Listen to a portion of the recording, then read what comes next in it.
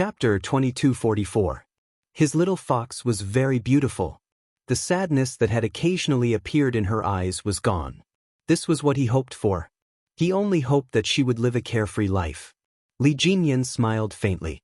His sister was very smart.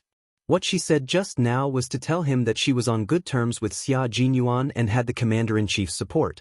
She wanted him to be at ease. That's good, that's good. He only hoped that there would be no more haze or sadness in her life. Whatever she wanted to do, he would definitely support her. Whatever she wanted, he would do everything he could to get it for her. And if she wanted to be with the person she loved, he would also silently support her. Commander-in-Chief Xia's call interrupted the three of them. Yi Qian took out his cell phone, looked at it, and immediately picked it up. Commander-in-Chief Xia, who was standing in the ward, saw that Yi Qian picked up the call in less than 3 seconds. He was slightly relieved. Xiaoyi, where are you and old Six? His mother is in the ward now. Come back and see her first. Madame Xiao was in the ward. Yi Qian's expression turned serious. We are outside now. It will take about an hour to get back. Please wait for a while. Then he quickly said to Xia Jinyuan, Madame Xiao is here to see you. Go back quickly. Give me the cell phone. Xia Jinyuan, who had a faint smile on his handsome face, stood up and took the cell phone from Yi Qian indifferently. He walked out. Li Jinyan saw this and could not help but frown. Commander-in-Chief Xia's divorce was not a secret in the military. He also knew a little about it. However, from what he saw just now, it seemed that Xia Jinyuan did not have any feelings for his mother. Madame Xiao is a woman with a strong personality. She left Captain Xia in pursuit of freedom, so Captain Xia did not have deep feelings for her. Yi Qian had already seen him frown slightly.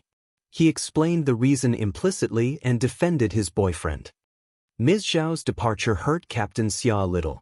Later on, some things happened, so Captain Xia didn't have much motherly affection for her. Li Jinyan couldn't help but laugh when he saw her anxiously defending Xia Jinyuan. Sister, you're already so loyal to him before you're married. As his older brother, I might have to play the villain a few times. Xia Jinyuan is a soldier, and I respect him a lot. But if he wants to be my brother-in-law, it won't be that easy. As your elder brother, I have to take care of your marriage. I can't be careless. Who said that the Demon King was cold and taciturn? He was clearly good at talking. Yi Qian silently wiped the cold sweat off her boyfriend. She smiled sweetly and said, I didn't say that I would marry Captain Xia right away. He still has a shady identity. Other than those close to him and a few of our comrades know a little about it, the rest of the people don't know about my relationship with Captain Xia. The tall man had already walked out of sight. A trace of worry flashed through Yi Qian's smiling eyes. She turned serious and said, Brother, Captain Xia is more than just a boyfriend to me. All these years, he's been holding my hand and telling me what I should do and what I should do. I can't get to where I am today without him. Without Captain Xia, perhaps I wouldn't be where I am today. Brother, did you know? It was also Captain Xia's request to send me to train under you. He personally suggested to Major General Yang that I could train under you. He also told me that you're the soldier he admires the most. Being able to train under you for a few days is better than being able to train under you for a year. Chapter 2245. Yi Qian's eyes were full of tenderness when she talked about Xia Jinyuan with her family. Li Jinyan could feel how much she loved Xia Jinyuan. If it wasn't for his arrangement, I might not have known about you, Grandpa and Dad. I might still be living with the hatred of being abandoned because of Mom.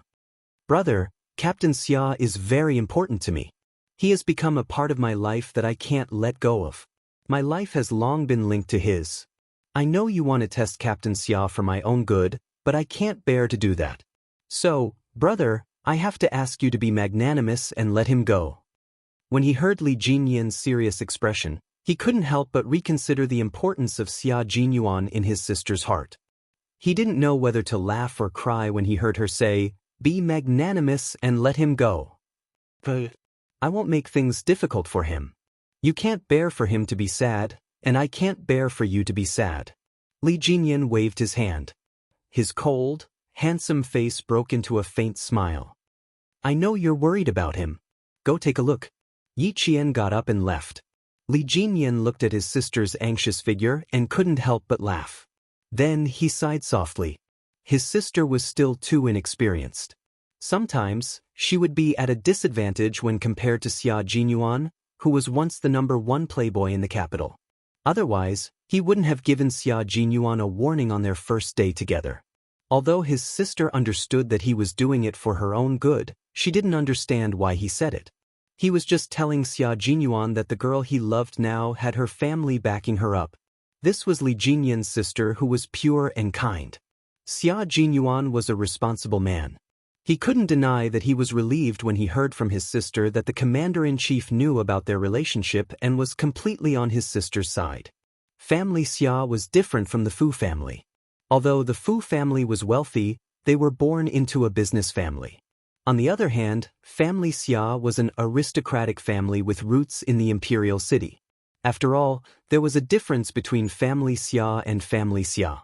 No matter how responsible Xia Jinyuan was, he would still be worried that his family Xia would be wronged. Now that she had the approval of the commander-in-chief, her sister's life would undoubtedly be more comfortable in the future. With Xia Jinyuan's love, the commander-in-chief's approval, and his sister's extraordinary abilities, he really didn't have to worry about his sister being bullied by Xia Jinyuan. He might even get to see Xia Jinyuan being bullied by his sister. The smile on Li Jinyan's cold face deepened when he thought about how his former rival would be bullied by his younger sister. Yi Qian, who had chased after him, had no idea what her brother was thinking.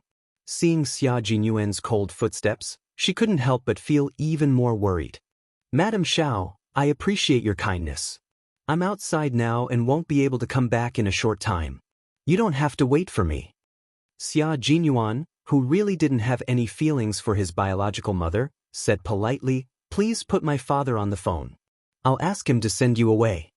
He was very calm, but not indifferent. He was very distant, but he was also very polite. To him, she was just a stranger. Madame Xiao, who was holding the phone tightly, closed her eyes in pain. Fortunately, she turned around and didn't let her ex-husband see her gaffe. Unwilling to leave just like that, she said softly, "Yuan, if it's not convenient for you to rush back to the hospital, I'll come and find you, okay? Your father said you were injured. I was very worried and wanted to see you." Chapter 2246. Xia Jinyuan wanted to laugh, but before he could answer, he heard familiar footsteps behind him. He could tell that she was worried about him. She turned around and smiled gently at Yi Jian, who was chasing after her, to reassure her. Then, she continued, "You really don't have to run back and forth. I can walk out of the hospital. What problem can there be? It's really nothing serious, just a flesh wound." Did he really have to tell her that he didn't want to see her? He didn't want to say it. After all, she had given birth to him. It would be too hurtful to say it out loud. Because of the Xia family's upbringing, they would not allow him to harm a biological mother who had given birth to him. The only thing he could do was politely distance himself from her. Yi Qian felt relieved when she heard his calm tone and the calm expression on his handsome face. Miss Xiao was still Captain Xia's biological mother. His biological mother had hurt him in the past, so much so that he still couldn't forget about it. She was afraid that he would be upset when he recalled the past. After hanging up the phone, Xia Jinyuan saw that she was relieved for him. He put his phone back into his pocket and pulled her into his arms with his long arms. Yi Jian, who was 1.68 meters tall, was considered tall. However, in the arms of Xia Jinyuan, who was 1.80 meters tall, she looked especially petite. The tall and straight man was wearing a handsome military uniform. He was holding a girl who was also wearing a handsome military uniform. Under the blue sky and white clouds, the bright sunlight was especially eye-catching. They were also a perfect couple. "You're so worried about me? Miss Xiao is so worried because of a phone call." Xia Jinyuan hugged his lover's petite body. The innate coldness between his brows was completely replaced by tenderness. "Don't worry. I told you last time that Miss Xiao is indeed an insignificant stranger to me. Although she gave birth to me, the things she did after that more or less offset the debt of giving birth to me. We don't owe each other anything." Yi Qian liked the feeling of being hugged by him. He arched his back slightly, and she only needed to tiptoe to rest her chin on his broad shoulders. She then wrapped her arms under his armpits and held on tightly to his shoulders.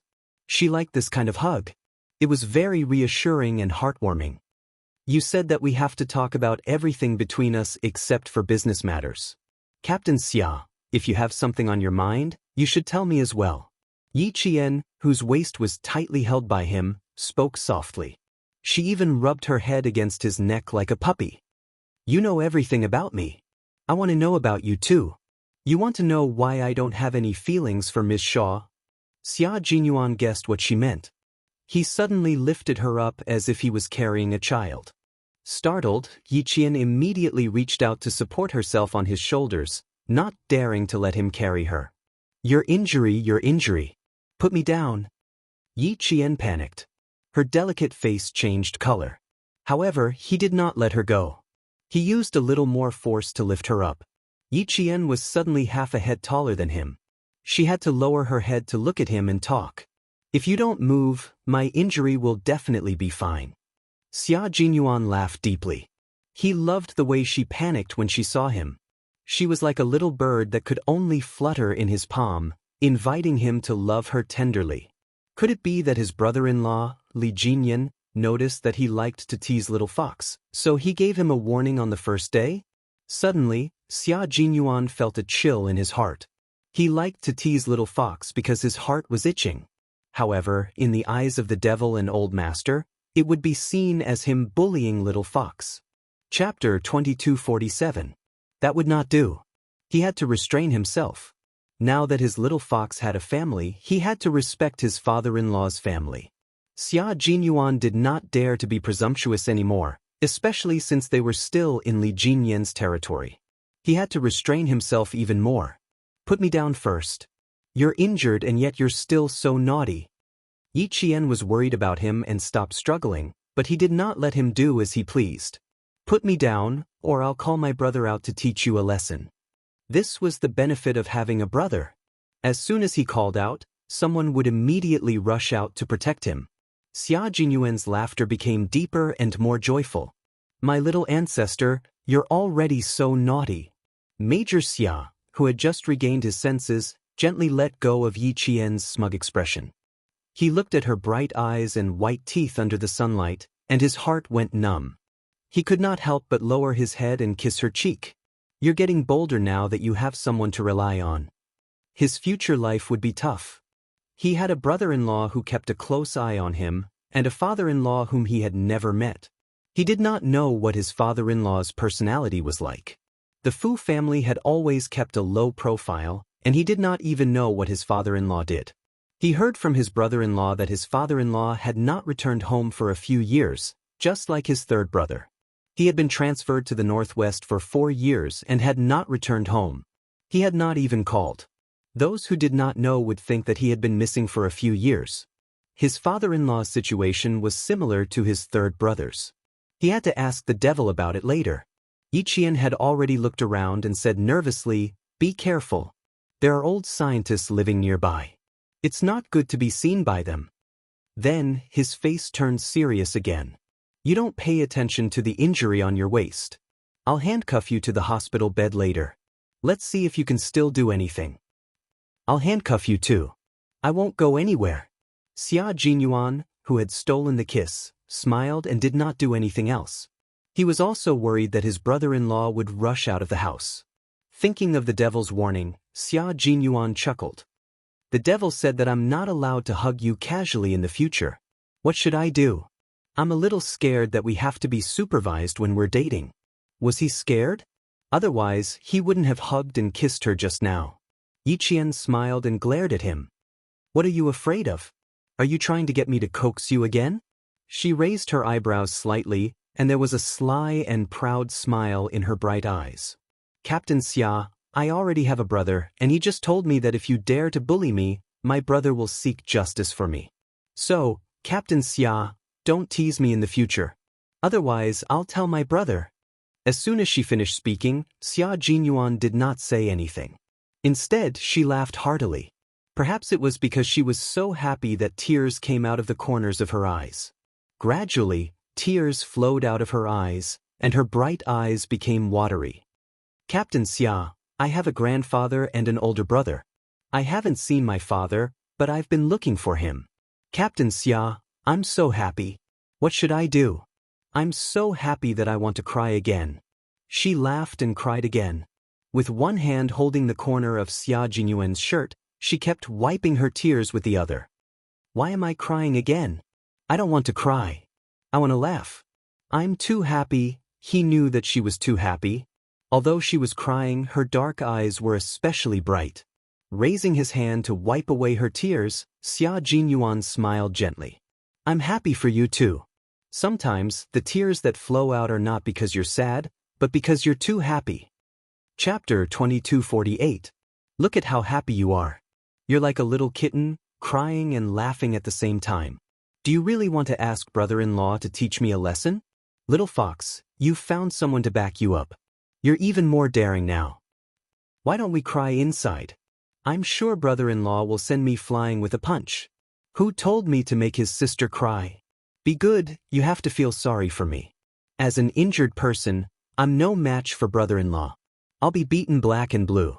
I won't be able to show my face at the military promotion ceremony tomorrow. His little fox had been bullied too much when she was young. No one helped her or stood up for her. Therefore, when her brother, the devil, said that if she was bullied in the future, he would stand up for her and teach them a lesson, it would definitely evoke her childhood trauma and remind her of the hardships and difficulties she had suffered as a child. Just now, she was proudly showing off to him that she had a brother. Her face was as innocent as a child's, as if she was making up for her childhood hopes. This kind of little fox made his heart ache so much that it was twisting. Yi Qian thought about Captain Xia being beaten black and blue. She cried and laughed at the same time. No, I'll persuade my brother when the time comes. Little girl, you're getting more and more cocky. Xia Jinyuan didn't know what to do with her. She kept mentioning, my brother. His slender fingers wiped away the last drop of tears at the corner of her eyes. He said helplessly, I'm getting a little jealous now. If it was in the past, you would always be Captain Xia, Captain Xia. You would look for Captain Xia if you needed anything, and look for Captain Xia if you didn't need anything. Now, you're looking for your brother.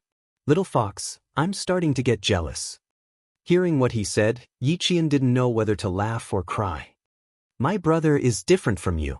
He's my family's pillar of support, and you're the pillar of support I can't live without.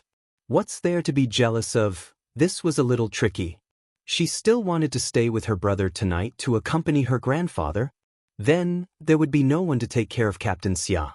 The words, pillar of support I can't live without, made Xia Jinyuan's heart palpitate. He held Yi Qian's cheeks with both hands without saying a word. His deep eyes stared at Yi Qian without blinking. He then slowly planted a kiss on those delicate lips that made his heart palpitate. He raised his head and said gently, I'll tell you about Madame Xiao tomorrow. You can accompany the old man tonight. Come with Li Jinyan tomorrow morning. I'm worried that old man Xia will be waiting for me in the hospital. I have to go back to the hospital first. He could ignore Ms. Xiao, but he was worried about old man Xia. In fact, Captain Xia and the commander-in-chief had a very close father-son relationship. It was just that both father and son liked to make things difficult for each other whenever they met. Yi Qian also wanted to stay and accompany her grandfather. Just as she was thinking about how to bring it up, he had already said it himself. Her heart felt warm. She looked up at the handsome and elegant man and said softly, Okay, I'll ask my brother to send you back to the hospital. When you see the commander-in-chief, apologize on my behalf. He knew that it was difficult for her to say it, so he took the initiative to say it. It was because he kept her every move in his heart that he noticed her hesitation. Her brother said that he wanted to make things difficult for her, so he taught him a lesson. How could Captain Xia, who cared so much about her, make things difficult for her? He doted on her for so many years. How could he make things difficult for her? Xia Jinyuan still didn't ask Li Jinyan to send him back. The old man's mood had fluctuated too much in the morning, and he had a cerebral thrombosis. He was afraid that something unexpected might happen and catch Yi Qian off guard. He only asked Li Jinyan to drive him to the entrance of the park before he took a taxi back to the hospital. By the time Yi Qian finished lunch with the old man, Xia Jinyuan had already returned to the ward. Chapter 2249. Yuan. Mrs. Xiao, who had not left, saw her tall and handsome son finally return to the ward. She was so surprised that she stood up from the stool and quickly walked up to him. Yuan, are your injuries serious? Let me take a look. She was not faking her concern. She really cared about her only son. Unfortunately, a missed opportunity was a missed opportunity. Xia Jinyuan did not care about her at all. He stepped away from her and stood aside with a faint smile. Thank you for your concern. I just changed the gauze this morning, so I can't let you take a look. His attitude was neither cold nor warm. He treated her with the courtesy of an ordinary relative. I see. Then I'll take a look when I change the gauze. Mrs. Xiao retracted her hand awkwardly and chased after him to the bedside. She asked in a delicate voice, "Have you eaten lunch? Are you hungry? I brought some fruit, including your favorite banana. Let me get it for you." She wanted to mend the relationship between mother and son, but Xia Jinyuan refused. He sneered and said lightly, "You're welcome. My father and I don't like bananas. It's a waste for you to buy them." "But you used to?" She remembered that Yuan used to like bananas very much. Only old Xia did not like bananas. Mrs. Xiao was surprised at first, but when she saw the indifference in Xia Jinyuan's eyes, she could no longer say, "But you used to like bananas." Yes, that was a long time ago. Her son had grown up, and she was old. Some things had changed. Mrs. Xiao stared at her grown son and smiled bitterly. "I really shouldn't have come today. I thought about whether I should or not, but I still came." Looking at her unmoved and indifferent son, Mrs. Xiao knew that she should leave. She got up and said to Commander-in-Chief Xia, "Old Xia, sorry to trouble you today." Commander-in-Chief Xia, who had already gotten over his ex-wife's actions, nodded slightly and said to Xia Jinyuan, who looked indifferent, "Your mother is also worried about you." "I know." Xia Jinyuan smiled and turned to Ms. Xiao, who was so upset that she turned away. "Thank you for coming to see me today, but this is how I am.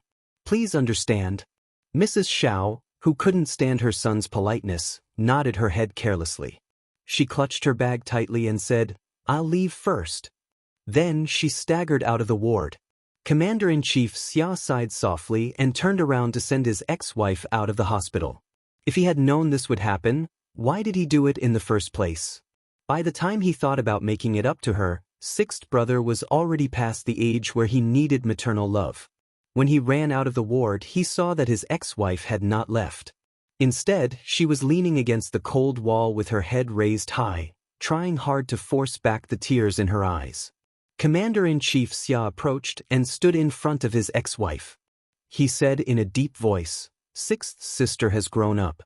There are many things that I can't control." "I know." "Thank you." Mrs. Xiao forced her tears back and pressed the corners of her eyes with her hand.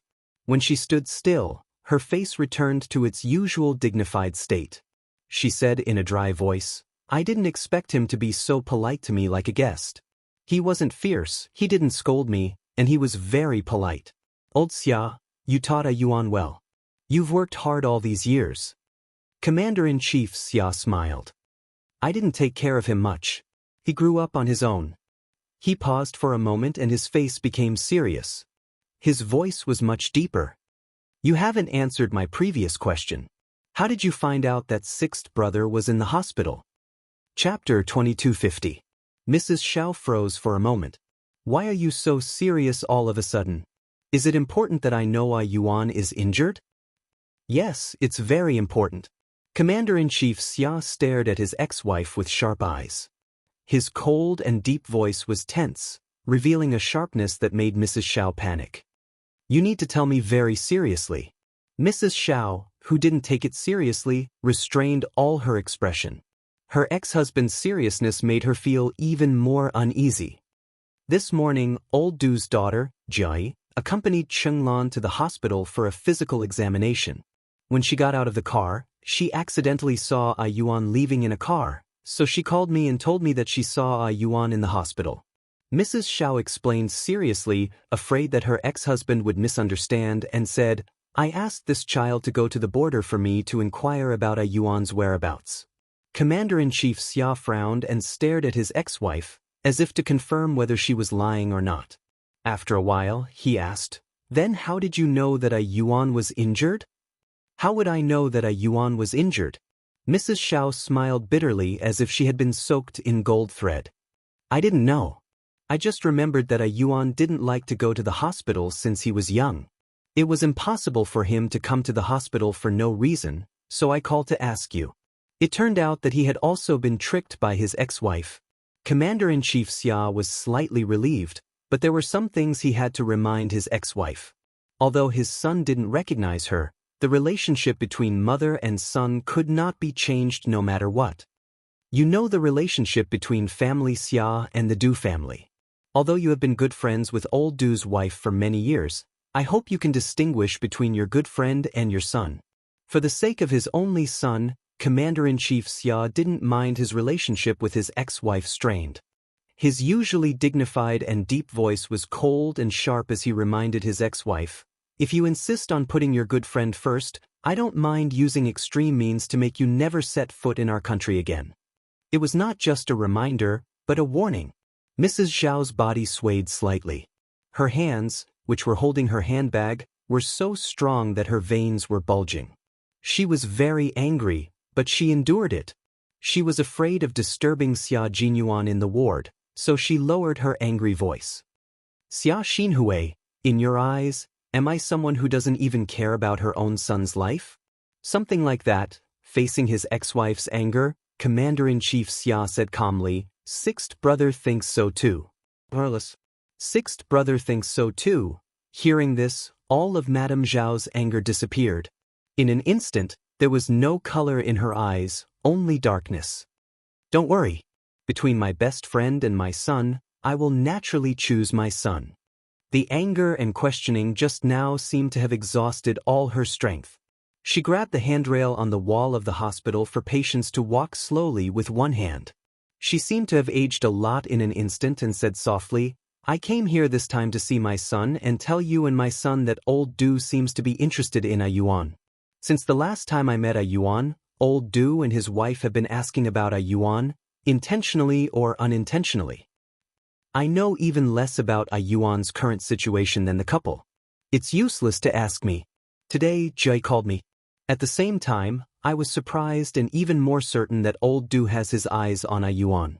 Taking a deep breath, Madame Xiao, who was still elegant no matter how embarrassed she was, looked at her ex-husband tiredly. Facing her ex-husband's vigilance and thinking of her own son's indifference, Madame Xiao knew that she would have to live the rest of her life in pain for the sins she had committed in the first half of her life. Retribution, retribution, this was what the Buddhist scriptures called karma. Chapter 2251. Tell a Yuan to be careful. You don't have to worry about Chenglan. I won't say that a Yuan is injured. After saying that, Madame Xiao held onto the armrest and slowly turned around. She walked very slowly, her hand never leaving the armrest. She walked out of the sight of Commander-in-Chief Xia so slowly and gracefully. One good thing about Madame Xiao was that she didn't make promises easily, but she wouldn't make any mistakes when she did. Old Du is probably suspicious about what you've been doing in the army. Commander-in-Chief Xia returned to the ward, his dignified face still cold. He said in a deep voice, "You and Xiao Yi should come back to Beijing as little as possible in the future." Old Du was different from other people. He was the deputy chief of staff of the General Staff Department. Although the information of all the soldiers in the Snowfield Brigade was top secret, he still had to be careful that old Du didn't touch the border. The door of the ward wasn't closed tightly. Xia Jinyuan, who was lying on the bed, heard the conversation outside clearly. Compared to Commander-in-Chief Xia's seriousness, he was much more relaxed. "I'm afraid it will be a little difficult. Your daughter-in-law has found her family. She will definitely come back to Beijing as long as she has time off. If she comes back and I happen to be on leave, I will definitely come back with her." Found her family? Commander-in-Chief Xia, who still didn't know what was going on, frowned. "Speak clearly. Don't beat around the bush. Speak half of it and leave half of it out. It's a long story." Xia Jinyuan, whose mood wasn't affected by Madame Zhao's visit, sat up straight. When it came to the Yu family, his attitude had to be serious. Old man Xia, what I'm going to say is all true. I guarantee it's 100% true. Also, it's a bit too much information. Do you want to prepare a heart-saving pill first? Get lost. Make it clear. Commander-in-Chief Xia couldn't stand his son's indecent behavior. He sat upright, but his tone always had a hint of hooliganism, especially when he was talking to him. Then listen carefully. It's about your daughter-in-law's background. Do you want to drink some water first? I'll prepare a glass of cold water for you.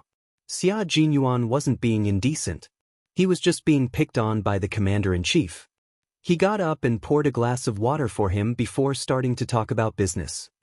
Old Mr. Fu, one of the founders of our country's missiles, atomic bombs, and space satellites, you must be familiar with him. Nonsense. I still have old Master Fu's brush and ink in my study. How can I not be familiar with it? Xia Jinun, you'd better speak properly. As soon as he spoke, Commander-in-Chief Xia glared at him. How dare they talk about old Master Fu? Xia Jinyuan, who felt that there was a communication barrier between him and old man Xia, raised his hand and rubbed his forehead. He adjusted his breathing and continued to speak calmly. Yi Jian is old Master Fu's granddaughter, his biological granddaughter. I'm not talking nonsense. It's you who doesn't have the patience to hear me out. His daughter-in-law was old Master Fu's granddaughter. Commander-in-Chief Xia's first reaction was to splash the water in the glass on his son, who was giving him a headache. His hands trembled and he stopped himself. Xia Jinyuan noticed his actions and raised his eyebrows. Are you so frightened that you want to splash water on my face? Or do you not believe me and want to splash water on my face? Commander-in-Chief Xia's expression was even colder than when he was talking to Madame Xiao. Sixth brother, you have to be responsible for what you say. Do you know what you just said? So he didn't believe him? Well, that's right. Even he didn't quite believe him at first. It was normal for old Master Xia, who was extremely cautious and strict about everything, to not believe him. If he didn't believe him, he would explain himself until he believed him. Chapter 2252. I've always been responsible with my words. Your daughter-in-law is indeed old Master Fu's granddaughter. When you called Yi Qian just now, I was accompanying her to meet old Master Fu at Dangui Garden. Old Master Fu's grandson, who is also my comrade, Li Jinyan, was also with us. Yi Qian is still accompanying old Master Fu at Dangui Garden. I asked her to come over with Li Jinyan to watch the promotion ceremony tomorrow. Commander-in-Chief Xia was a little out of breath. He didn't believe it before, but now he was 100% sure that Xia Jinyuan wasn't lying to him. His daughter-in-law was actually old Master Fu's granddaughter.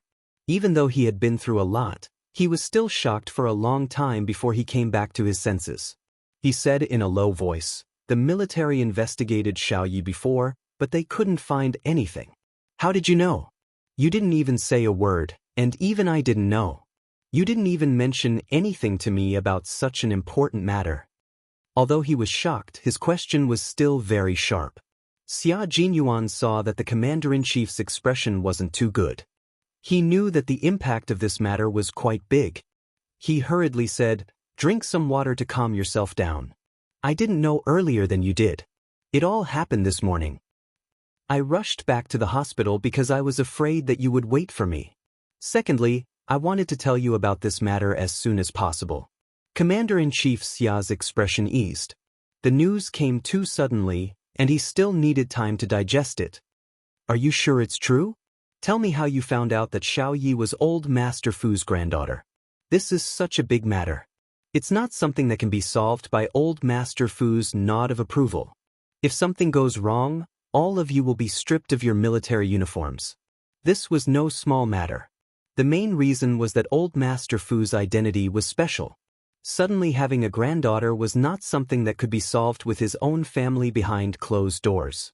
He recounted in great detail the photo in Li Jinyan's hands, how Yi Qian's parents missed it, and how old Master had secretly sent people to investigate. Father-in-law was afraid that he would implicate mother-in-law, so he waited until old Master came to visit him a year later. He didn't dare to say much, and only hurriedly wrote a few words in old master's palm. Based on the photos left behind by your father-in-law and your mother-in-law's name, you secretly went to the army to inquire about it.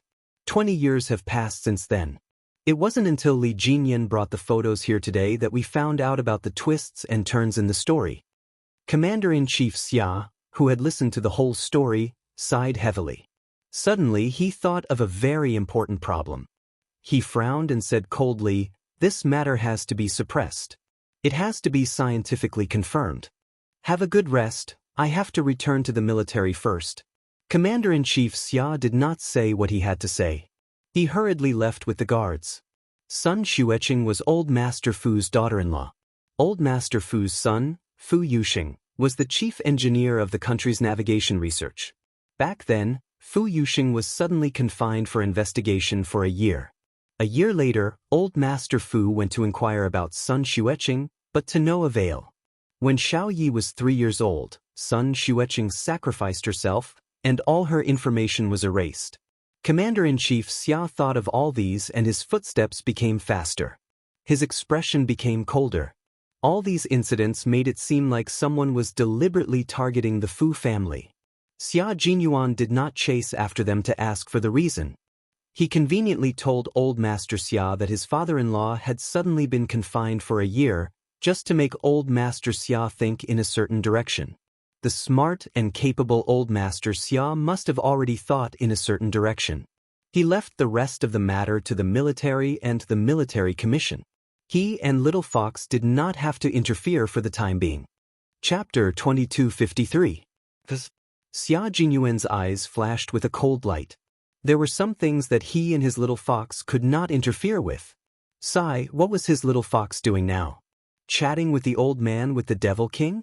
He never thought that the Devil King, whom he had warned to be one step too late, would become the little fox's brother, and he would be the one who brought the two siblings together. He had to admit that this was the fate between him and his little fox. Yi Qian spent the entire day with the old man. He did not go anywhere except home. The old man, who had just reunited with his granddaughter, was so hale and hearty that he even spoke with vigor. When it came to dinner, he ate half a bowl of rice more than usual. He also went to bed 2 hours earlier than usual. Usually he would only go to bed after 12, but tonight, he was already sleepy at around 10. In the old man's words, a long life of 100 years is too short. I have to at least live to 110 years old. Yi Qian and Li Jinyan laughed when they heard this. Li Jinyan even said, "You're only 88 years old now. You should live to 120 years old." The old man was born in the first year of the Republic of China. I don't expect to live to 120 years old. I'll try my best to live to 110 years old. I'll be happy to see the two of you start a family, get married, and have children. I'll be able to hold my great-grandchildren. The old man, who was originally a little sleepy, became energetic again when he talked about future generations. He said excitedly, "I became a grandfather at 61 years old. I'm 88 years old this year. Let's see if I can become a great-grandfather again when I'm 90 years old. Little Miss Jian is still young. I remember that female soldiers can only get married and have children at 24 years old. Junior officers can only get married at 26 years old. Let's see if I can hold my grandchildren then. Then I'll have to wait another 6 years. I have to live well and strive to live to 110 years old. I'll live to have children and grandchildren." The old man's greatest wish was to have children and grandchildren. Before he went to bed, he did not forget to remind his grandson, Li Jinyan, to write the letter as soon as possible and send it to Yi Qian's father so that he could be happy. Li Jinyan felt that his uncle was not happy. He should be so excited that he was dancing with joy and tears. She gently closed the door and said to Yi Qian, who had a gentle smile on his face, "When I was 24 years old, old Mr. mentioned that he wanted to have a great-grandchild. Now that you're here, we can share the responsibility and reduce the pressure by half." He joked very seriously. Yi Qian tried so hard to hold back his laughter that his shoulders twitched. "Then you have to continue bearing the burden. You're 7 years older than me. It's time for you to get married and have children." Li Jinyan was 27 years old this year. It was time for him to get married and have children. If I find a suitable girl, I will marry her immediately. Li Jinyan smiled and pushed open the door of the small study he had stayed in during the day. Come in and have a seat. I will tell you about the history of the Fu family. Then you will know why grandfather wants us to get married and have children. Li Jinyan knew that she was bold. In the past, because of his status, she didn't dare to tease him. Now that he was her brother, she was bold enough to tease him directly. He hoped that this would mean that they would be closer.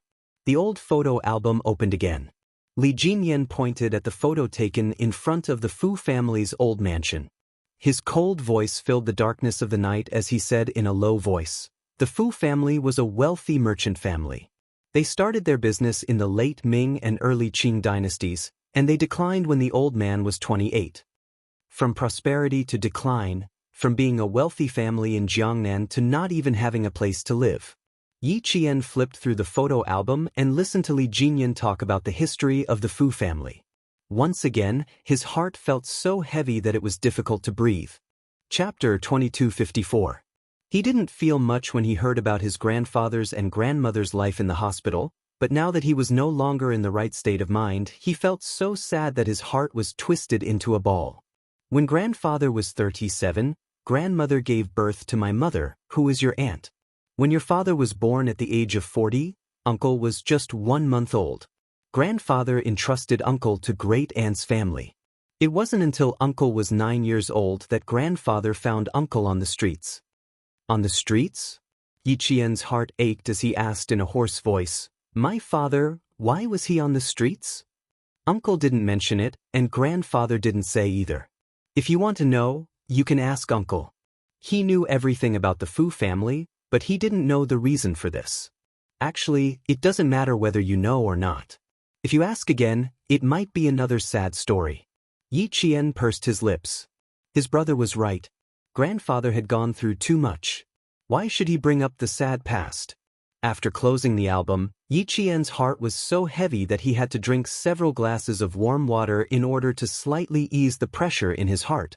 After putting away the album, Li Jinyan took out a pen and a letter and placed it in front of Yi Qian. Under the warm light, a faint smile appeared on his cold, handsome face. Write a letter to uncle. Do you have a photo? Send a photo to uncle and let him see you. He works at a missile research center in the northwest. He hasn't been home for 4 years. Works at a missile research center. Yi Qian, who had never met his father, was full of respect for him. I don't have a photo. I only have a photo on my student ID. Scan it and send it to Dad. Yi Qian took out the student ID that he always carried with him. It's a photo from the front. It's very clear. After taking the student ID, Li Jinyan carefully looked at the photo on her ID. It was very clear and beautiful. Her gaze was cold and strong. Just looking at her made him feel comfortable. This was Li Jinyan's sister. Their blood relationship would never change. The letter and the scanned photos of the student IDs were sent out the next morning.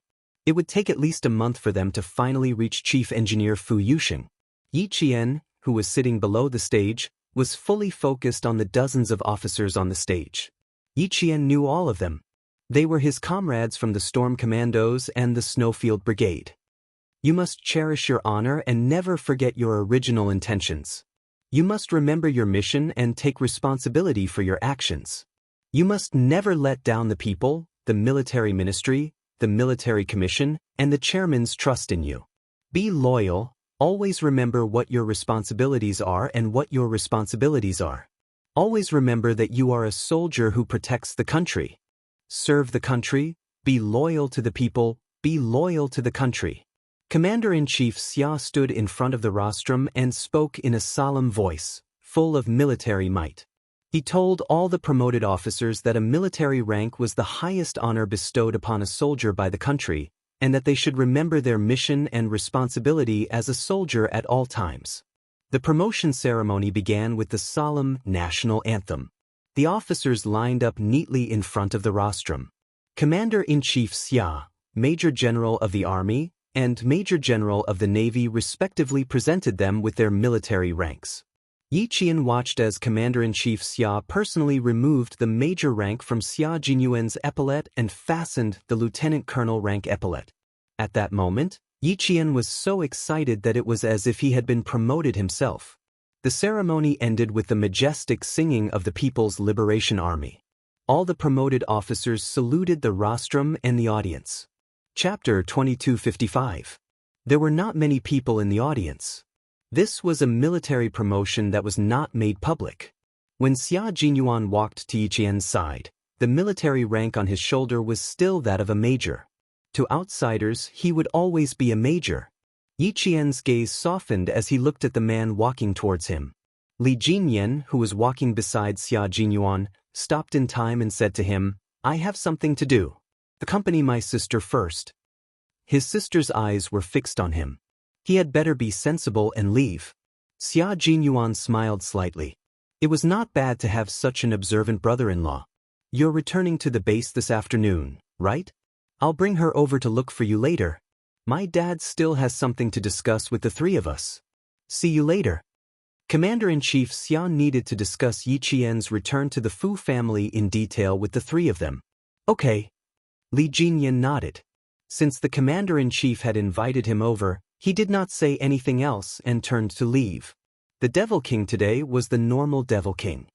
His face was stern and his words were simple. No one was allowed to approach within 30 feet of him.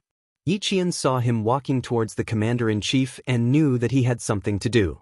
She stood in place and waited for Xia Jinyuan to walk over. The man in the military uniform walked elegantly. With every step he took, Yi Qian felt her heart skip a beat. Today, he was wearing a winter military uniform that was only worn for major celebrations and important foreign affairs activities. It was a Western-style suit with a white shirt and a navy tie. On the outside, he wore a well-ironed military uniform that exuded the aura of a soldier. As he walked, he looked more elegant and dignified than the regular military uniform. It also showed more military might. This was the first time Yi Qian saw him in a military uniform. It had gold embroidery and gold embroidery. It was so handsome that she could not take her eyes off him. No wonder Li Jinyan was so perceptive. Even his eyes were fixed on him. How could an older brother disturb his younger sister's happiness?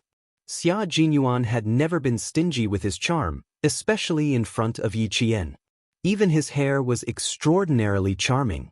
Seeing that Yi Qian's gaze never left him, the young lieutenant colonel's footsteps became lighter. "Why are you so engrossed?" He walked closer and stood in front of her. Under the military cap, his handsome face had a gentle smile. Indeed, even the strands of his hair had their own charm. "You have to be more reserved, little fox. You're almost drooling. Your brother wanted to come and look for you, but he was too embarrassed to come with you when he saw you staring at me." The young lieutenant colonel became even more charming. His every move. Yi Qian, who was engrossed by his teasing, couldn't help but blush. Her very, very, very handsome is the kind of handsomeness that makes me mesmerized. Xia Jinyuan couldn't help but laugh. The little rascal's guts were almost as big as the sky now. "Now, even my hair is showing you my manliness. If this doesn't make you mesmerized, I'll be very sad." The auditorium was not a suitable place for chatting. When Yi Jian muttered, "Shameless," Xiao Luo chuckled and said, "There will be times when I will be even more shameless. When that time comes, don't be scared away by me." Yi Qian suddenly realized what he was implying. Blushing, she glared at the shameless young lieutenant colonel. "What nonsense are you talking about?" "I'm not talking nonsense. Why are you blushing?" Lieutenant Colonel Xia, who was pretending to be innocent, chuckled softly. "Oh, you've become naughty too. Come, let's talk outside." Chapter 2256. Yi Qian didn't respond and just followed him. If he did, he would say something else. Yi Qian glanced at his shoulder, pursed his lips, and took a few steps forward. He frowned and hesitated for a while before he asked, "Captain Xia, why does the Snowfield Brigade keep their military ranks the same?" "Because they carry out too many dangerous missions. Once captured, the higher the military rank, the more dangerous it is. Sometimes, not only do we have to guard against the people outside, we also have to guard against the people inside. The missions carried out by the Snowfield Brigade are state secrets, and spies are everywhere in our country. Keeping the military ranks the same is also a form of disguise. It wasn't a secret that the military ranks didn't change to the public. He could tell Yi Qian. As you can see, the only people who promoted us are Major General, Commander of the Navy, and Commander-in-Chief Xia. The Snowfield Brigade and the Tri-Habitat Frogman Assault Team don't belong to any army. The only leaders we face are these three, and it's also for the sake of our safety. And you, if you are awarded the rank of captain after graduation with your military achievements, you can actually be promoted to the rank of major. However, according to our country's military rank promotion system, each promotion from first lieutenant to colonel takes 4 years. You may be promoted to major directly after joining the team, or you may have to wait 4 years before you can be promoted to major. Next time, I hope I'll be the one to watch you get promoted. Before they walked out, Xia Jinyuan said solemnly. Yi Qian smiled and looked at the man she admired. I also hope and look forward to that day. Then let's look forward to it together. He looked at her and smiled. Their gazes intertwined with each other. The love between Yi Qian and Xia Jinyuan was never about one side being strong and the other being weak. They pursued a love that was evenly matched. They could be each other's support when the other was in danger, and they could also stand shoulder to shoulder when the other was at the peak of glory. The love they pursued was such a love. Soon, the two of them met up with Li Jinyan and went to Commander-in-Chief Xia's office together. At this time, the Deputy Chief of Staff Du was at home with Madame Li, who had been angered by Ying to the point that she had an old illness, a headache. Don't worry too much about the outside world these few days. Focus on recuperating. Deputy Chief of Staff Du sighed as he placed the boiled Chinese medicine on the bedside table. I have enough to deal with in the company and at home. Let's talk about the outside matters after you've recovered. What can a little girl do? She's already back in the southern province. Out of sight, out of mind. What do you have to worry about? We have to pay more attention to Shirley's son. Madame Li, who had a headache, was half lying on the bed with a hot towel on her forehead. When she heard this, her eyes turned sharp and she said coldly, Now that I've embarrassed myself, everyone has to smile at me. This resentment can't be erased by her returning to the southern province. She dares to play tricks on me and make me lose face. If I don't let her know how powerful I am, I can't guarantee that anyone will climb up and step on me in the future. You don't have to worry about me. I know what I'm doing. As for Shirley's son, Madame Li removed the hot towel from her forehead and her expression became much more serious. I asked Schumann if she went to the hospital for a checkup. She said she did, but she couldn't find him. Shirley said he probably went to visit his comrades. Aren't you thinking too much? It's not like you don't know how bad Shirley's son is. Now that he's wearing a military uniform, if he doesn't act like a decent person, how can Shirley show his face? Deputy Chief of Staff Du shook his head. He's not pretending. It's the aura he exudes. He's a thug. He doesn't look like he's just idling around in the army. Chapter 2257. Mrs. Li didn't say anything more, but raised her hand to cover her forehead and closed her eyes tiredly. She had a nervous headache, which couldn't be controlled by drugs. Rest was the best treatment. But with so many things at present, how could she be allowed to rest? Well, you'd better rest more and think less. I'll ask Li Yuan to accompany you to the sanatorium in Hai Province for a month. The Deputy Chief of Staff Du had always respected his wife, and he didn't feel good when he saw her having a headache and suffering. The nanny knocked on the door with a hot towel in her hand and came in. The Deputy Chief of Staff Du asked the nanny to leave and served her by himself. The hot towel was put on her forehead, and Mrs. Li said, comfortably in a low voice. She pressed the hot towel with the back of her hand and replied weakly, I'll ask Schumann to find old Xia later. You can only rely on yourself in the army. I'll help you if I can. Family Xia is really the nemesis of our Du family. Kai Wei was not suppressed by old Xia's son, but he was suppressed by Xia Anbang's son. My eldest daughter was also suppressed by Xia Anbang's daughter. I'm angry when I think about it. Mrs. Li, who was strong by nature, was a little angry when she thought that her children were being suppressed everywhere. The only thing that made her feel a little comfortable was that she was not suppressed by Xiao Shumen's son. Otherwise, She would be so angry that her life would be shortened. The deputy chief of staff Du was also helpless that his children were always inferior to family Xia, but what could he do? After all, the foundation of the Du family was a little shallow. How could it be compared with family Xia? Master Xia had 5 sons and 1 daughter. Except for the second son, Xia Anbang, who had been the Minister of Public Security, who died in the line of duty, the eldest son, Xia Anghua, the third son, Xia Xinhui, the fourth son, Xia Jiaza, and his daughter, Xia Sujuan. Which one of them wasn't a powerful figure who would shake the ground 3 times when they went out? The Du family was no match for family Xia. The deputy chief of staff Du knew very well, but he didn't dare to say it out loud.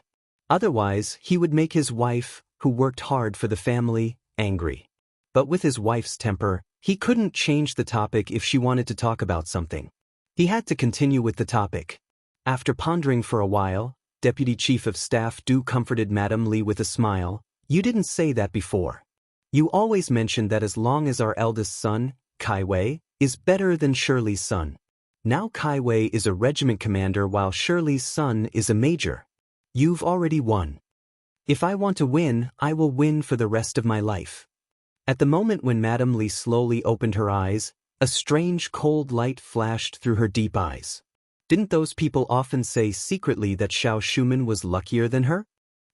She wanted to let them see who was more fortunate between her and Xiao Shuman. She was a divorcee who didn't even acknowledge her only son. How could that be considered a blessing? This was called bad luck. You're already a grandmother, but you're still so stubborn. The deputy chief of staff Du was a little helpless. He didn't know why his wife wanted to compete with Shirley's ex-wife, Xiao Shuman. They had been in contact with each other for decades and had a good relationship. Xiao Shuman was far away from home. Whenever she needed his wife's help, his wife, who couldn't get away from abroad, would try her best to help her regardless of money or manpower. Speaking of a good relationship, his wife's expression would be a little gloomy every time Xiao Shuman was mentioned. He really didn't understand why. Xiao Shuman is all alone now. Why do you still want to compete with her? You, don't worry about it. I'll keep an eye on Shirley's son. Don't worry about him. Chapter 2258. Madame Li snorted coldly. With a sneer on her tired face, a few sharp wrinkles appeared at the corners of her mouth. People live to fight for their dignity. When I was young, there were always people who liked to compare me with her. After the comparison, they said that Li Chenglan was not as good as Shuman. I don't believe that she, a lady who has no relatives and is in trouble, can beat me. I'm determined to fight for my dignity. Look, haven't I won now? When she was in trouble, I helped her without hesitation. When she was in trouble, I worried about her. Now, who dares to compare me with her? Who dares to say that she is better than me? She is divorced, and even her son doesn't recognize her. But what about me? I have children, and even my eldest grandson is 4 years old. But what does she have? Nothing. Except for herself, she doesn't even have a close friend. The deputy chief of staff Du was stunned. After a long while, he laughed and said, Madam, I really admire you. You can fight for your dignity for decades. I have no choice but to admire you. Our Du family can be where we are today because of your help. So, you are not in good health now. I am very worried. Since the outcome of the battle between you and Xiao Shuman has been decided, you don't have to worry about it. If it doesn't work, I will ask the eldest son's wife to take our grandson to Hai Province for a vacation to relax. The eldest son, Du Kai Wei, was already married and had a son who was 4 years old this year. Thinking of her good friend Xiao Shuman's current situation and her only grandson, Madame Li's gloominess dissipated a lot. Forget it. Don't bother the eldest son's family. I am not a big problem. When the matter in Nan Province is solved, I will feel better and my headache will naturally go away.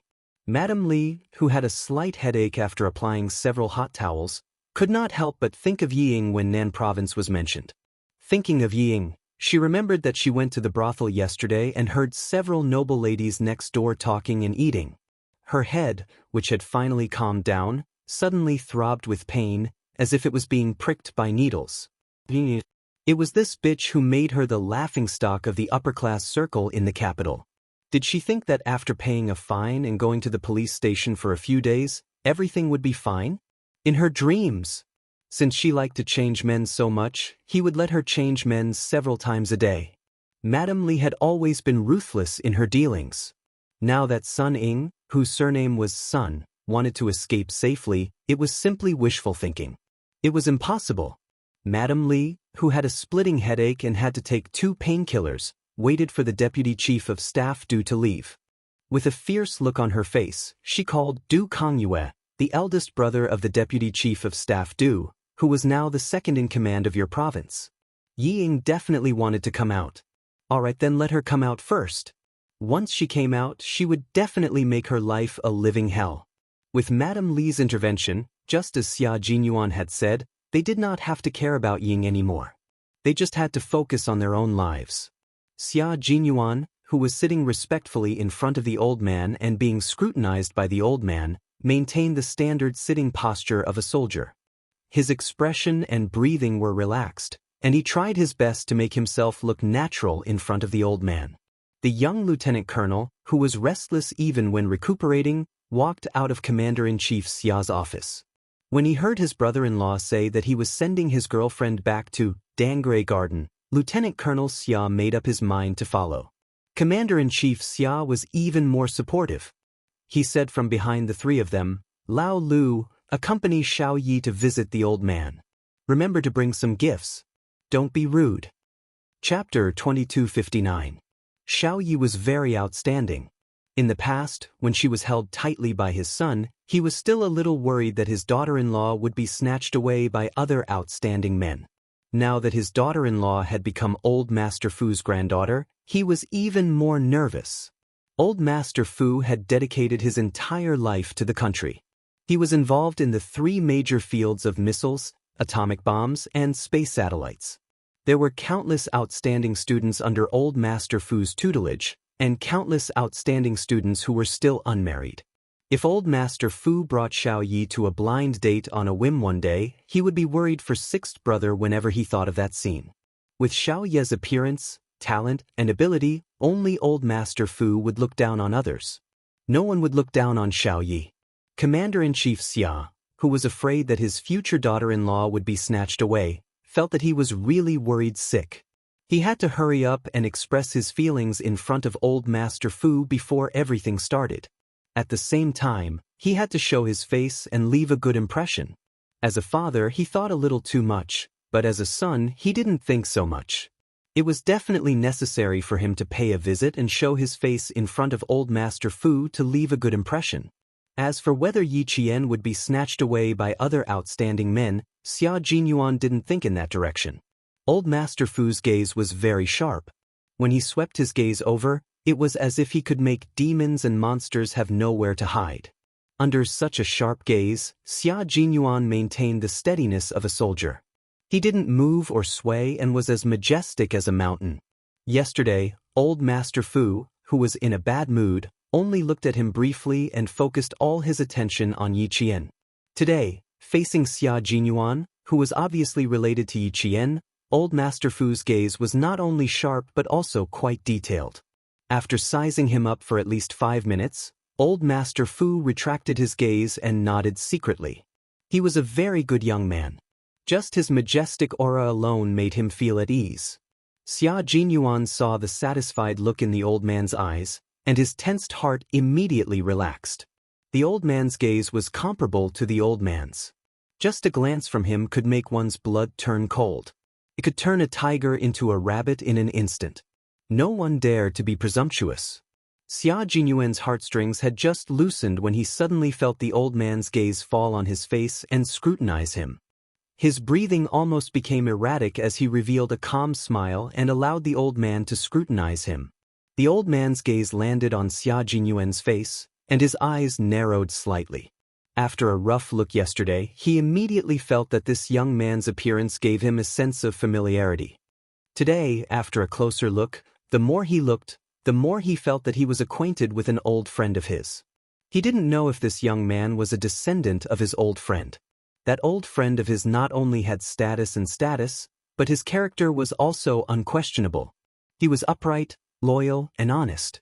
He was loyal to the country and did his best for the people. As a member of the Special Forces, Xia Jinyuan noticed that the way the old man looked at him had changed. It was because he was recalling another person's gaze through him. In front of the elderly, Xia Jinyuan had always been polite. He sat upright with his eyes open and his smile elegant. No matter how the old man scrutinized him, he didn't show any disrespect. As a soldier, no matter what, his back must be straight and his gaze must be open and candid.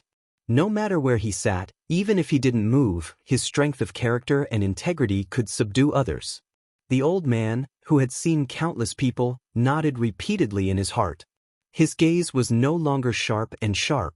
Instead, he smiled with satisfaction and asked kindly, "Your surname is Xia, and you're from the capital. There aren't many people in the capital with the surname Xia. Are you related to General Xia Yunque? Don't be so formal. Just take it that I'm helping my granddaughter to choose someone." Chapter 2260. The open-minded old man did not want to make things difficult for a young man. Moreover, this young man had come with his granddaughter yesterday and today again. Even though his granddaughter did not say anything, he knew who this young man was. Grandson-in-law? Not bad. In terms of appearance, he was worthy of his granddaughter, not to mention his temperament. He was very satisfied with the young man's calm temperament. In addition, he was similar to an old friend, so he liked him even more. Yesterday, Xia Jinyuan was only there to boost Yi Qian's courage. Today, he was visiting as his grandson-in-law. His state of mind was completely different. While he appeared calm, he also revealed the elegance of a century-old family history. Faced with the old man's question, he smiled and said, "Yes, it's my grandfather. He retired 15 years ago. Now, he and my grandmother are at home tending to flowers and fish. So you're General Xia's descendant. No wonder you're so imposing." The old man nodded slightly. He was indeed the descendant of an old friend. Only the descendant of an old friend could be so outstanding.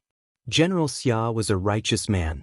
Back then, he had almost been unable to return to the aerospace department. It was General Xia who had stepped in and single-handedly made him stay in the aerospace department. Thinking that this young man was the grandson of an old friend, the old man was even more satisfied. The smile on the old man's face became even more benevolent as he smiled and said, "Your grandfather and I are old acquaintances. Back then he even helped me. I didn't expect that after going around in circles, General Xia's grandson and my granddaughter would become a pair." Actually, Xia Jinyuan's palms were sweaty. When he heard that the old man and his grandfather were old acquaintances, the last trace of nervousness in his heart disappeared. When he heard the last sentence, "They were a couple," the wetness in his palms gradually disappeared. Their grandfathers were actually old acquaintances. As expected, he and the little fox were not from the same family. They would not enter the same house. Although he knew that the old man was satisfied with him, Xia Jinyuan did not dare to be careless. He smiled and said, "If you didn't mention it, I wouldn't have known that you two were old friends. Grandfather likes to stay at home now. Today, he tends to the flowers and plants. Tomorrow, he carries a hoe to cultivate a small piece of land to plant some fruits and vegetables. In the spring, the flowers and plants in the backyard bloom delightfully. In the summer, green fruits hang on the branches. When the fruits are harvested in the autumn, there are some that can't be finished. Grandpa sends some to the neighbors to share the fruits of his labor." Old Master Fu, who loved to listen to such things, laughed heartily. His old voice was rich and strong. "General Xia told me before that when he retires, he will go back home to farm. He can't farm, but he can cultivate the land. You even have surplus grain to give to your neighbors. It can be seen that General Xia is quite healthy." Yi. Good. Hearing the laughter from the study, Li Jinyan's cold eyes narrowed slightly.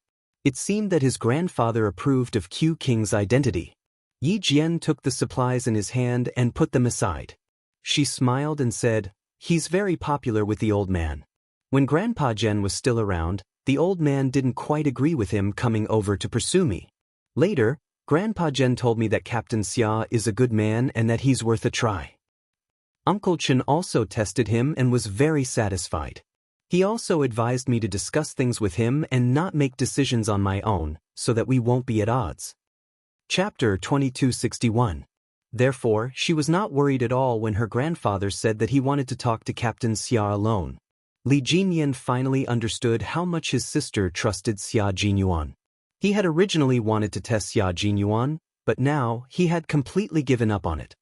He raised his hand and patted her head. The cold devil revealed a faint but gentle smile. As long as he continues to treat you well, grandfather and I won't have any objections. I won't go in and disturb grandfather. I'll take my leave first. The devil had returned to the team today. It was already past 2 in the afternoon, so he had to leave to catch his flight at 4. You have to go back to school tomorrow. Be careful. Also, Li Jinyan was a little reluctant to part with her. He picked out the important things to remind her. Also, there are only a few months left before you go abroad for the competition. You have to hurry up and train when you get back, especially in terms of physical fitness. If there's anything, call the duty room first. I'll call you back when I'm back. This was her brother, whose blood was thicker than water. He cared for her in every possible way, afraid that she would be wronged. Yi Qian felt warm inside. She nodded and replied seriously, "Brother, don't worry. I'll take care of myself. I'll go back to school tomorrow afternoon. I'll keep grandfather company and make him happy." After all, women were more attentive than men. Li Jinyan completely believed that she would make the old man happy. The old man was indeed very happy. Knowing that his grandson didn't want to disturb his mood, he quietly returned to the team. He sighed for a while, but because of Yi Jian and Xia Jinyuan's company, the kind smile on his face never disappeared.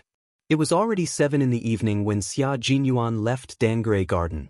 Walking out of the warm house into the cold night outside, Xia Jinyuan held his girlfriend's hand and sighed with a smile. Old man Xia laughed at me and said that you won't have much time to accompany me in the future. It seems that he was right. What should I do, little fox? I can't bear to leave. I can't stay overnight in Dangrai Garden. I have to leave even if I don't want to. Yi Qian pursed his lips and smiled. You were the one who said that it wasn't appropriate for Grandpa to ask you to stay the night. Now you're telling me that you can't bear to leave. Why don't you just go back with me? The witty Yi Qian's eyes twinkled, and there was an indescribable craftiness in them. Seeing this, Xia Jinyuan's heart itched and melted, and even his eyes darkened a little. Today's main purpose is to leave a good impression on old Mister. If I really stay overnight, even if old Mister doesn't say anything, his impression of me will definitely be greatly reduced. If an unmarried man and woman were to live in the same house, the older generation would more or less feel uncomfortable. For the sake of my lifelong happiness, I have to leave no matter how much I want to stay. Lieutenant Colonel Xia, who planned slowly, would not lose the big for the small, lest he suffer in the future. Hearing this, Yi Qian smiled so widely that his eyebrows curved. He turned to look at her and said to her with a smile, "Captain Xia, close your eyes. I'll give you a reward for your performance today." "No, put your hands behind your back first. Don't move around. The doctor said that your wound is recovering well, so you still have to be careful." If the doctor hadn't said that he could move around, she wouldn't have let him accompany her back today. Xia Jinyuan raised his eyebrows. He could guess what reward he would receive. It was a reward that he liked very much. With his eyes closed, he smiled and bent down slightly to wait for the reward to arrive. When he bent down, Yi Qian didn't need to stand on tiptoe. He only needed to raise his head slightly to kiss his sexy thin lips. A light kiss definitely couldn't resolve the young lieutenant colonel's yearning for a long night. With his hands behind his back, he wrapped them around Yi Qian's slender waist and turned the light kiss into a deep sucking kiss. Chapter 2262. The warmth between the two of them would not last long. Yi Qian was worried about the injury on his waist, so she quickly ended the kiss and covered his thin lips with her hand when she heard his irregular breathing. She was too deep into his kiss, and his thin lips were burning hot against her palm. Yi Jian raised her head to look at him. Her dark eyes were bright, like the stars in the night sky falling into the mortal world. Xia Jinyuan couldn't help but lower his head again and kiss her eyes gently. Yi Jian couldn't help but close her eyes when he kissed her. She could feel the deep affection in his kiss, Go in and accompany the old man. I'll leave first. After kissing her eyes, Xia Jinyuan said in a low and hoarse voice. She was the only one in his deep and cold eyes. I'll come over tomorrow to take you to the airport. His little fox had to leave tomorrow, and it was time for them to part after their short reunion. Yi Qian didn't go in immediately. Unwilling to let him leave, she snuggled up to him and pressed herself against his broad chest. My brother said that there will be a competition during the summer break. Do you think we will be training together during this period? The military has already asked your school, but the school leaders didn't agree. Your freshmen will be going to the northern part of Xiang province to practice during the May Day Labor Day. You won't be able to participate in our training. Every time she got close to him, Xia Jinyuan's heart softened. His expression became increasingly gentle as he stroked the back of her head. He was also disappointed that he couldn't train with her. Yi Qian was also a little disappointed, but she quickly adjusted herself. She looked up from his arms and adjusted his tie and collar. Then we'll have to wait until the summer break. Go home early and rest. The commander-in-chief is also waiting for you. Xia Jinyuan went through the discharge procedures this morning, so he didn't have to go back to the hospital tonight. Okay, go in quickly. Xia Jinyuan looked down at Yi Qian, who was carefully adjusting his collar. The corners of his lips never fell. He and Yi Qian had known each other for 6 years, but they had been boyfriend and girlfriend for less than 2 years. However, they had more chemistry than other couples who had been married for decades. She could understand what he meant with just one look, and he could tell what she wanted to do with just one movement. It was said that men and women were a semicircle. When they found the semicircle that suited them, they would become a complete circle that could not be separated from each other. He and the little fox were each other's lost semicircle. Their union represented eternity, and neither of them could leave the other. I'll pick you up tomorrow. Rest early. After giving her a good-night kiss, Xia Jinyuan stood at the bottom of the stairs. His eyes were filled with love as he turned around and walked back into the house. Just as she was about to open the door and enter, she turned around and waved at him. Xia Jinyuan smiled.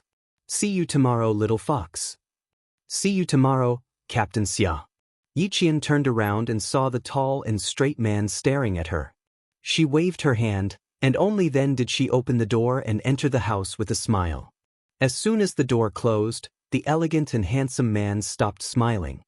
His gentle eyes gradually darkened and became so dark that they were unfathomable. An unknown light flashed across the depths of his eyes, leaving behind a faint trace. That was a normal man's burning desire to possess the woman he loved. The 20-year-old Yi Qian was not the 15-year-old Yi Qian. Years of training had made her tall and slender, and her graceful figure was different from the usual delicate girls. She was like a bamboo shoot that had sprouted out of the ground, unafraid of wind and rain. Chapter 2263. Every time Xia Jinyuan hugged her slender waist with both hands, the man's wild nature was instantly aroused. He wished that he could hug her waist tightly and rub her into his body. He hid his wildness so well that Yi Qian didn't know that every time he hugged her waist, he would appear noble on the surface and howl like a wolf on the inside. The older she gets, the more seductive she is. She's tempting me to sleep with her at any time. Xia Jinyuan, who hadn't left yet, said softly before starting the car and leaving Dangre Garden. It took a while to drive from Dangre Garden to the villa complex. Xia Jinyuan, who arrived at the villa complex at 9 p.m., walked into the living room while unbuttoning his military uniform. After a few steps, he saw Commander-in-Chief Xia lying on the sofa with his eyes closed. He hadn't even changed out of his military uniform. When his gaze landed on Commander-in-Chief Xia's graying sideburns, Xia Jinyuan's eyes dimmed. In his memory, Old Man Xia's hair was black and as hard as steel needles. But now, his black hair had dimmed and his sideburns had turned white. His father was no longer young. He was no longer the father in his memory who held up his belt and glared at him fiercely. Xia Jinyuan felt a little suffocated. He walked over quietly and asked, "Dad, why don't you go back to your room to rest?" He rarely called Commander-in-Chief Xia Dad. When he was young, he would call him by his full name when he was angry. Later, when he was provoked by Ms. Xiao, He became mature overnight and realized his mistake. However, because of his pride, he refused to lower his head and simply stopped calling him that. The older he got, the more mature he became. He didn't know when he replaced Dad with Old Man Xia. However, Old Man Xia didn't mind and let him call him that until now. Little Fox said that Old Man Xia wanted to hear her call him Dad. Was it because he still longed for him to call him Dad? Perhaps it was because of Old Man Xia's understanding of birth, old age, sickness, and death that he naturally called him Dad. Commander-in-Chief Xia's tired face was clearly illuminated by the white light. He was in a deep sleep, so Xia Jinyuan called out, "Dad," again. Only then did Commander-in-Chief Xia open his eyes. Commander-in-Chief Xia opened his eyes like a lion that had just woken up. Although he was no longer young, his gaze was sharp and dignified. As he sat up straight, there was no longer any tiredness on his face. "You're back. Have a seat and tell me about your visit to Xiao Ye's house." Commander-in-Chief Xia sat up straight. After many years of military service, he had engraved the military posture and manners into his soul. No matter what, his back was straight. In Xia Yiwei's words, wherever Commander-in-Chief Xia was present, a family chat would be as tense as a military meeting. Commander-in-Chief Xia, who was sitting up, was a little thirsty. He picked up the thermos on the coffee table and unscrewed it. He glanced at Xia Jinyuan and said uncertainly, "I think I heard you call me that just now. Did I hear wrongly?" "You didn't hear wrongly. You're my dad. Why can't I call you that?" Xia Jinyuan sat on the sofa next to him and buttoned up his military uniform again. Old Man Xia couldn't bear to see him take off his military uniform and only unbutton it. It was better not to provoke him in the middle of the night. The guy who liked to provoke him the most suddenly became obedient. Could it be that he ran into trouble at Old Man Xia's place? Could it be that Old Man Xia was dissatisfied with Old Man Xia? Commander-in-Chief Xia's expression became a little serious. One who is unaccountably solicitous is hiding evil intentions. Tell me what happened. Chapter 2264. Xia Jinyuan didn't know whether to laugh or cry. "Why does it sound like you're waiting for me to get snubbed in front of Old Master?" After saying that, he paused for a moment and didn't say anything. He quietly looked at the stern-looking Commander-in-Chief Xia with an obvious look of inquiry. "What else could it be?" Commander-in-Chief Xia replied faintly, clearly telling Xia Jinyuan why he had waited so long. This kid was getting more and more powerful. As his father, he actually felt a little pressured when his gaze landed on him. He was on guard against Xia Jinyuan seeing through his thoughts. Both father and son were stubborn, so a serious conversation was very unsuitable. If they weren't careful, the smell of gunpowder would fill the air. Only by ridiculing and attacking each other could they continue the conversation. Xia Jinyuan's deep eyes revealed an obvious smile when he heard Commander-in-Chief Xia's reply. "Dad, it seems that I haven't called you that for too long. You're so flattered that it's inappropriate, right?" Commander-in-Chief Xia's face darkened. He was indeed a little surprised, but what words did he use to describe it? He reprimanded, "Xia Jinyuan, are you itching for a beating? You'd better save your energy. If you can't hit me later, you'll be so angry that your face turns blue." Xia Jinyuan saw that the Commander-in-Chief's face was faintly darkening, so he didn't continue joking. Instead, he lowered his voice and sighed. "When I saw your gray hair just now, I suddenly wanted to call you that. You have to get used to it. When Yi Qian marries into the family, she'll also call you Dad, like me. I prefer Xiao Yi to call me Dad. As for you, go away." Commander-in-Chief Xia, who had a smile in his eyes, sneered in disdain. He glanced at Xia Jinyuan, who was standing upright, and said in a deep voice, "What's Old Master's impression of you?" He was more concerned about this matter. Xia Jinyuan raised his eyebrows. Under the light, there was a faint smile on his handsome face as he replied, "For now, it's not bad. I'm basking in Old Master's glory. For now, Old Master's impression of me is not bad." Basking in Old Master's glory? Commander-in-Chief Xia frowned slightly, then relaxed in an instant, and a faint smile appeared on his serious face. "Old Master and Old Master are old friends. Sixth, you're indeed basking in Old Master's glory. Did Old Master first recognize you as Old Master's descendant? Or did you take the initiative to mention to him? The former showed that the two elders were not ordinary old friends, but old friends who had a good relationship with each other. Old to me to you, Old Masters to Old Master to twos to stay to be to leave to stay in the past. The old man told me that he wanted to invite the old man out for a walk, so he asked me to arrange the time. To be or to be's to him. To be. To it to be old's old. He. Old. Of old. Old, tease. To old to be ye was old to old ye. Although Ol. 6 acted frivolously in front of him, he was actually just putting on a show in front of him. When he was outside, he had never heard anyone say that Ol 6 was not good enough. Old 6's comrade in arms, former military school classmate, Major General Yang of the army? Whenever Old 6 was mentioned, he would give him a thumbs up. Therefore, when he asked Old 6 to accompany Xiaoyi to visit Old Master, he was confident that Old 6 would be able to catch Old Master's eye. Now that Old Master was satisfied with Old 6, and he was old friends with Old Master, Commander-in-Chief Xia felt that it was better to strike while the iron was hot. Chapter 2265. Commander-in-Chief Xia's expression became more and more serious as he said, "Since you can walk around with your waist injury, you can drop by the old mansion tomorrow after you send Xiaoyi to the airport and talk to the old man about this."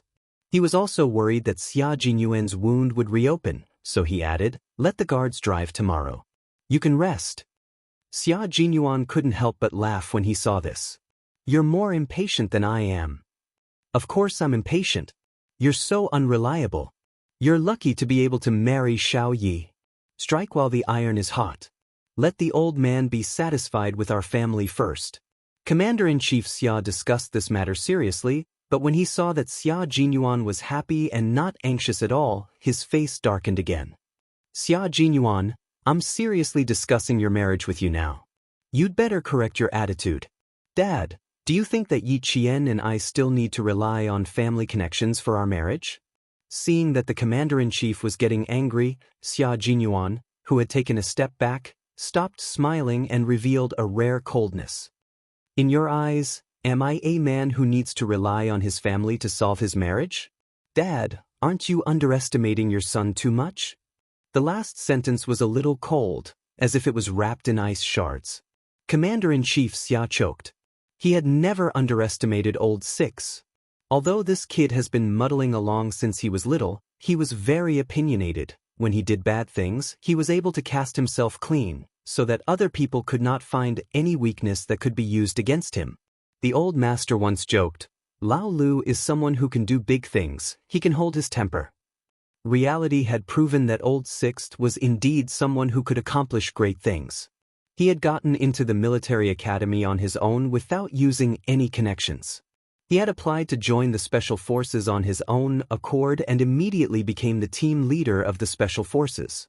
In the past few years, he had achieved countless military exploits, big and small.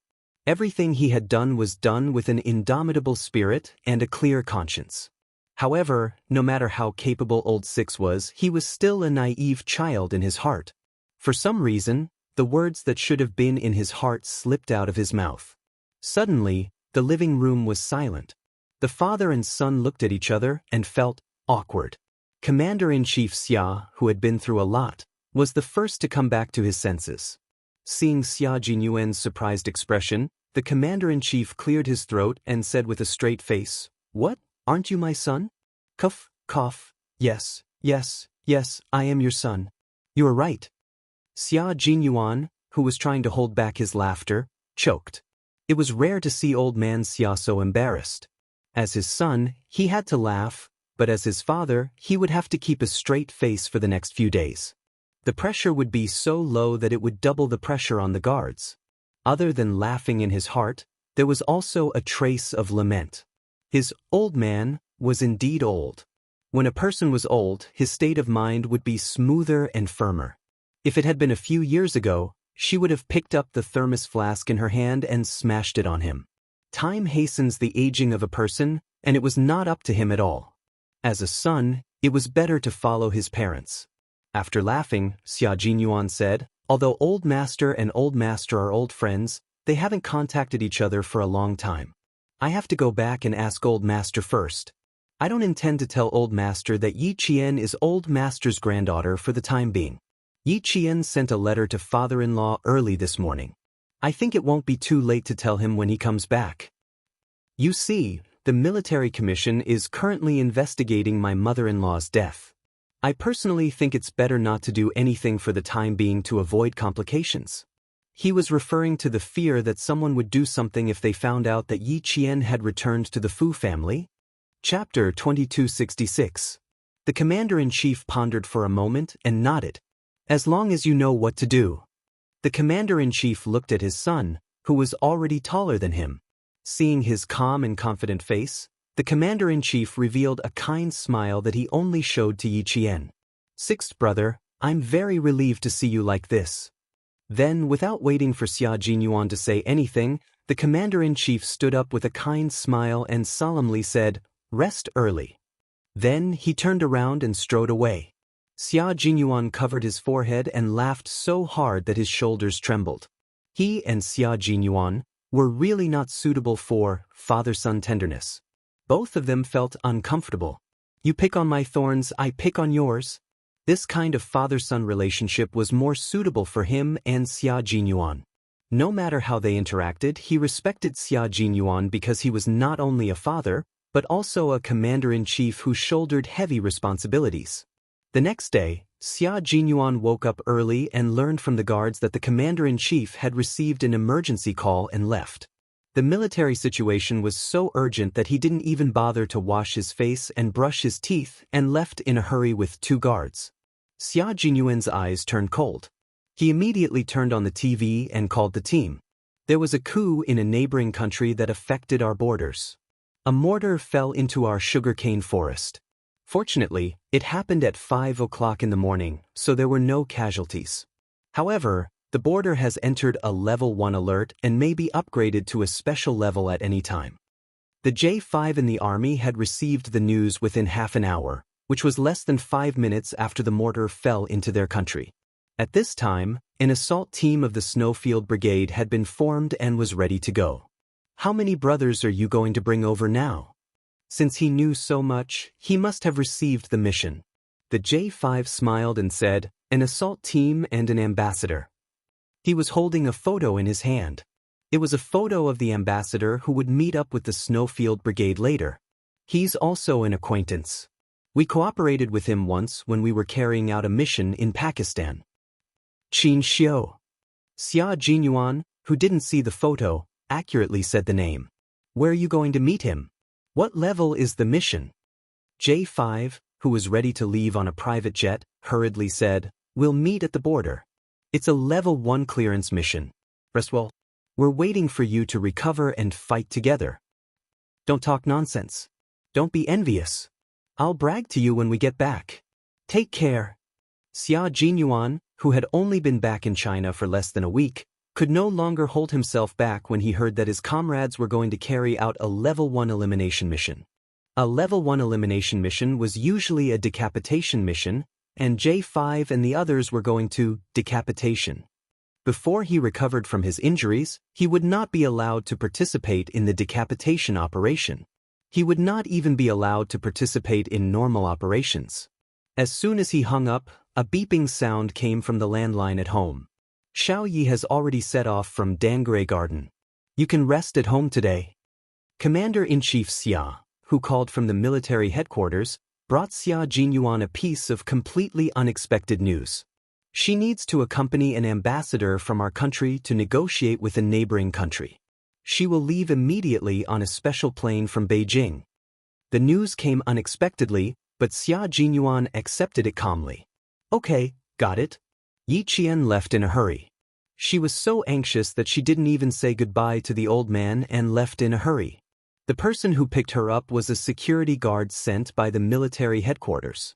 There was also a confidential staff member working in the Ministry of Foreign Affairs in the car. Please take a careful look at this information. It concerns the personal safety of you and Ambassador Qin. Please be sure to remember the faces of these people. Once you see them, you must immediately avoid them or take action. Chapter 2267. Yi Qian, who had a good memory, took out the documents. She lowered her eyes and began to flip through the documents. There were a total of 6 people she needed to memorize. She had to remember each person's appearance and characteristics clearly. She also had to remember their backgrounds. There were 6 documents, each with 2 pages. There were a total of 12 pages. Yi Qian memorized them as fast as she could. She was afraid that she might miss something, so she spent another 10 minutes consolidating the information. The relevant departments of the Ministry of Foreign Affairs had many abilities, especially the translators.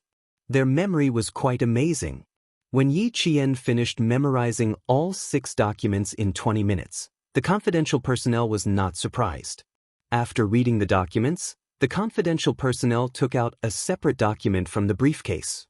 This is the information of the ambassador you are accompanying. Please take a look. The ambassador has a very good personality and is very gentlemanly. However, he has a small problem. The confidential personnel seemed to be a little embarrassed as he cleared his throat. His serious voice lowered by a few decibels. He doesn't know his way around and gets lost easily. You need to keep a close eye on him. Doesn't know his way around? Gets lost easily? The face of an elegant and handsome young man flashed across Yi Qian's mind. She knew a diplomat who also didn't know his way around and got lost easily. It couldn't be him, could it? After taking out the ambassador's information, Yi Qian smiled when she saw the ID photo. It really was him. Principal Chao's nephew, Xianxia. A man who used his gentlemanly demeanor to hide his inner fierceness. The confidential personnel said that Xianxia didn't know his way around and got lost easily. Actually, they were trying to be polite. She had seen how easily Xianxia got lost when she was in the province. He was a man who could get lost just a few steps away. Looking at his information again, Yi Qian was shocked just by reading the first few lines. He skipped grades all the time and won the senior award while skipping grades. He went to a key foreign language school from elementary school to university.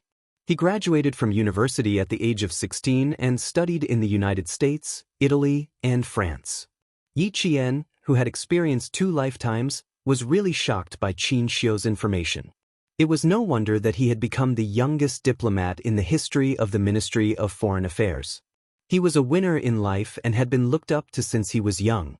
Speaking of which, Yi Qian tilted his head and asked the confidential personnel a very important question. How is the ambassador's ability to take care of himself?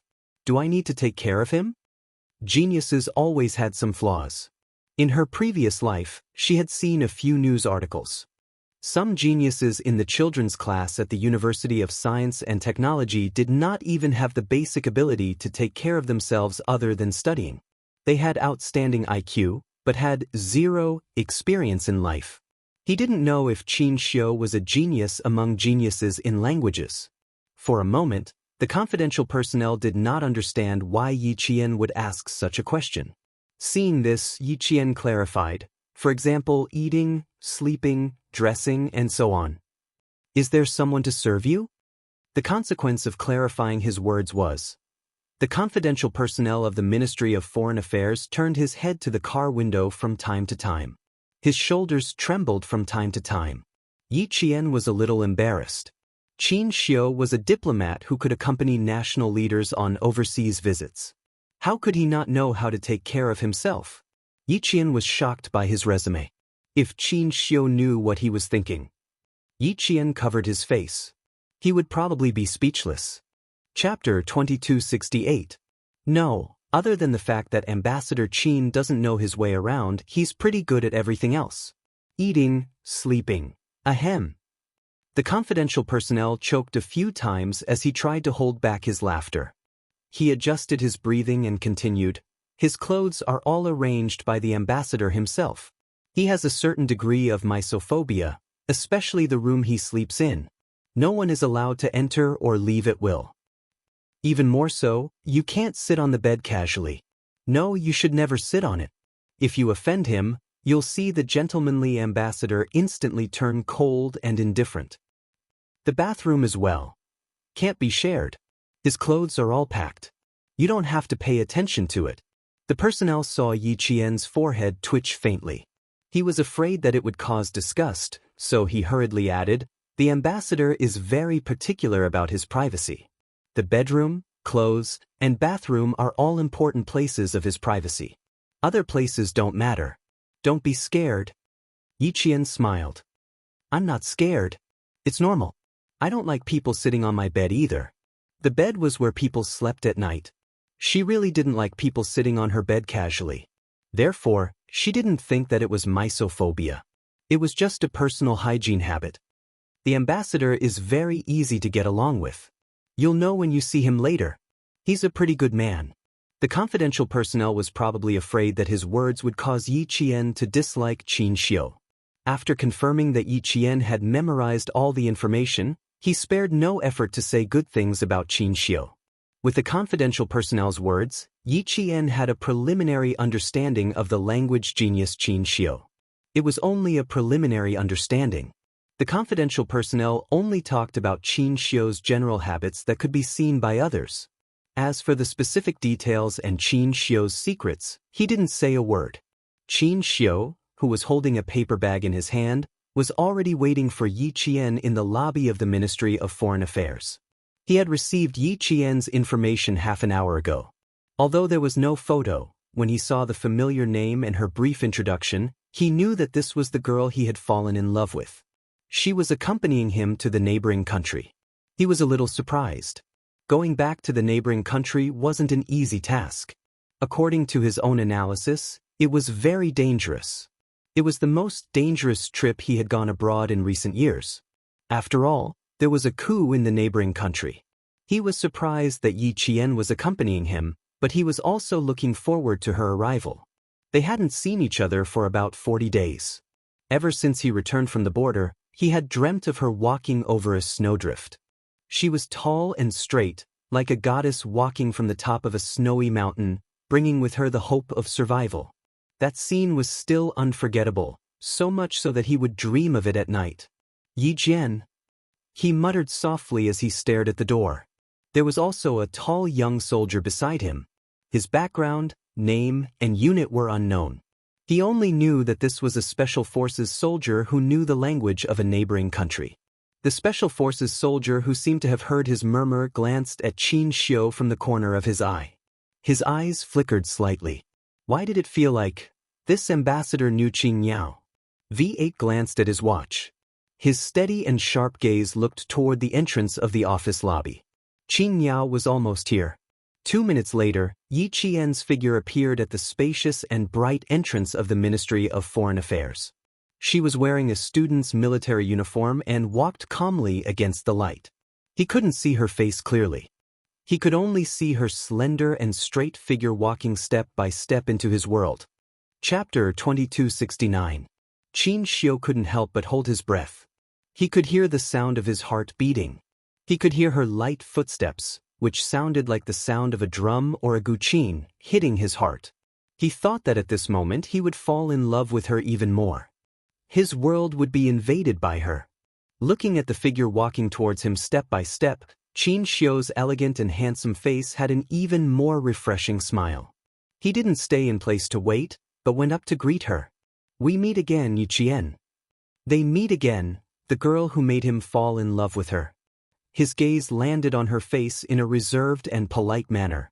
It was so gentle that it didn't offend him at all. As he got closer, Xianxia realized how much Yi Qian had changed. Her life in the military academy didn't make her skin tanned. Instead, it was as fair as before. She had the fair skin that most girls dreamed of. She would probably attract a lot of attention in school. Her eyebrows had also completely grown out. When they were at the border, the light was dim, so he didn't look at her carefully. Now that he saw her fully grown eyebrows, they were like pink lotuses poking out of the vast expanse of green leaves. The petals were beautiful and delicate. He didn't deliberately look at her. He only looked at Yi Qian's eyes. Yi Qian, who had always been sensitive, faintly felt that Xianxia was looking at him, but he quickly looked away and didn't think too much about it. He politely shook his outstretched hand and smiled. "I saw your information in the car just now. Ambassador Qin, I look forward to working with you. I look forward to working with you. Xianxia calmly retracted his hand and gracefully and naturally let it fall to his side. He could still feel her softness in his palm. It was dry, warm, and soft as if it was boneless. As a diplomat, it was a compulsory course to hide one's emotions. In his eyes, his expression was very natural, as if he was meeting an ordinary friend. He was polite but didn't lose his manners. It made people feel comfortable and at ease like they were bathing in the spring breeze. V8, who was standing beside Xianxia, secretly winked at Yi Qian. When Xianxia introduced him, V8 reached out his hand with a cold expression. He simply greeted Yi Qian when they shook hands and didn't say anything else. V8 was a Special Forces soldier, and Yi Qian was a military academy student whose identity needed to be kept secret. Naturally, the two of them couldn't know each other. Go and change first. We'll wait for you downstairs. Xianxia handed the paper bag in his hand to Yi Qian. You are all escorts, so you need to change your attire. She was wearing a slim-fit suit for the female staff of the Ministry of Foreign Affairs. When Yi Qian went upstairs to change, the confidential staff who picked her up told Xianxia what she had asked with a smile and joked, Ambassador Qin, you have to behave well. You can't let her misunderstand that you can't even take care of yourself. Xianxia rubbed his forehead with a helpless expression. Could it be that Yi Qian's impression of him was that he couldn't take care of himself? That's not good. I have to change that impression. So, after they got into the car, Xianxia smiled and said to Yi Qian, I've been undergoing intensive training for the past 2 years. I don't recognize the way and get lost easily. Just like when I went to your school that year, I didn't get lost after walking around the back of the school. Yi Qian quickly realized why he said that. She suddenly felt a little uncomfortable. I said something wrong. Please forgive me, Ambassador. Xianxia. I'm Xianxia. You can call me by my name. Xianxia didn't like to be addressed as Ambassador. He smiled and said, We've known each other for a few years. Although we haven't met many times, we're already acquaintances. There's no need to be so distant. Chapter 2270. If he wanted to get closer to her, he would have to start by calling her his name. Xianxia started to chat. Last time, we went through hardships together. Yi Qian, I thought we were already familiar with each other. V8, who was sitting in the front passenger seat, lightly flicked his finger on his knee. School? Last time? Could it be the time when Avalanche rescued him? He did not guess wrong. Qin Niao and the ambassador knew each other, and they had known each other for a long time. It had been several years. The expressionless V8 glanced at the two people who were one seat away from each other through the rearview mirror. He even took a second glance at Yi Qian before retracting his gaze. Although they were familiar with each other, it was not as familiar as their relationship with Qin Niao. Yi Qian, who was lamenting in his heart, did not notice V8 sizing him up. A diplomat was a diplomat. He gently and elegantly put forward a request that no one could refuse. That's true. We have known each other for a few years. Although we haven't seen each other much, at least we are not strangers. Then I won't pay attention to the formalities. Xianxia, if I do anything wrong, please correct me. Yi Qian readily called out, Xianxia. He saw the young diplomat sitting next to him, who seemed to be carefully sculpted. His flawless handsome face rippled with an elegant smile like the spring breeze. Although we have only met a few times, but in my impression, you have always been reliable. You don't need other people's advice. Xianxia's smile was very faint, but very penetrating. You could see the spring breeze, but you could also see the sharpness of an arrow. This was the temperament of a diplomat. When communicating with friends, it was like the spring breeze. When competing with other countries, it was as sharp as an arrow. Looking at his elegant smile that was like a painting, Yi Qian's mind flashed with a sentence that she had heard from 2 girls in a hotel in her previous life. The words, take care of the facade, take care of the face. At this moment, Xianxia could be described perfectly. It's still better to call me by my name. Ambassador, ambassador, sounds unfamiliar to me. With an elegant smile, Xianxia took out her phone from her pocket, glanced at it, and said to Yi Qian, sorry, I have to take this. It was a call from home. When Yi Qian heard him call out, "Mom," he took the initiative to increase the distance between the two of them. His whole body was pressed against the car door. Yi Qian looked towards the front passenger seat. Through the gap between the passenger seat and the door, he could see the V8 making a gesture to him, meaning, "We can fight side by side again." Yi Qian, who couldn't open his mouth to answer, responded with a faint smile. His fingers lightly tapped the side of the car door 3 times, just enough for the V8 to hear. There was no verbal communication. A hand gesture and an action completed a short communication. "Yes, I have some urgent business that requires me to go on a business trip for a few days. It's not a big deal. I'm not sure when I'll be back." Noticing Yi Qian's little movements, Xianxia put the phone to his left ear to answer the call. There was a faint but gentle smile on his face as he patiently answered Mrs. Qin. Mrs. Qin, who had just woken up, found out from the housekeeper that her son went out before dawn. Although this happened before, she remembered the appointment today and called to ask about it. When she found out that Xianxia was going on a business trip for a few days and didn't even have a fixed time to come back, Mrs. Qin helplessly said, "You're too busy. You've only been back for a few days and you have to go out again before the house is even warm. I'll call your boss another day and ask him to arrange less work for you." Chapter 2271. Mrs. Qin's voice became a little higher as she spoke. Xianxia had no choice but to turn his body slightly and continue listening. Mrs. Qin said with a hint of anger, "I'm so busy that I don't even have time to deal with my personal matters. Even my parents are complaining. We already had an appointment today. Look, I have to apologize again." After being reminded, Xianxia finally remembered that he had carelessly agreed to it last night. He didn't like this kind of arrangement, and this business trip was a good opportunity for him to get what he wanted. Hearing Mrs. Qin's complaints, Xianxia smiled and coaxed her, "I'm sorry for making you worry. Please help me apologize for what happened today. It was too sudden, so I have to follow the arrangements. You didn't sleep well last night.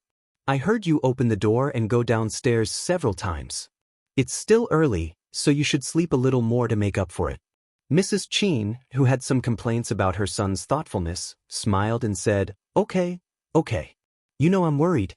You should be more considerate in the future. I'll be thankful if you can solve my marriage quickly." Xianxia was only 27 years old this year, the same age as Xia Jinyuan and Li Jinyan. However, all the men in the Qin family got married and had children before the age of 30. Seeing that Xianxia was almost 30 years old, Mrs. Qin couldn't help but feel a little anxious.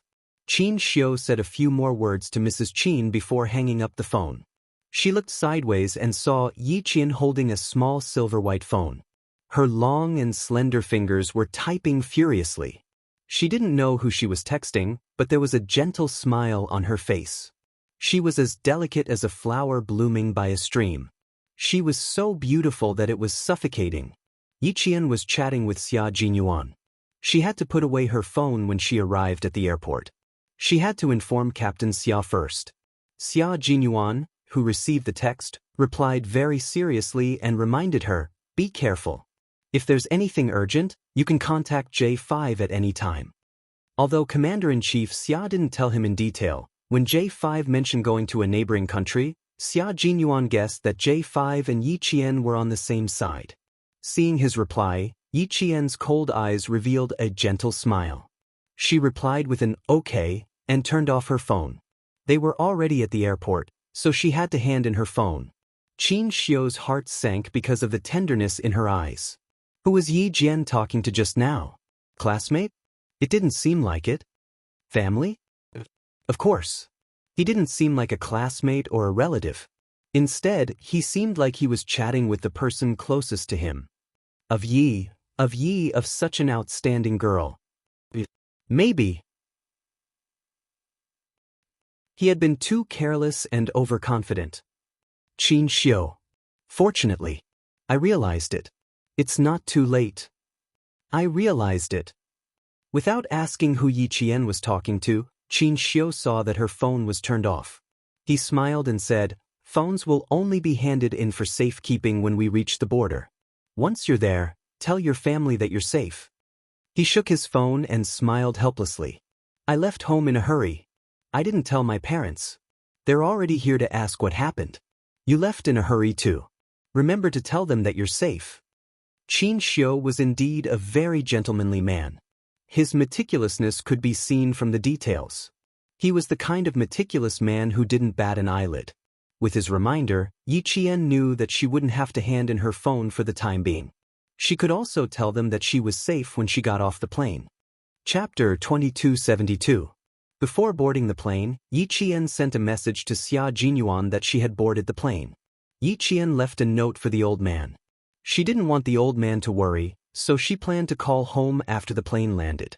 It took nearly 4 hours to arrive from Beijing by plane. The plane had to take off at 8 in the morning, so Yiqian and the others didn't arrive at the border until noon. She sent a message to Xia Jinyuan and called the old man. When she walked out of the special passageway, she handed her phone over. Yiqian didn't feel nervous on the plane. When she handed her phone over and walked out of the special passageway, she saw several armed soldiers and the solemn deputy commander. Yiqian's indifferent expression immediately changed. There was a sudden coup in the internal affairs. The old government forced the current ruling party to abdicate. The war has seriously threatened the lives and property of our citizens at the border. The deputy commander's voice was as cold as water as he explained the current situation to Xianxia. Our country has never interfered with the policies of other countries. This time, there was a coup in a neighboring country. Our country has always maintained our principle of not participating or interfering. This happened too suddenly. The mortars were obviously fired directly into our country. It wasn't an accident like what was later said. Yiqian followed closely behind Xianxia and heard every word the deputy commander said. He also understood that Xianxia was risking his life to go to a neighboring country to negotiate with the ruling party and the security team. You can play your coup, but you can't let the war spread to our country. This meant that they had to sign an agreement. There was another problem in the neighboring country. It was a country with 135 ethnic groups. The local armed forces of the ethnic groups were quite large. Among them, the Liqin Independent Army and the Xianxia United Army were the strongest. Now that there was a coup in the old government, the other ethnic groups naturally wouldn't sit by and do nothing. Xianxia was going to face 3 enemies in a neighboring country, so he had to be careful. V8, who was walking side by side with Yiqian, heard the deputy commander mention the Liqin Independent Army. His eyes flashed with a dark light. This was an ethnic army that appeared in 1962. It was famous for its ferocity. It could be said that this independent army controlled the northern border of the neighboring country. Its foreign trade was mainly through jade smuggling and drug trafficking. In 1994, the neighboring government signed a peace treaty with Liqin, allowing the independent army to control Liqin. However, the matter wasn't completely resolved. A few members of the Liqin Independent Army and independent organization weren't satisfied, which was why the political situation in Liqin and the neighboring countries were still unstable. There will probably be an assassination attempt. V8 moved his lips lightly, and his low voice was only heard by Yiqian alone. The Liqin government is unstable, and it has always been at odds with the other ethnic armed forces. They all want to work together to destroy the Liqin Independent Army. This time, the old government's political turmoil has given the other ethnic armed forces a chance. And it is indeed very dangerous for our country's ambassador to negotiate. As a military academy student, Yiqian knew a little about the situation in neighboring countries, but he did not know as much as V8 and the others. Hearing this, he replied in a low voice, "That's why he has to go. For the sake of the border, he has to go. We have to let the armed forces of the neighboring countries know our attitude. Okay, be careful." V8 nodded. The oppressive and solemn atmosphere became heavier as the sky darkened. After 3 hours of driving, the military vehicles sent by our country began to enter the border of the neighboring country. The deputy commander of the military shook hands with Xianxia, Yiqian, and V8. He said to the 3 of them with a heavy gaze, "Thank you for your hard work. We will wait for your triumphant return." Chapter 2273. They might not be able to leave for the rest of their lives. As the deputy commander of the military shouted, "Salute," The soldiers behind the deputy commander saluted the three of them in unison. They were sending them off and also supporting them. They were telling the three people going to the neighboring countries that they were still behind them. Yi Qian and V8, who were standing beside Xianxia, raised their hands and saluted. The arranged car was already parked on the side of the road. A soldier opened the door for the three of them. Xianxia was the first to get in, followed by Yi Qian and then V8. Yi Qian recognized the driver as soon as he got in the car. He couldn't help but smile. It was another familiar comrade. V8 was also surprised to see K7 in the car. Didn't this kid return to the military a day earlier than him? Why did he come here without saying a word? K7 nodded slightly at the three people who got in the car and greeted Xianxia. However, K7 was a man of few words. Even if he did greet them, he only said, "Hello." The driver was K7. There were 3 Special Forces soldiers from the Snowfield Brigade in the car. Yi Qian, who was sitting in the back, looked a little gloomy. This was a dangerous negotiation. She already knew how dangerous it would be from the escort just now. With the addition of K7, Yi Qian raised the level of danger to another level. She turned around and saw the soldier who opened the car door. The soldiers from the same company were still saluting under the leadership of the deputy commander. Yi Qian held her breath and slowly exhaled. No matter how dangerous it was, she still had comrades to fight by her side. "Are you scared?" Xianxia's gentle voice came from the quiet car. It was very pleasant to the ears and made people want to listen to him more. Yi Qian sat up straight and smiled. "It's okay. There's nothing to be scared of right now." "You're very brave." Xianxia nodded approvingly and talked about something that happened several years ago. "I was scared. 6 years ago, I went to a Western country with my teacher for a negotiation and encountered a suicide attack. I saw with my own eyes 2 soldiers of our country sacrifice themselves to protect us. Their blood spilled all over my body. Even now, I can still feel the heat of their blood." Speaking of the past, Xianxia's eyes became dark and gloomy. His eyes were filled with the bloody memory of the sacrifice of our soldiers. Actually, at that time, they had a chance to avoid it. One of our soldiers hugged the Western man who tried to commit suicide. Fearing that he would struggle, he carried him and rolled all the way to the ground. At that time, the soldiers of this country were also present, but they did not realize that danger was coming. They did not even realize why our soldiers suddenly hugged the man who was waving the small flag in his hand. I didn't realize it either. When I realized that there was danger, there was an explosion. The glass on the street was shattered by the impact of the bomb. My only reaction was to hear someone shout, "Get down." Then one of our soldiers tackled me to the ground. He used his body to block all the shrapnel for me. My ears were shaken until I lost my hearing. I only felt a sticky liquid on my neck. It was the blood of the soldier who sacrificed himself to protect me. His carotid artery was directly cut by the shrapnel. Several pieces of shrapnel pierced his back. The deepest part was directly buried in his spine. After Jing finished speaking, the car fell into a long period of silence. K7 and V8 who were sitting in the front looked at each other. They knew about the past that Ambassador Qin mentioned because the 2 soldiers who sacrificed themselves were martyrs of the Snowfield Brigade. Chapter 2274. After a long silence, Xianxia sighed, "If I had your calmness back then, I don't think that soldier would have sacrificed himself.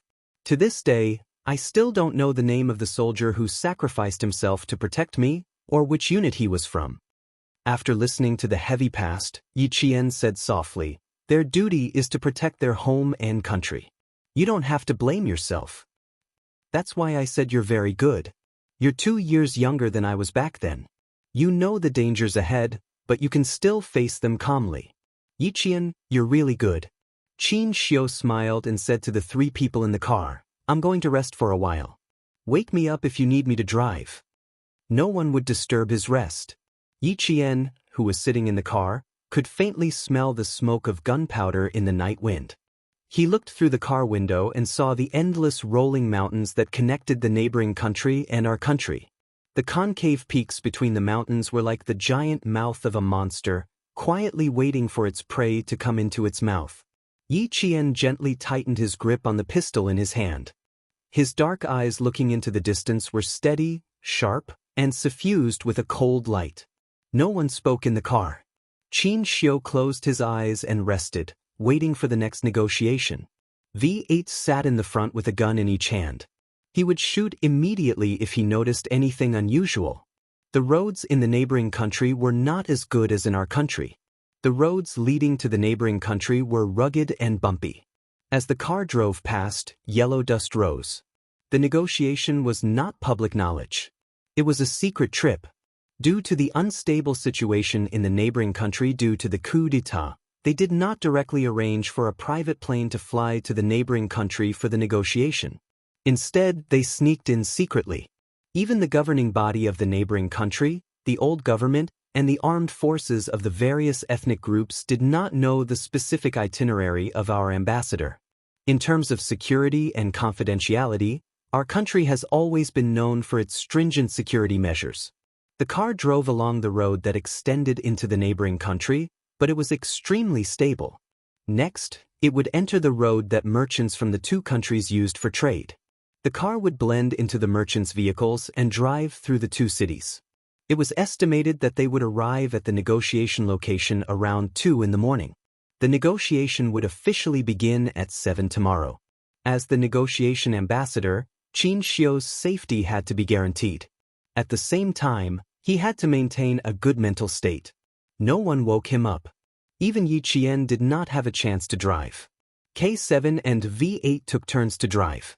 The night insects outside the car, night, and the night breeze.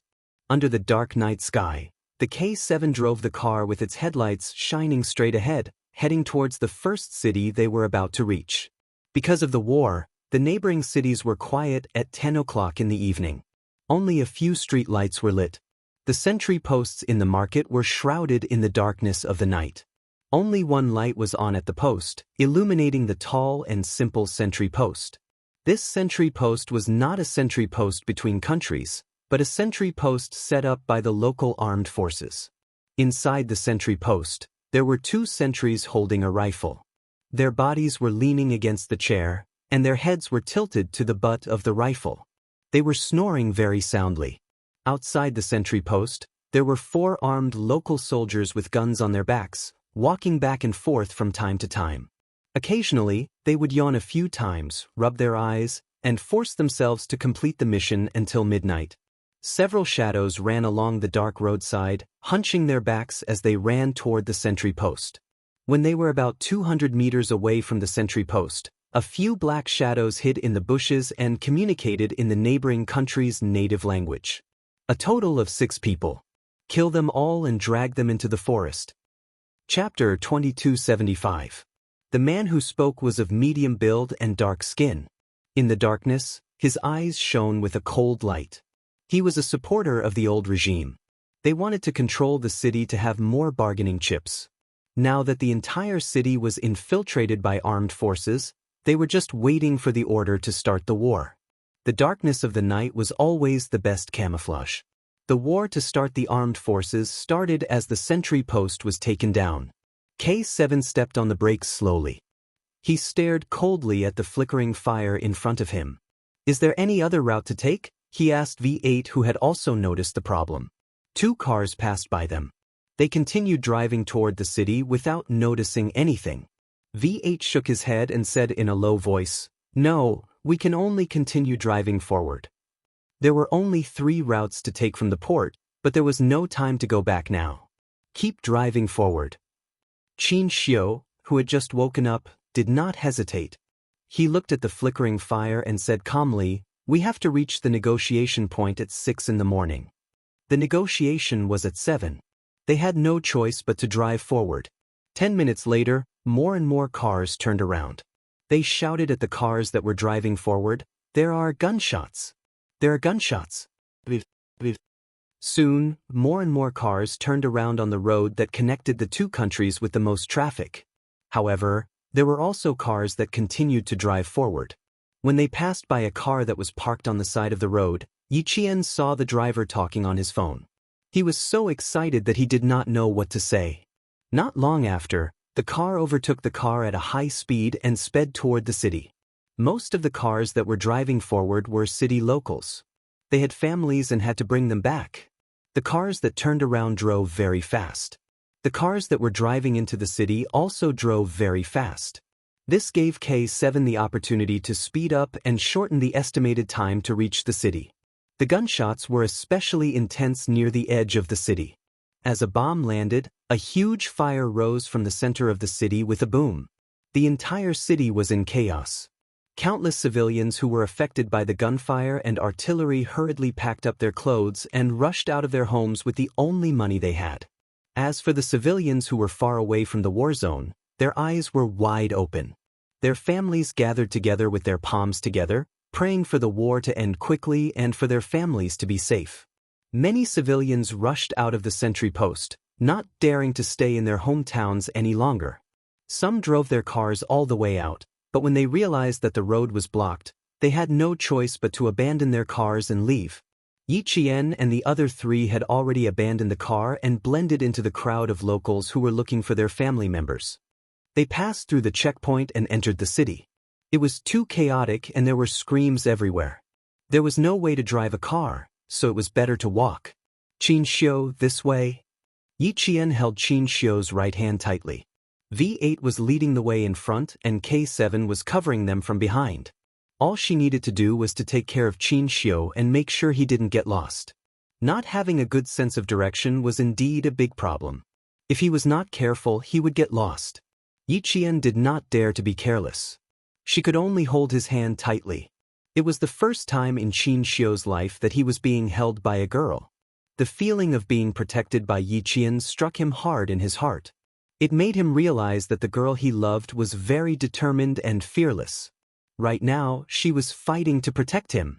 Chapter 2276. Along the way, he tried to break free from her grip several times, but she held on tightly and didn't give him a chance. In the end, he chose to give up and let her hold his hand as they quickly walked through the alleys of the city. Yi Qian was very fast. She kept a safe distance from the V8 in front of her as they rushed from the sentry post to the city. There were so many fleeing civilians and chaotic places, but the V8 was always within her line of sight. Xianxia, hold on tight to my hand. Remember, you must not let go. Yi Qian was very worried about Xianxia. Xianxia's poor sense of direction had been deeply implanted in her mind. She was afraid that she would accidentally lose this ambassador who entered the war zone to negotiate despite knowing the dangers. Even if something happened to her, she had to protect the safety of the ambassador who carried the country's heavy responsibility. Her voice was a little tense, but it was as steady as steel. It was as if she was by his side, all the dangers would be shouldered and blocked by her, and the person she was protecting only needed to hide under her wings and not worry about any danger. The bang bang bang sounds of bullets rang in his ears. The explosions in front of him were so close, but because she was holding his hand, Xianxia found himself very reassured. Reassured that with her by his side, he would definitely be safe. He had also experienced the flames of war. Fear had long been removed from him. As a diplomat, being fearless was also a compulsory course for them. However, with her by his side today, with her firmly holding his hand, even if the flames of war were right next to him, he felt peaceful. Be careful. Yi Qian didn't forget to remind Xianxia to be careful as they jumped over a broken wall that had been destroyed by artillery fire. Xianxia held her left hand tightly and jumped over the broken wall with his slender legs. He looked at Yi Qian with a hint of tenderness in his solemn and elegant handsome face. Don't worry too much about me, Yi Qian. I still have the ability to protect myself. He had been kidnapped before, and now he had encountered a suicide attack. This made him, who had always been learning Sanda, even more attentive. If he really encountered a few criminals, he could still deal with them with his bare hands. All the street lights went out, and the city was shrouded in darkness. Yi Qian, who was running, turned around and smiled at Xianxia when he heard this. About a kilometer ahead of them, there was the sound of gunfire. Amidst the soaring sparks, Xianxia saw Yi Qian turn around and smile. Her eyes were like water, and there was a brilliant light in them that made his heart beat faster. Falling in love at first sight, falling in love when we meet again, I have never forgotten you. My only wish is to spend the rest of my life with you, to spend my twilight years with you. Fight in the central area. Avoid the battle zone and leave from the side of the city. V8 was like a cheetah walking in the night. There was only calmness in his eyes as he analyzed the situation at the fastest speed. Xianxia City is the territory of the Liqin Independent Army. The sudden battle might be caused by internal strife within the Liqin Independent Army. This has become the most unsafe city, so we have to leave as soon as possible. K7, who was guarding the rear, said calmly, "You make the arrangements, the three of us will follow closely." But Yiqian. V8 called out Yiqian's name. He looked at their female soldier calmly and said coldly, "The ambassador is in your hands. No matter what happens, you have to stay with the ambassador. Take good care of the map. Once K7 and I separate from you guys, you have to escort the ambassador safely to the negotiation point. Remember, Yiqian, we have people that we have to protect. Don't forget, we are soldiers who protect our country." Chapter 2277. This was to remind Yiqian not to be moved by the sight of civilians in the chaos of war. Yiqian nodded solemnly and replied with a firm voice, "Understood. Ambassador, Yiqian will definitely protect you. Please believe in her." V8 looked at Xianxia again. Even though there were only 4 of them, they still needed to stabilize the morale of the troops. The reason why he said this was so that they could trust each other. Yiqian would definitely protect him. There was no doubt about that. From the moment she grabbed his hands so tightly that it felt like they were one, Xianxia knew that she would definitely protect herself and use her life to protect him. "I believe in Yiqian. I have always believed in her." Xianxia looked at V8 seriously and replied. After he finished speaking, he turned his gaze to Yiqian's face. There was a deep, unreadable darkness in his eyes. He trusted her a lot. There had never been a girl who dared to throw away her own life to protect his safety. Because of her appearance, his world had been touched. His entire world had been deeply imprinted with her figure and the magnificence of her smile when she looked back. They were very close to the crossfire area. After temporarily stabilizing the morale of the troops, V8, who looked like a local, led the 3 of them out of the war zone. "Let's get out of here first, then find a car to leave." It was good to have a car. They couldn't waste time here. They walked very quickly, but they didn't attract any attention. The entire city was in chaos. The civilians in the center of the crossfire area were screaming, crying, and stumbling as they ran. Their homes were no longer safe. The soldiers with guns were no longer their protectors. The city was no longer their refuge. Escaping became the only option for the civilians in the city. More and more civilians ran out of their homes. The language of the neighboring country turned into a mournful tide. More and more people screamed, making more and more people feel hopeless. "Who can save us? Who can save us? God, please save us." A middle-aged woman from the neighboring country who believed in Christianity hugged her child and cried as she ran into the crowd. The state religion of the neighboring country was Buddhism, but a small number of people believed in Christianity. As Yiqian listened to these desolate cries, her dark eyes grew colder and colder. Through the occasional flash of gunfire, one could see that her eyes were as clear as the cold stars. This is not an era of peace. It is just that we live in a peaceful country. The 4 of them had solemn expressions on their faces. They had to leave as soon as possible and arrive at the negotiation location on time. Tonight's chaos and the mournful cries of the people might happen in their own country one day. This way, away from the crowd. V8 no longer blended into the crowd. He walked to an alley and nimbly entered it. K7, who was at the back of the group, saw Yiqian holding Xianxia's hand as they entered the alley, so he followed closely behind. They all knew that Xianxia was a bad ambassador. Even with Yiqian keeping an eye on him, K7 would still keep an eye on him from time to time. Even though they had left the central war zone, the area around them was not safe. The local armed forces were divided. Occasionally, they would see soldiers rushing towards the central war zone with guns. They needed to avoid direct confrontation with the soldiers. The sound of gunfire kept coming from the sky above the city. Some of the gunfire came from nearby, but the distance was less than a few meters. The city in the neighboring country was not a large one. The roads were narrow, and small houses could be seen everywhere. The electricity lines that looked like spider webs intertwined with each other. It was as if the whole city was covered in a net. Chapter 2278. The smell of gunpowder thickened in the air, and the sound of bullets and cannons became more intense. Rushing out of the alley, the four ran into about 10 civilians who were running for their lives. They screamed and ran toward them, and it made the four's eyes turn even colder. "This way, follow me." The alley was like a maze, and V8 was like the maze's owner, always able to find the right exit in the shortest time possible. "Someone's coming." In the dark, Yiqian heard several panicked footsteps coming from behind them. Someone had chosen the same escape route as them. Up ahead, another squad of 10 ran past the alley. V8 covered the mouth of a 13 or 14-year-old girl tightly, stopping her screams in her throat. All that could be heard was her muffled moans. Next to K7 was a middle-aged couple carrying a child, and behind them was an old man in his 60s. This was a family of 5.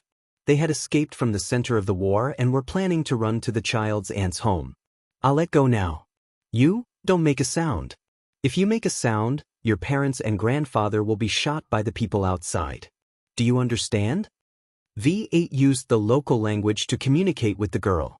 On the count of 1, 2, 3, let go.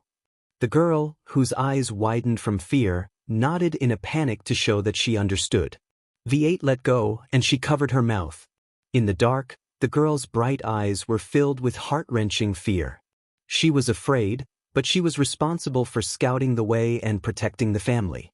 It was only then that Yi Jian noticed that the middle-aged couple, each carrying a child, were unable to walk. Their legs were crippled. "Can you take us with you? Can you take us with you?" The old man in his 60s said with a trembling voice. "If that's not possible, can you take the 3 children with you? Is that okay?" The middle-aged couple's eyes were filled with hope. They stared at the 4 people who had saved them with tears. The appearance of Yi Qian's group made them feel safe. V8 looked at the 2 children who were still in his arms. They were about 4 or 5 years old, young, and crippled. V8 sighed softly. "I'm sorry, but we can't take you with us. You'd better find a place to hide. I suggest you don't cross the city. If people run into you, they might shoot you. For your safety, you'd better find a place to hide." They had to refuse.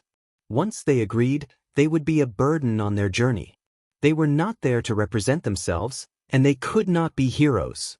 The reason they were taking the risk to enter a neighboring country was because the country's border and the safety of its citizens were at stake. There was no choice.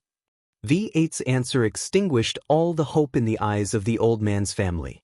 The girl bit her lower lip and gently bowed to V8 with her palms pressed together to show that she had just saved them. It was the first time that Yi Jian had met a civilian who asked her for help during a war. She chose to put national affairs first and turned her head away to avoid making eye contact with the girl. "But at least," K7 said softly in English. He then took out his dagger and pried open the lock on the door behind him. Chapter 2279. V8 glanced at them and said to the family of 5, "Hide here for now. We'll talk again when the sun comes up. At least you're not in danger for now." Thank you. The old man was the first to express his gratitude. He was very sincere and bowed deeply to express his gratitude. This was the best arrangement for both sides. Whether the family of 5 could escape the flames of war was no longer Yi Qian's concern. They still had their own missions to complete. This small episode didn't affect them much, but it gave Yi Qian a deep understanding of the cruelty of war. He more or less understood why his country immediately sent Xianxia to negotiate when a neighboring country was at war. Once a neighboring country's borders were affected by a neighboring country's war, perhaps one day it would be the civilians of his country asking for help from the other country's military. V8 walked at the front like a swimming dragon, silently brushing past the danger zone. He managed to avoid the local militants who went to provide support several times. 800 meters to our destination. We'll see it after passing through the alley. V8, with his back pressed against the wall, exhaled a mouthful of foul smoke. There had been a firefight here not long ago. The smell of smoke and blood lingered in the air. They needed to go to a school. After passing through the school, they would reach the nearest street to leave the city. Yi Qian had already loaded his gun and was ready to fire at any moment.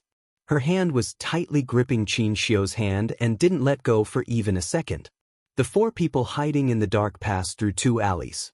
The school was right in front of them. The main entrance is guarded. Go around and climb over the wall.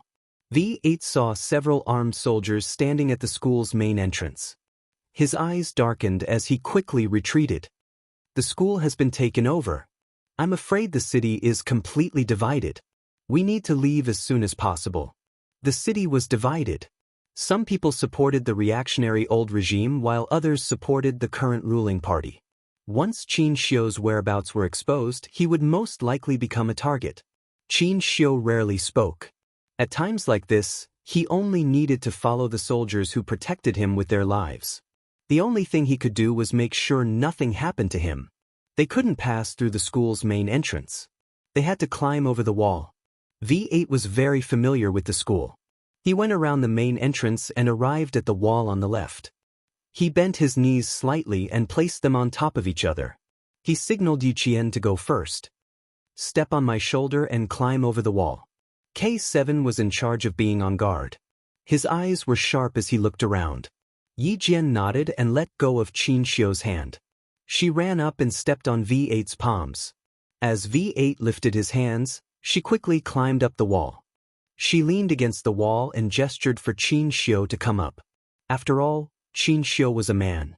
His body weight was much heavier than Yi Jian's, and he was not as skilled as Yi Jian and the other two. Although he had some martial arts skills, it was only limited to fighting. He could not leap onto roofs and vault over walls. Seeing that Yi Jian was as light as a swallow and only needed a run-up to nimbly flip over the wall, he took a deep breath. He could only step on the V8's knee and extend his hand to Yi Jian. With V8 and K7's help, Xianxia successfully climbed over the wall. News of the city's internal strife quickly spread back to China. The atmosphere at the border became even more tense. More troops were sent to the border and heavy weapons were mobilized. The military issued a military order overnight. They ordered more troops to be sent to the border just in case. Send 1 armored regiment and 2 infantry regiments to the northern border for a drill. Increase the number of troops at the border. Evacuate all citizens 30 kilometers away from the border. Chapter 2280. Report. The local ethnic militants have split. Our ambassador and 3 accompanying people have called. They have driven out of the civil strife city. Could keep in touch with the ambassador at all times. Hearing the news, the deputy commander of the Yun province military region relaxed a little. Now the neighboring country was in chaos, and several cities had become the focus of the war. It was always the civilians who suffered in the civil strife. The sound of gunfire scared them, and the sound of gunfire scared them even more. The unarmed civilians didn't dare to stay. They had to leave if they didn't want to leave their homes. There was still a faint smell of blood in the car, which couldn't be washed away even if they washed it several times. This was the smell of blood left by the car owner who was killed by a stray bullet. Xianxia sat upright with his thin lips tightly pursed. His initial elegance was gone, replaced by coldness and sharpness. Please speed up. We need to get to the negotiation point in advance. The civil strife in the neighboring country was deeper than imagined. The split of the ethnic militants in the city meant that the old government had instigated the ethnic militants. Once the war broke out, the border of our country would definitely be in chaos. Instigated without warning. It was not only the power of the old government and the anti-militants, but also the support from the outside. Xianxia had quickly adjusted the negotiation plan in his mind. He had to express his determination to defend the country's territory and protect the safety of our citizens with an absolute position and a strong attitude. Morgenthau talked about diplomacy in the book Politics Between Countries, Power Struggle and Peace. He pointed out that diplomacy was the art of persuasion, compromise, and using coercive force. He wouldn't compromise this time, only coercive force. Moreover, he was going to negotiate instead of talk. The difference between the two was like heaven and earth. negotiation, had a very obvious purpose. He had to fight for every benefit for his country. Talk was like a chat in a tea room. No matter the result or other gains, the whole process was to understand and find out what other people thought. The former was clear, while the latter was vague. Halfway through, the Ministry of Foreign Affairs called and once again clarified the purpose of the negotiation. This is a political negotiation, which involves the homeland security of our country and the safety of our citizens. We hope that the neighboring countries can sit down and negotiate with each other first to achieve mutual understanding and understanding. Our country doesn't participate in the politics of other countries, so we will always adhere to the idea of peace. The neighboring countries must fight with each other and ensure the peace of our borders. If you disturb the peace of our borders, our country will take necessary protective measures when necessary. When the Minister of Foreign Affairs said this, Xianxia turned on the speakerphone, the only phone that could be used to communicate with China, so that the three people in the car could hear it clearly. Xianxia was in charge of the whole negotiation, and the three of them swore to protect Xianxia with their lives. At 2 o'clock in the morning, the car with bullet holes on the door finally arrived at the negotiation location on time. Someone had already come to pick them up. Yiqian saw another familiar comrade. J5. He winked at Yiqian quietly, and then shook hands with Xianxia with a serious expression. Let's go in first. I'm afraid there might be some changes in the negotiation. A deputy commander came to us 10 minutes before you and only asked if you were here. He didn't tell us the details. There was a change in the negotiation?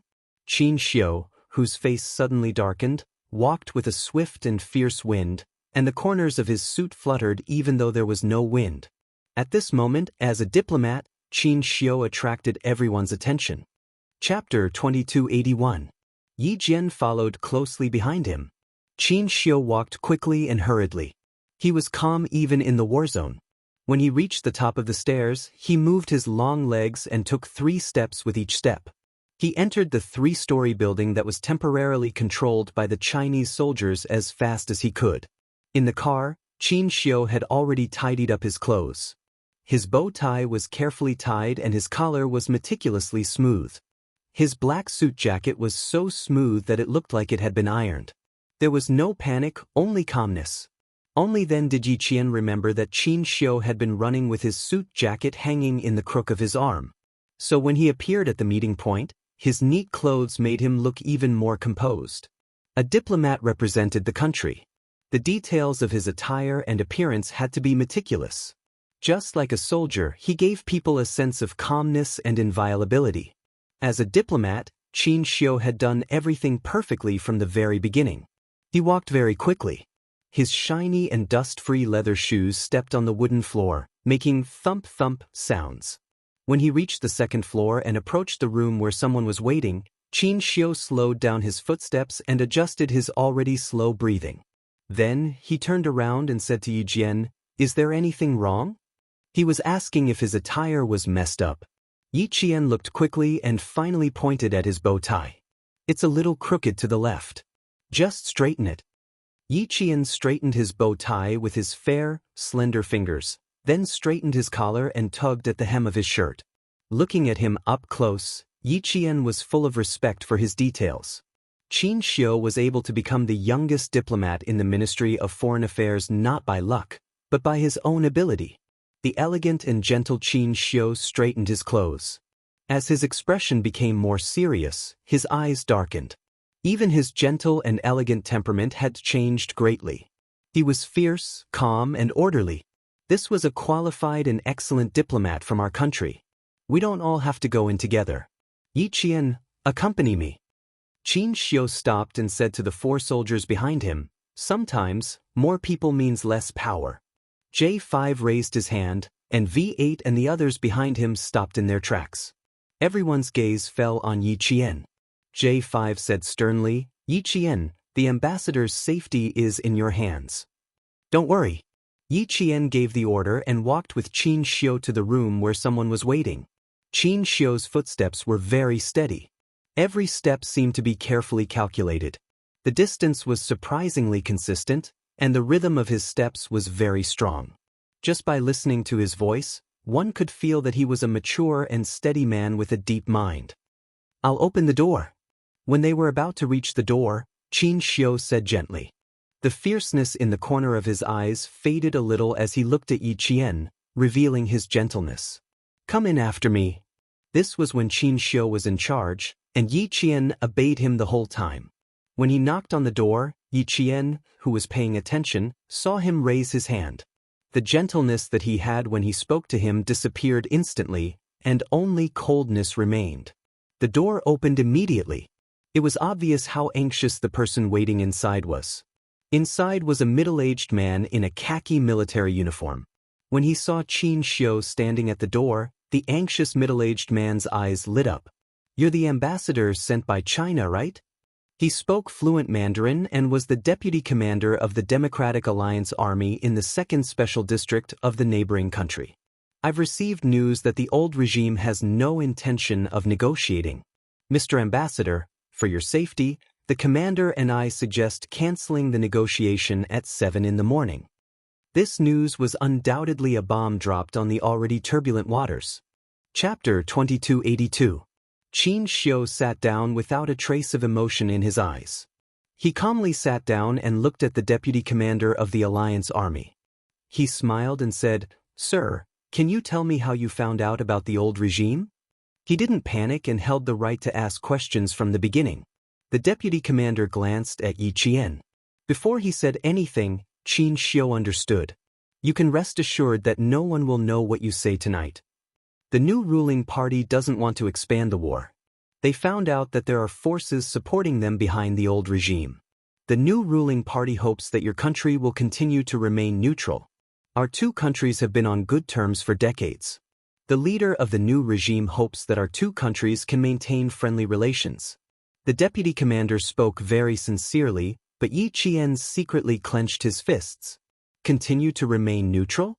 Does this mean that the neighboring country hopes that our country can tolerate it even if it endangers our country's territory? They hope that our two countries can maintain friendly relations. This is a threat. They are telling China that if China insists on interfering, the diplomatic relations between our two countries will be broken at any time." He spoke sincerely, but he couldn't hide his contempt for China. A weak country has no status, and a weak country has no dignity. The bandit logic of falling behind constantly reminds us that if we don't want to be beaten, have no status, and have no dignity, we have to constantly strive for self-improvement. As a soldier, Yi Qian lowered his eyes slightly to hide the anger in his eyes. Xianxia, he must turn his words into a slap and ruthlessly slap the other party's face.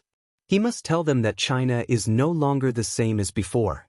The deputy commander's words seemed sincere, but he didn't realize it himself. Xianxia could naturally hear it and understand the other party's intentions. During a negotiation, the negotiator had to keep a cool head. They couldn't hand their emotions over to the other party just because of a few words. Instead, they had to keep a clear mind and immediately understand why the other party said those words, and what the other party meant by those words. As the youngest diplomat in the Ministry of Foreign Affairs, Xianxia's gaze was firm.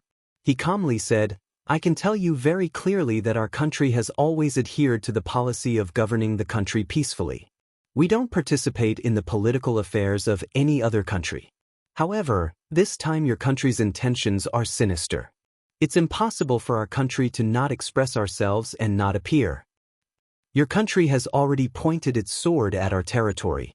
If we don't express ourselves and not appear, sir, do you think that's possible? I will wait until 7 o'clock. If the negotiators from the old regime and the new regime don't appear, I will immediately convey your country's attitude to the Ministry of Foreign Affairs, Ministry of National Defense, and the military. At the same time, all ports will be closed and completely. This is our country's attitude. According to the original schedule, 7. I hope, if the negotiators from your country, the negotiations will unconditionally. And our country will immediately take necessary measures to maintain the stability of our borders. The Deputy Commander of the 2nd Special Administrative Region Deputy of the 2nd Special Administrative Region of the 2nd Special Administrative Region Regions. It's at the same time, The deputy commander of the 2nd Special Administrative Region was helping him. And the deputy to the OVS, to the 2nd Special Districts, to the OV, to help, to the Qin. These have a S's. Twos to negotiate Zion, the domineering Qin Xiu's every word had a certain degree of intimidation, but he did not suppress it all the way. Instead, he first asked questions with the other party's attitude. While expressing their country's position, he did not forget to tell the deputy commander that their country's position was to protect their homeland from being invaded. Chapter 2283. Maintaining a good relationship with your negotiating partner was a key point in diplomatic negotiations. The deputy commander raised his hand to wipe the sweat off his forehead. In his heart, he was cursing the old regime. However, he also felt that it was not appropriate for him to come here. There was no way he could convince the Chinese ambassador to turn a blind eye to the flames of war in his country. Before he left, one of the leaders of the new regime had told him in a very disdainful tone, "China has always been weak. As long as our attitude is firm, they will endure unconditionally like before. You can tell him directly that our artillery might accidentally land in China's territory, but we didn't mean to offend them. Please remind the Chinese side to evacuate the Chinese residents at the border who might be affected by the artillery to a safe area." China has always been the weak side in diplomacy. Just take the attack on the residents last year as an accidental explosion to resolve such a major incident. As for China, no matter how angry they can only suppress the anger in their heart. China insists on governing the country peacefully. We don't want the two countries to go to war, and we don't want to go back to the era where we can't even fill our stomachs. In the face of artillery fire that accidentally entered our territory, China can only choose to endure now. The deputy commander thought of the leader's words and cursed him countless times in his heart. What do you mean China will be the same as before? Bullshit. Influenced, he also thought this way before he came. He thought that as long as they said a few words and told the Chinese ambassador that they would not attack the Chinese ambassador, the matter would be resolved. Who knew that the Chinese ambassador's attitude was firm, and the calmness he showed made him wonder if the other side had already made arrangements. Everyone wanted to govern the country peacefully. No one wanted war. Everyone was afraid that a war would cause the country's strength to decline, let alone internal strife. Once other countries suddenly interfered, then it would no longer be internal strife within the country, but internal and external troubles. The Chinese side's strength made the deputy commander know that the leaders of the new regime's plan had failed. It was impossible to move the fire of war outward and protect the city from destruction. This was a whimsical idea. Ambassador, we are indeed very sincere. We just hope that the Chinese side will continue to maintain the original attitude of watching. We really don't need any special expressions from the Chinese side. The deputy commander of the 2nd SAR, who also came with a heavy responsibility, couldn't help but lower his posture a little. Our 2nd SAR has always been pro-China. That's why I risked being assassinated by the old regime tonight to communicate with the Chinese side in advance. I hope that the Chinese side can consider our proposal. Consider our proposal? The corners of Qin Xiu's mouth lifted slightly, revealing a faint smile. The color of his black eyes deepened with the faint smile, almost turning dark and containing a bit of sharpness. Your country has chosen to go against the flow, but you still want our country to continue to abide by the peace treaty. Your Excellency, there is a saying in our country, only the state officials are allowed to set fires, but the common people are not allowed to light lamps, which can be used to describe your country's current actions. Our country has always adhered to the policy of peace. Our country is benevolent and righteous, and we do not like to destroy the friendship between the two countries. However, this does not mean that our country is giving in. Please do not take our attitude as giving in. The flames of war have already risen and spread to the borders of our country. Continuing to maintain the original attitude of watching is just your country's imagination.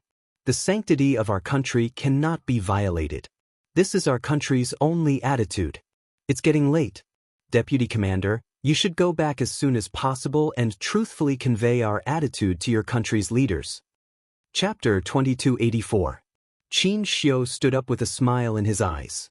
His posture was stern, but he still had the demeanor of a great country. He was sending the guests off.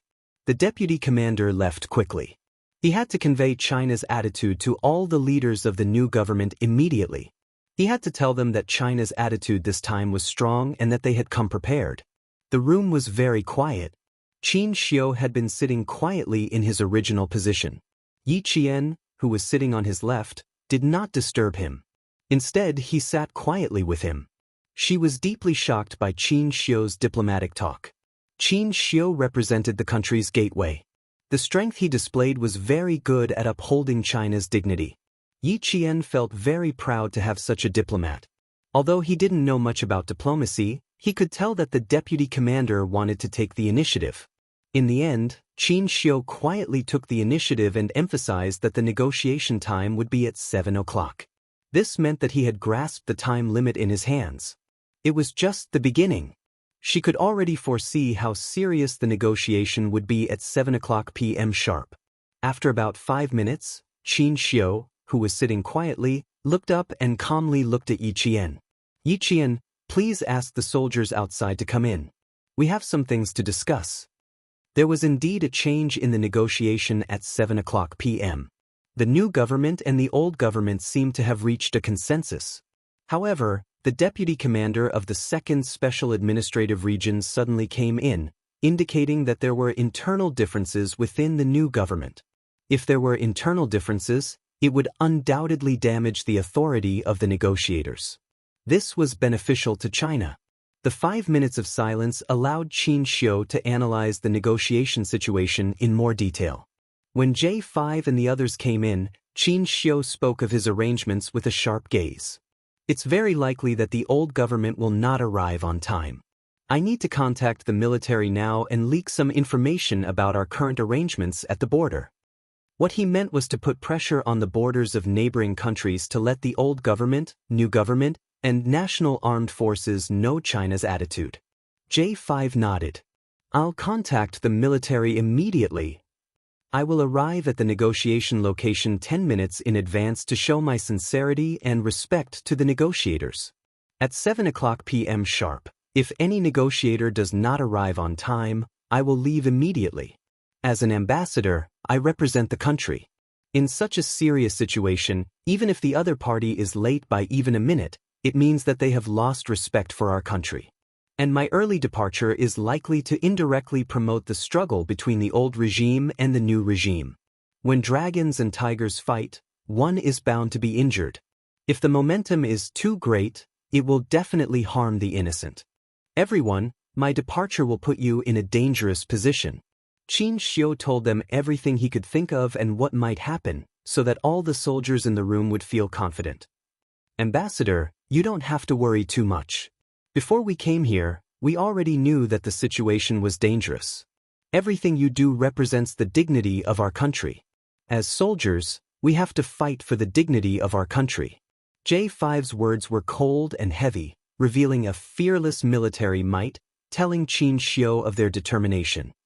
No matter what happens next, we must always remember the mission and responsibility that we shoulder. Xianxia smiled slowly. Look, these are the soldiers of our country. It was because of them that he had the strength to face the negotiators of the neighboring countries. With them, he could be fearless. What Xianxia did not know was that these soldiers he faced had another important mission. The military learned that the old government was supported by a certain country in America, and this country secretly sent someone to contact the old government in the neighboring countries. J5 was responsible for assassinating this person directly. Chapter 2285. J5 and K7 looked at each other and knew that they could begin their mission now. They could tell from Xianxia's words that the negotiation would not go smoothly at 7 o'clock in the morning. China did not interfere with the politics of other countries.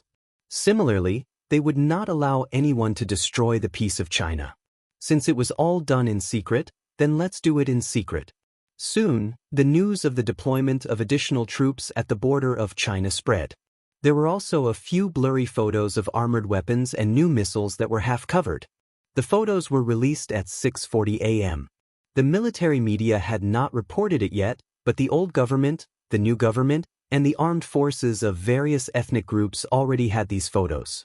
In the building occupied by the old government, a group of people sat around a large conference table with cold expressions and gloomy eyes. One of the leaders sitting at the head of the table had a dark expression on his face. He threw a few photos on the table and said angrily, "What do you think is our attitude? Do you see it? New missiles, armored weapons, they are all here. What else do you have to say? In Chinese terms, you are a group of frogs in a well. China is weak? Can only endure? Can only swallow this humiliation? Do you see it? These are the surface-to-air missiles that China used during last year's celebration. If a few missiles come, you will all be finished. China says it is a drill. Do you believe that this is a drill? Missiles, tanks, armored weapons, 3 regiments, thousands of people suddenly appeared in a drill.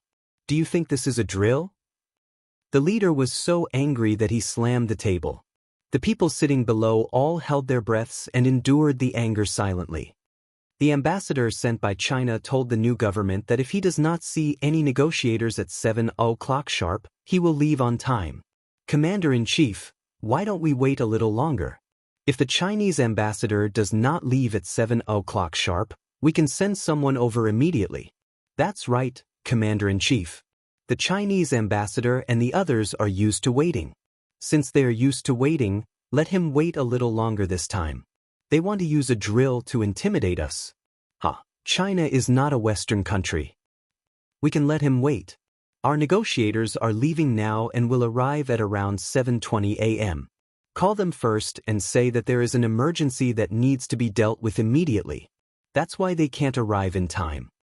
"Yes, we will call at 6:50 a.m. and ask the Chinese ambassador to wait for us for 20 minutes. "I think so. Something came up at the last minute, so we called in advance to explain the importance we attach to this negotiation and our respect for China." At 6:50 p.m., Qin Xiu arrived at the negotiation site.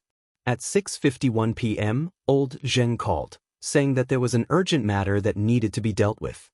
He hoped that the Chinese ambassador would understand. He asked the Chinese ambassador to wait for 20 minutes. They would arrive at 7:20 p.m. on time. The call from the old regime made the negotiators of the New Deal and the National Armed Forces heave a sigh of relief. It wasn't that the negotiators of the old regime didn't want to come, but something came up at the last minute and couldn't arrive on time. "I'm very sorry, Ambassador.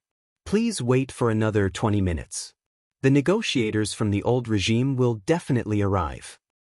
We are very grateful for the Chinese side's understanding and support. We hope that the Chinese side can forgive us for this hurried meeting. Sometimes, there are some things that can't be avoided. We can only do our best." The negotiators of the old government did not arrive on time. The negotiators of the two sides had already expressed their goodwill to Qin Xiu and China, hoping that China would continue to support the neighboring countries and jointly maintain the stability of the border between the two countries. Chapter 2286. Before the official time, Yi Qian, who had come in with him, knew that the informal negotiations had already begun.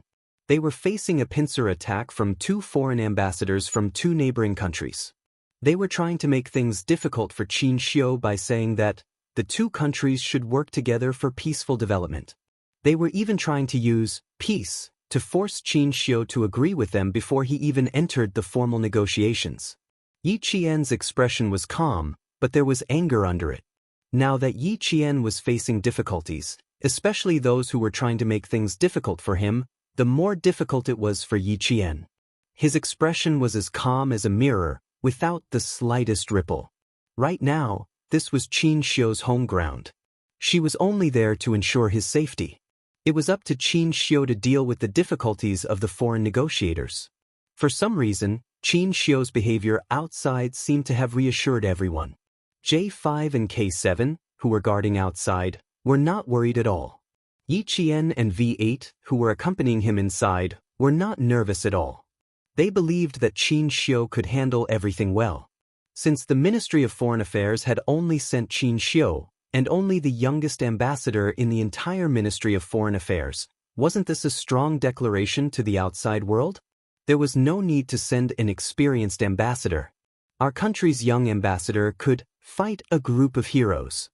Xianxia could indeed fight a group of heroes. Right now, he was no longer an individual but an ambassador representing his country. He was facing the 2 foreign ambassadors from neighboring countries who had yet to officially start using sincerity to hide their arrogance. His gentleness when he sat down was swept away. He stared at the 2 people across from him with a sharp gaze. His polite tone was firm.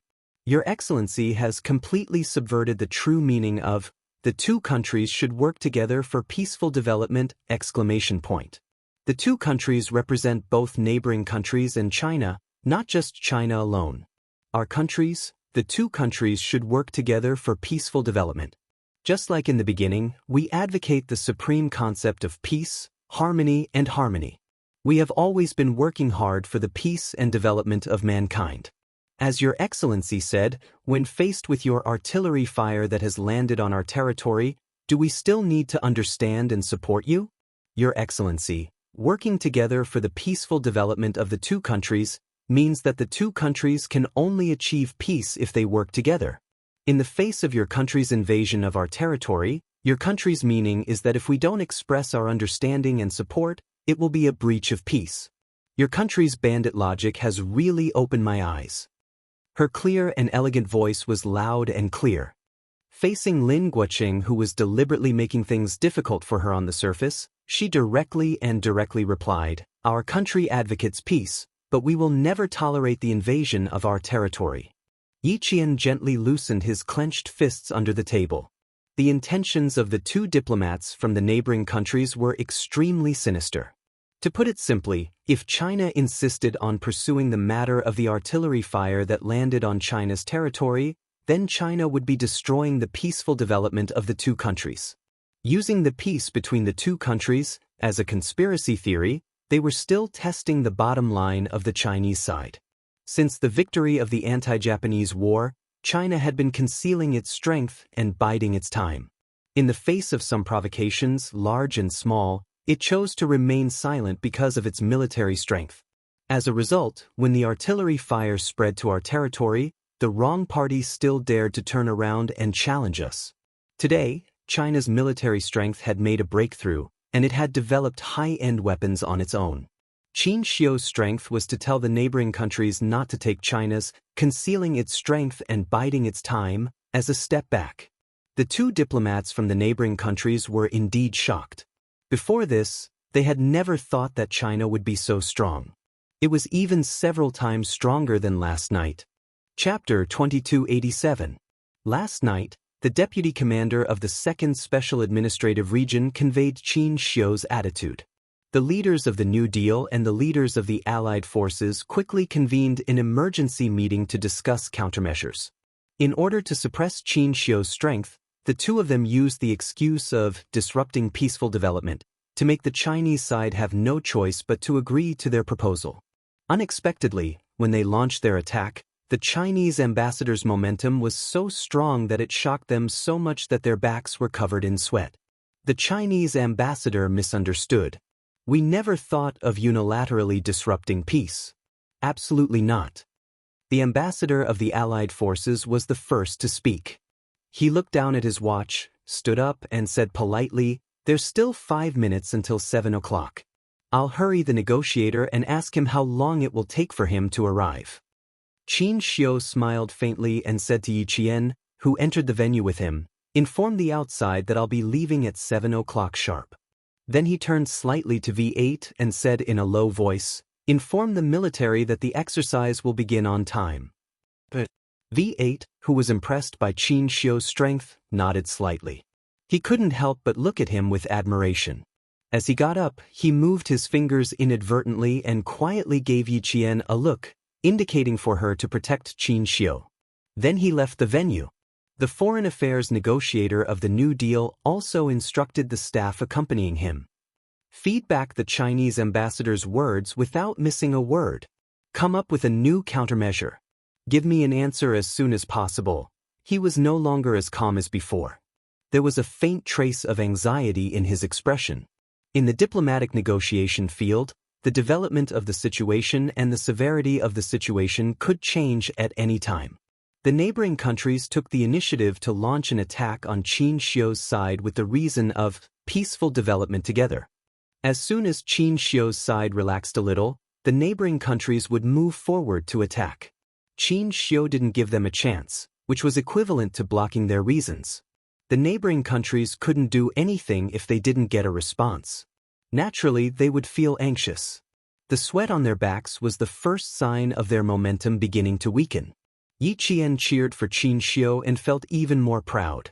There were outstanding diplomats like Xianxia, who fought for the interests of the country, and excellent soldiers like Captain Xia, who protected the country when it was invaded. The rise of a big country was no longer a pale fantasy, but a real reality step by step. Other than the ambassadors of the V8 and the Alliance, there were 6 other people in the meeting room. There were 2 on our side and 4 on the other side. Each ambassador was accompanied by a staff member and a soldier. The soldier was responsible for the ambassador's safety. Yi Qian's attention was on the 2 soldiers protecting the ambassadors. The ambassador of the neighboring country didn't speak casually anymore.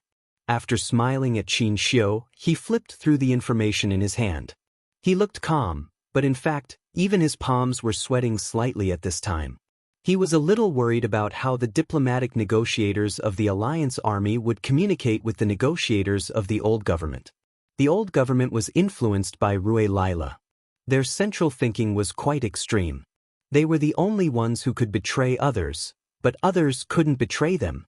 He didn't know if there would be any changes in the future, but the situation at hand wasn't good. The unprecedented strength of the Chinese side came at the wrong time.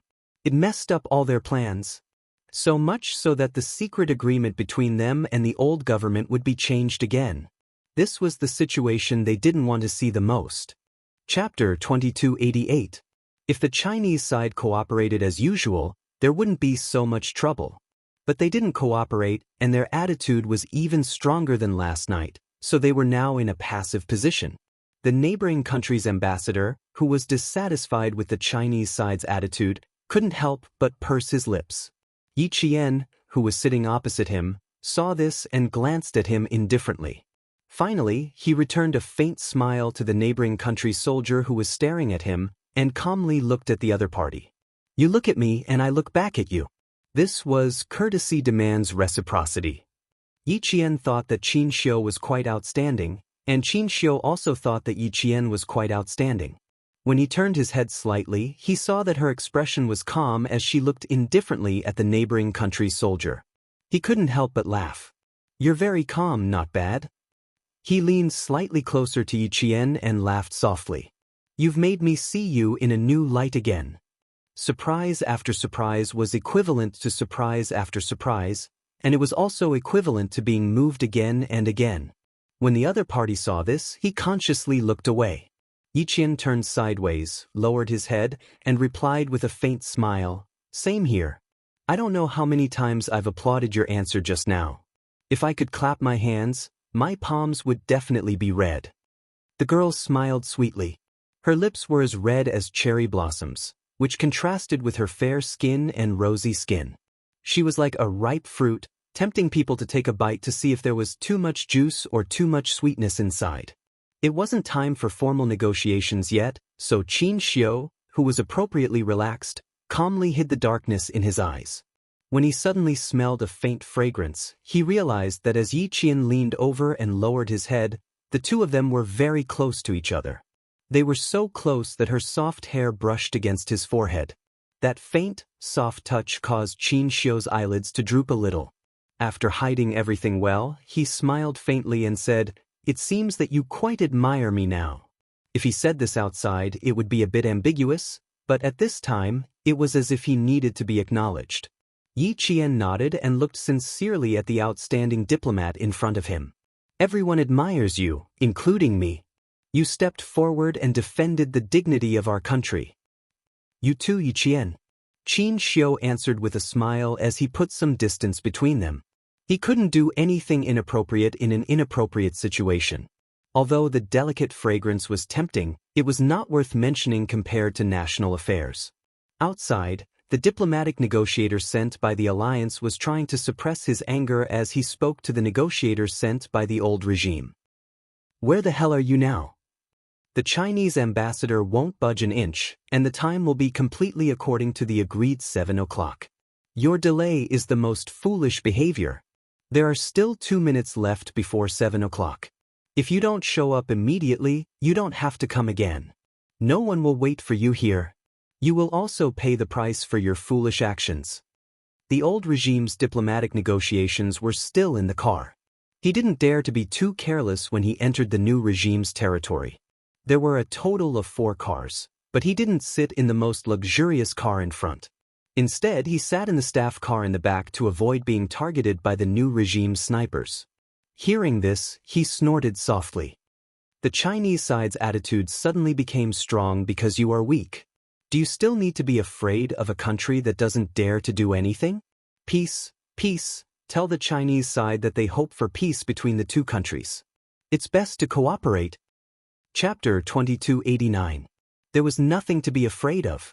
Commander Rualila had the support of Western hegemonic countries behind him. There was no need to be afraid of a country that didn't even have much international standing. Moreover, it was the new government that was in charge of foreign affairs. If anything happened, the new government would be responsible for it. It had nothing to do with Commander Rualila. Was the Chinese really not going to cooperate? With Commander Rualila's methods, the Chinese ambassador wouldn't be able to leave easily. The old regime's diplomatic negotiator's indifference made the alliance's diplomatic negotiator very angry. There's 1 minute left until 7. If you don't show up, this negotiation will be terminated. If Commander Rualila doesn't terminate the negotiation, no one will. Tell the Chinese ambassador that I'll be there at 7:20. Since you want to cooperate with the old regime, now is the time to show your sincerity. The old regime's diplomatic negotiator was firm in his words. After he finished speaking, he unilaterally ended the communication. The alliance's diplomatic negotiator was offended. His face turned green and white. There was obvious anger in his eyes. Seeing that there was less than a minute left, he could only jog back to the meeting. There were 40 seconds left until 7. J5 looked down at the change in the time and maintained contact with China. No one from Commander Rualila's side has appeared. Our military exercise. The countdown began. 10, 9, 8, 7, 6, 5, 4, 3, 2. J5's deep voice suddenly sounded like a sharp sword being unsheathed. With a murderous aura, he said, "Begin the exercise."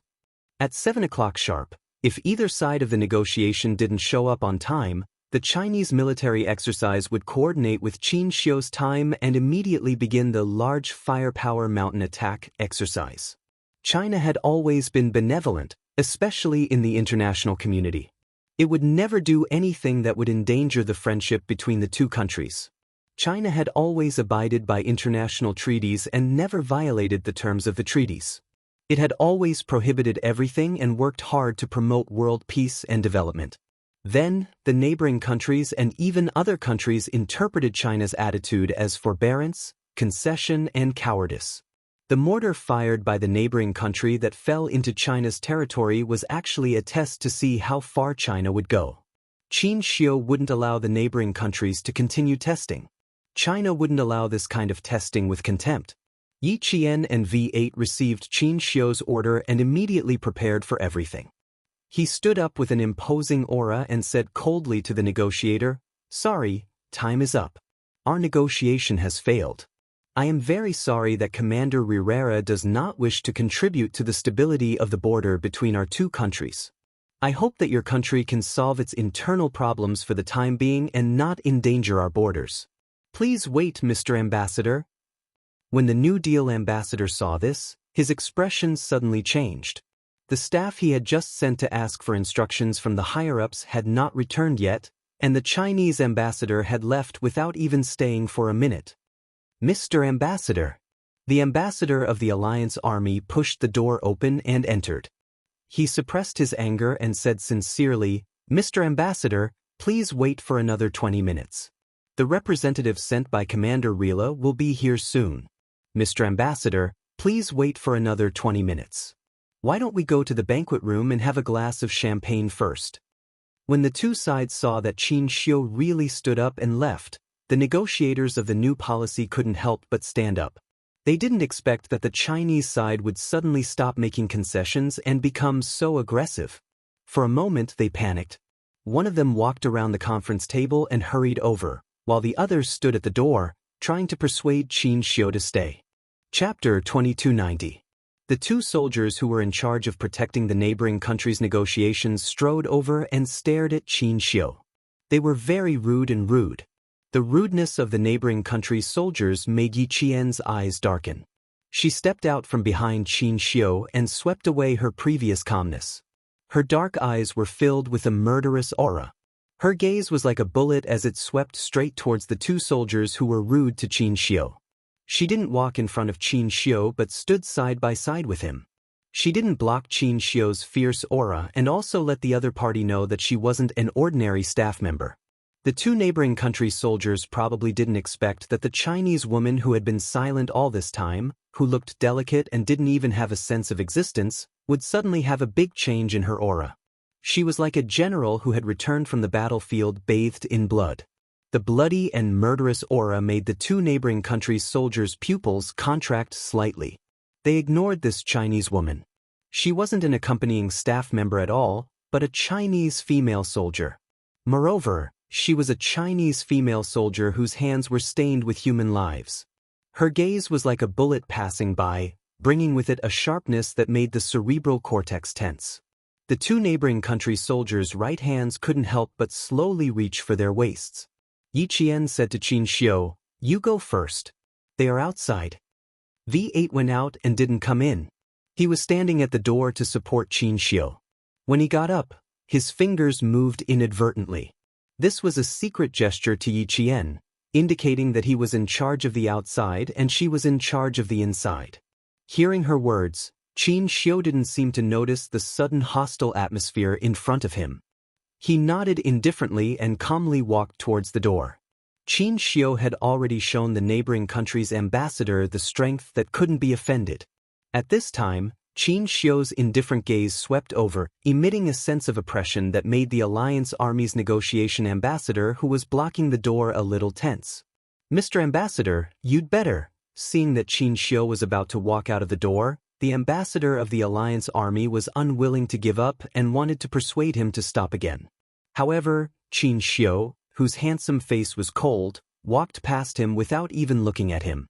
When the New Deal ambassador saw that there was no way to stop Xianxia from leaving, he couldn't help but chase after him anxiously. Yi Qian stopped him and said politely, "Your Excellency, please wait. This is not a problem with our country. It's just that some people are not cooperating. Our ambassador's intentions are very clear. He hopes that your country can resolve its internal problems for the time being and not endanger our borders." With Yi Qian blocking the way, the V8 escorted Xianxia out. Yi Qian's appearance made the two soldiers from the neighboring country tense up instantly. Their right hands were already touching their waists, as if they were going to pull out their guns and force them to stay in the next second. For a second, the ambassador from the neighboring country's new government did have such an idea in his mind, but he suppressed it, because it was not a small matter to pull out their guns and force an ambassador to stay. China's attitude was already very strong. If they still forced the Chinese ambassador to stay, a few surface-to-air missiles would land on them. In the end, the New Deal would be at a disadvantage. The New Deal only wanted to democratize the North. They absolutely could not have a conflict with China. Yi Qian quickly caught up with Xianxia with a cold expression and said in a low voice, "They wanted to pull out their guns just now. We have to leave here as soon as possible. You escort the ambassador out first. I'll cover the rear." The V8 immediately arranged and stayed a few steps behind in case something unexpected happened. He could stall for time for Yi Qian and Xianxia to leave. Chapter 2291. Xianxia walked out of the conference hall with a warm expression. He still had a smile on his face. The New Deal and the Alliance Army don't have the guts to do that, but... His smile instantly turned sharp, and even his voice was much tighter. But the old regime's Ruilaless side might not. The Alliance Army ambassador at the door chased after Xianxia to the door and watched him leave without looking back. He was very anxious. He really left. The ambassador sent by the Chinese side really left. They were used to the Chinese side giving in. They suddenly became so strong. This kind of unprecedented thing happened to them. Things are getting tricky. He returned to the conference hall and spoke to the New Deal ambassador in a deep voice. The Chinese side's attitude will become a stumbling block to our country's democratization. If there is no way to take back the northern land, we will first eliminate Ruilala's group. I will go back and report to the commander-in-chief now. You should report our situation to them. We need to express our position as soon as possible and come up with the next step of the plan to completely eliminate the old regime's Ruilala armed forces. Report the current situation as soon as possible. Otherwise, we will be passive. Hearing this, the New Deal ambassador's eyes flashed with a haze. He said in a deep voice, "Now the old regime is giving us a big problem. I don't know if Ruilala will be able to appease the Chinese side's anger by coming out personally." "You mean?" The Alliance Army ambassador seemed to have guessed something. He frowned and showed a disapproving expression. "No, this is undoubtedly." Someone hurried in and interrupted the Alliance Army ambassador. It was the staff sent out by the New Deal ambassador who had returned. He looked at the conference hall where the Chinese ambassador was no longer present. He walked over to the New Deal ambassador and said a few words softly. The Alliance Army ambassador saw the New Deal ambassador's frown disappear. The haze on his face also gradually faded. In the end, he even smiled. Could it be that the New Deal leaders have a solution to the current predicament? The Alliance Army ambassador's eyes narrowed. Seeing that the other party was afraid that he would hear, his eyes flashed with a dark light. He simply sat aside and watched coldly. "Okay, tell the higher-ups. I know what to do." The New Deal ambassador nodded. The smile on his face deepened. After the staff left, the New Deal ambassador sat back in his chair with a smile. He smiled at the Alliance Army ambassador who had a cold gaze. The higher-ups already have a countermeasure. Did he have a countermeasure? The ambassador sat up straight and asked, "What's the plan?" "It's similar to the countermeasure I thought of before." The moment the New Deal negotiator opened his mouth, the Allied Army negotiator on the other side frowned even more. However, the new policy negotiator was very excited. He lowered his voice and said, "If we want to eliminate the old regime and temporarily stabilize the Northlands, this is the best way." The old regime broke the agreement first and offended the Chinese ambassador.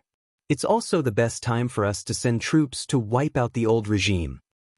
But this is not a very good countermeasure, a countermeasure that will put our country at the heart of the struggle. Did General Wu Wenu of the New Deal military group say anything? I would like to hear what the general has suggested. The ambassador of the Allied forces knew that their commander was close to the Chinese side, and he was opposed to the new policy of playing dirty behind the scenes. However, if General Wu Wenu of the New Deal military group agreed, then the alliance would have nothing to say. At most, they would not participate. Chapter 2292. Before he came, Commander-in-Chief Dan Su had told him that if the negotiations failed, the alliance would not participate. The Northern Territory could be dealt with later. The ambassador laughed and nodded. That's right. General Wu Wenu agreed. He was the one who first proposed the countermeasures here. The Allied Army's diplomatic ambassador's heart sank. Even the military group dared to do this. Did they eat a bear's heart or a leopard's gall? Even if they wanted to achieve national democratization, they shouldn't use such a radical strategy to offend China. Outside, a soldier from the neighboring military group strode into the venue with a cold expression. He met Xianxia and Yi Qian face to face and walked straight toward the venue. Then the soldier met V8 who was a few steps behind. Both of them were wearing military uniforms. They nodded to each other as a sign of politeness and left after a brief exchange of glances. The ambassador who was about to leave opened the door of the conference room and met the person from the military group. Seeing the other party's serious expression, his heart sank and he immediately turned back to the conference room. This expression was not a good one. One look at it and one would feel that something was wrong. The Chinese side is 50 kilometers away from our border and is conducting a strong firepower exercise. According to the report, This exercise is an army exercise and there are no air exercises for the time being. However, there are air-launched missiles at our border, so we can't rule out air exercises. The soldier with a cold expression described the current situation at the border to the two negotiators. At the same time, he conveyed the opinions of the two top leaders. Immediately leave the war zone. What? The ambassador who was smiling just now was shocked. He looked at the equally shocked ambassador and asked anxiously, "Did you send someone to keep an eye on them? Is there any other news? Are there any signs of them advancing toward our border?"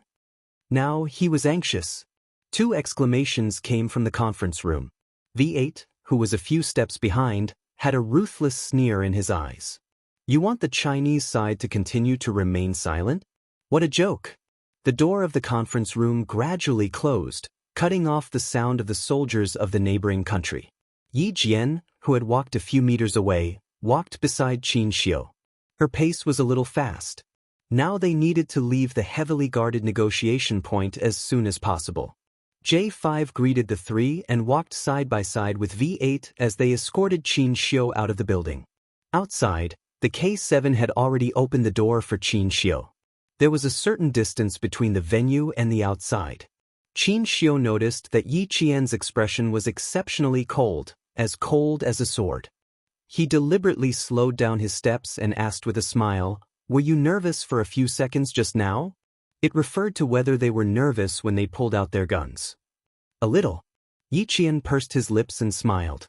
Then he asked with some doubt, "Why do I feel like you were referring to something when you said that you wanted Lin Guo to solve the problem internally?"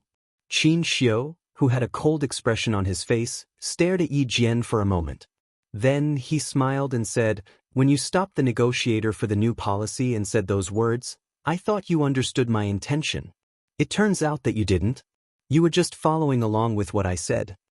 I hope that your country can solve its internal problems for the time being and not endanger our border." Yi Qian was indeed following Xianxia's words, but his intentions were unclear. He needed to explain. Chapter 2293. Xianxia walked down the stairs calmly and left calmly. He was so calm that even V8, who was following closely behind him, did not notice the cold hostility flashing in his eyes. The new policy of the neighboring countries has ulterior motives. They want to spread the flames of war to speed up the destruction of the armed forces of the northern region. They dare to do so because they believe that our country will concede to the benevolence of the international community. His gentle voice was like the sound of a zither that could break through a battle formation. It was low and elegant, but also contained the restrained, murderous aura of a scholar.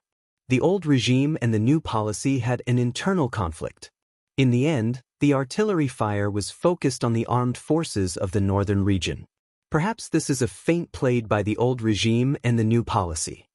As a military academy student, Yi Qian knew of the existence of the armed forces of the neighboring countries. They were an important national armed force that was involved in the division of the neighboring countries and was not westernized. They were of great value to China.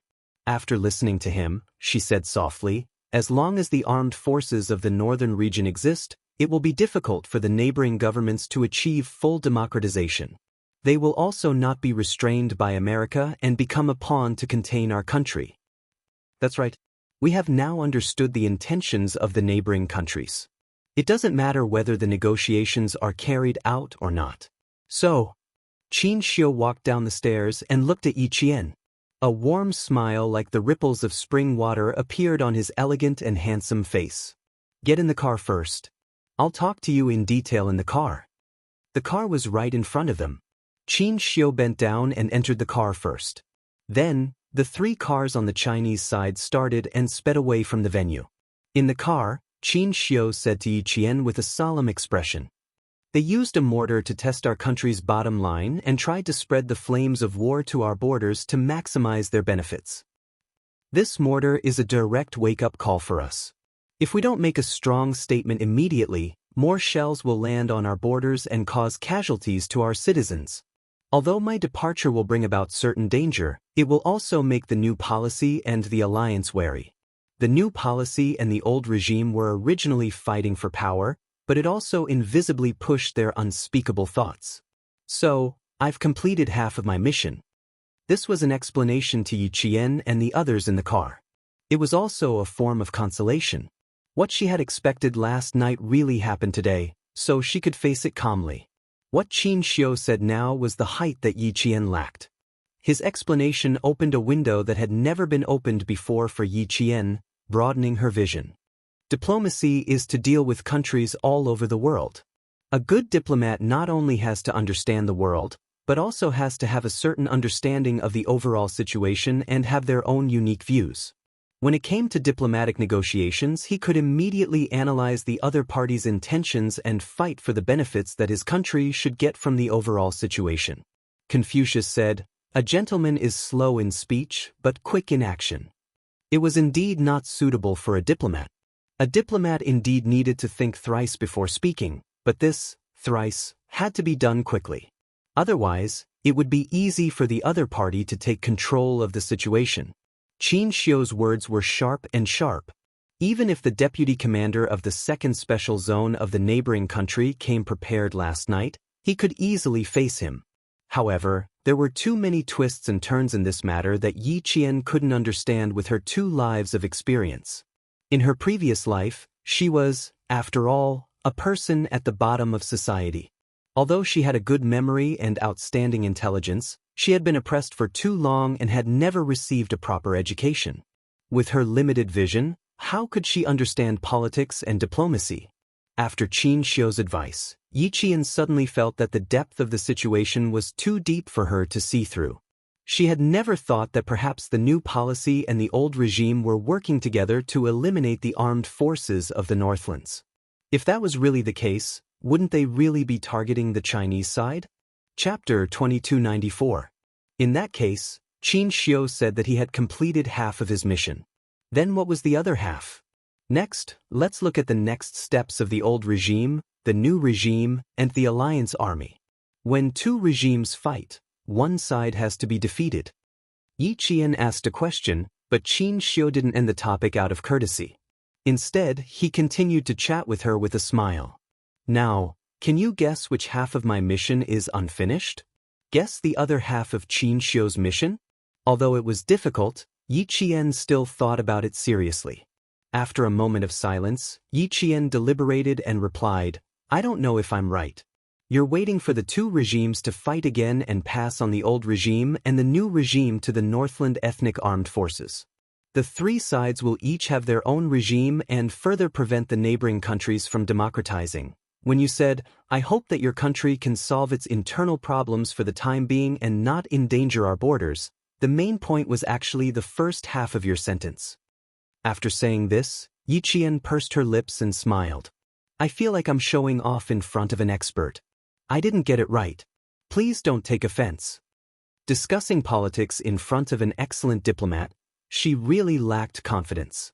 She felt like she was showing off in front of an expert, but Qin Xiu was deeply shocked. He had only asked her to join the conversation out of politeness. Who knew? The girl he had fallen in love with would really answer. It really shocked him. This was the girl Qin Xiu had fallen in love with. She was outstanding enough, confident enough, and capable enough to look down on those delicate girls who only knew how to flirt. "Yi Qian, you're very smart. So smart that I'm shocked."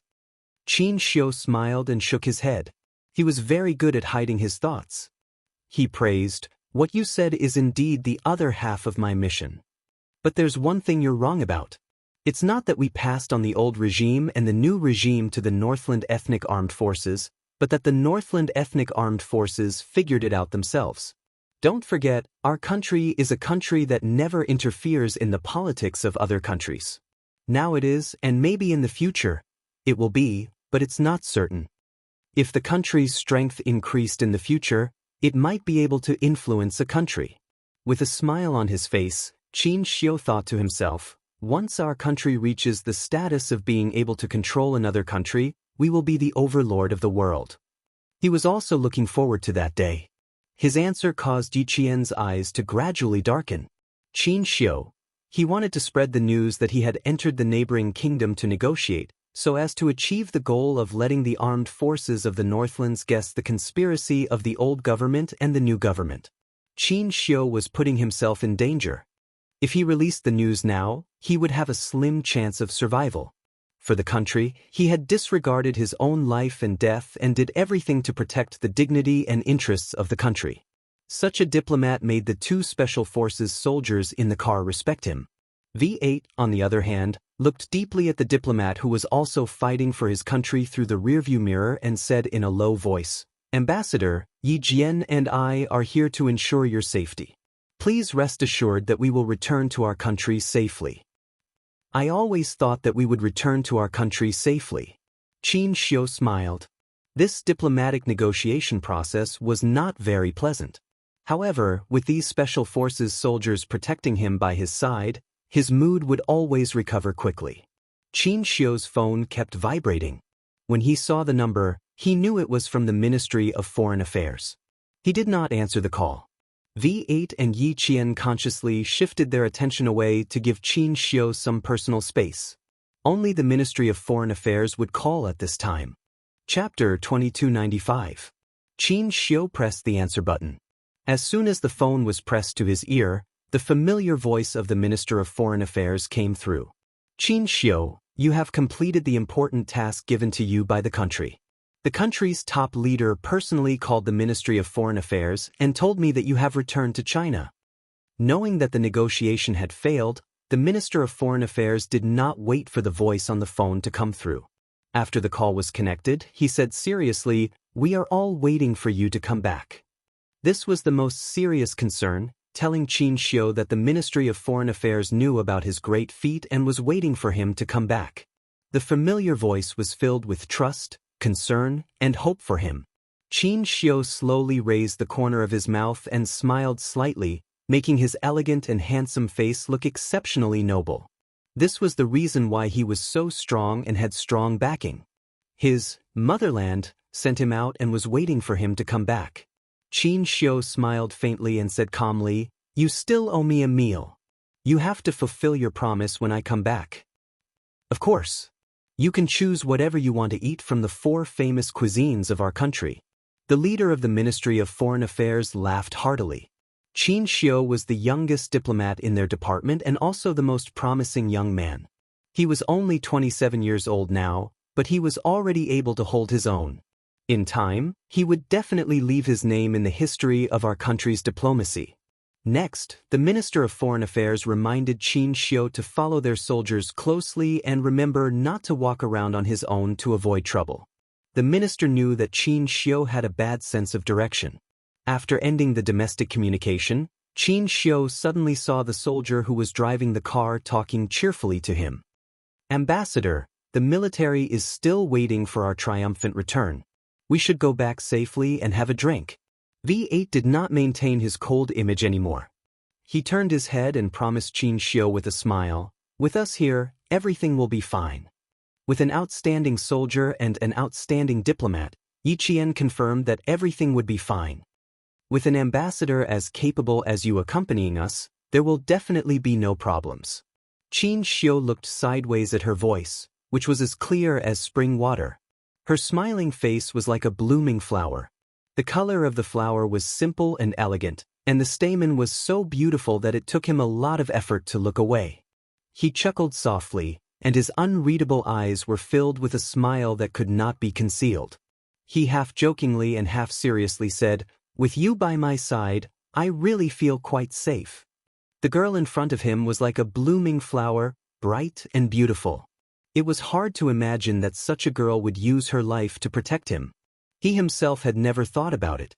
The laughter seemed to have blown away the tense atmosphere in the car. K7, who was driving, was still expressionless. He didn't say a word, but the light in his eyes was enough to show that he was smiling. However, his smile was so subtle that no one noticed it. Xianxia had spent a lot of energy on this negotiation. His mind still hadn't calmed down, so he didn't say anything more. He clenched his fist with one hand, curled his index finger slightly, and pressed his forehead bit by bit. When he did this, it meant that he was deep in thought, and it was inconvenient to interrupt him. Yi Qian had learned about Qin Xiu's little tricks from the confidential staff of the Ministry of Foreign Affairs. Seeing this, she understood and reminded K7NV8 softly, "Take a break for now." The two Special Forces soldiers sitting in the front nodded. Yi Qian began to think about every word Qin Xiu had just said. As a soldier, not only did she know how to fight, but she also had to know a certain level of politics. If she was only a soldier who knew how to kill in the future, she would be a reckless person. Chapter 2296. Yi Qian had a strong sense of self-reflection and knew how to act. It was very quiet in the car, but her brain was still deep in thought. She had never been in contact with politics before Qin Xiu's advice, so she wouldn't have thought so far ahead. When it came to understanding politics between countries, she was very aware that she had a serious deficiency. She had an outstanding diplomat by her side who gave her serious advice. Even if it was just a short exchange, she still benefited a lot. No one was born to be a politician. With Qin Xiu's advice, Yi Qian, who had always been smart, thought deeply about it. Soon, she gradually got to the edge and had a deeper understanding. Qin Xiu's forceful restriction on the time was equivalent to emphasizing that the agreed time couldn't be changed. If the other party didn't arrive on time, it would be considered a breach of their promise. Furthermore, Qin Xiu arrived early. This was a courtesy to the other party, telling them that they were sincere about the negotiations. By the time the other party broke their promise, Qin Xiu had enough reason to leave. This not only expressed China's sincerity, but also showed the neighboring countries China's strength. After leaving, China's borders were immediately engaged in military exercises. This made the neighboring countries realize that China's aggressive defensive attitude wasn't something they could easily test. This had a certain deterrent effect and protected the country's dignity. Now, Qin Xiu intended to let the Northlands know that she had arrived at the neighboring countries for negotiations. This way, even if the negotiations didn't take place, it wouldn't have any impact on China. Yi Qian, who finally understood, glanced at Qin Xiu out of the corner of her eye. She gave the other party a big thumbs up in her heart. Really amazing. Captain Xia and her brother were the best people she had ever seen. Now, Qin Xiu was added to the list. Yi Qian admired people who were willing to sacrifice for their country. At this time, Qin Xiu had established a very high image in her heart. This showed her the power of an outstanding diplomat. Yi Qian, who finally understood, quietly looked at Qin Xiu, who was still in his original position. She praised in her heart. Really amazing. The Chinese car drove for less than a kilometer. After hearing the latest report from the military group, the ambassador immediately contacted the new policy leader. Before he could speak, the new policy leader said angrily, "Invite the Chinese ambassador to my office immediately. I will talk to him personally." Under normal circumstances, the country's leaders would not easily meet an ambassador unless they had made an appointment beforehand. The New Deal ambassador was in a difficult position. "Please? Where should I go to invite him?" They had already left. By the time he finished speaking, the Chinese ambassador had already left. The leader of the new policy was so angry that he slapped the table. "Send someone to invite him back immediately.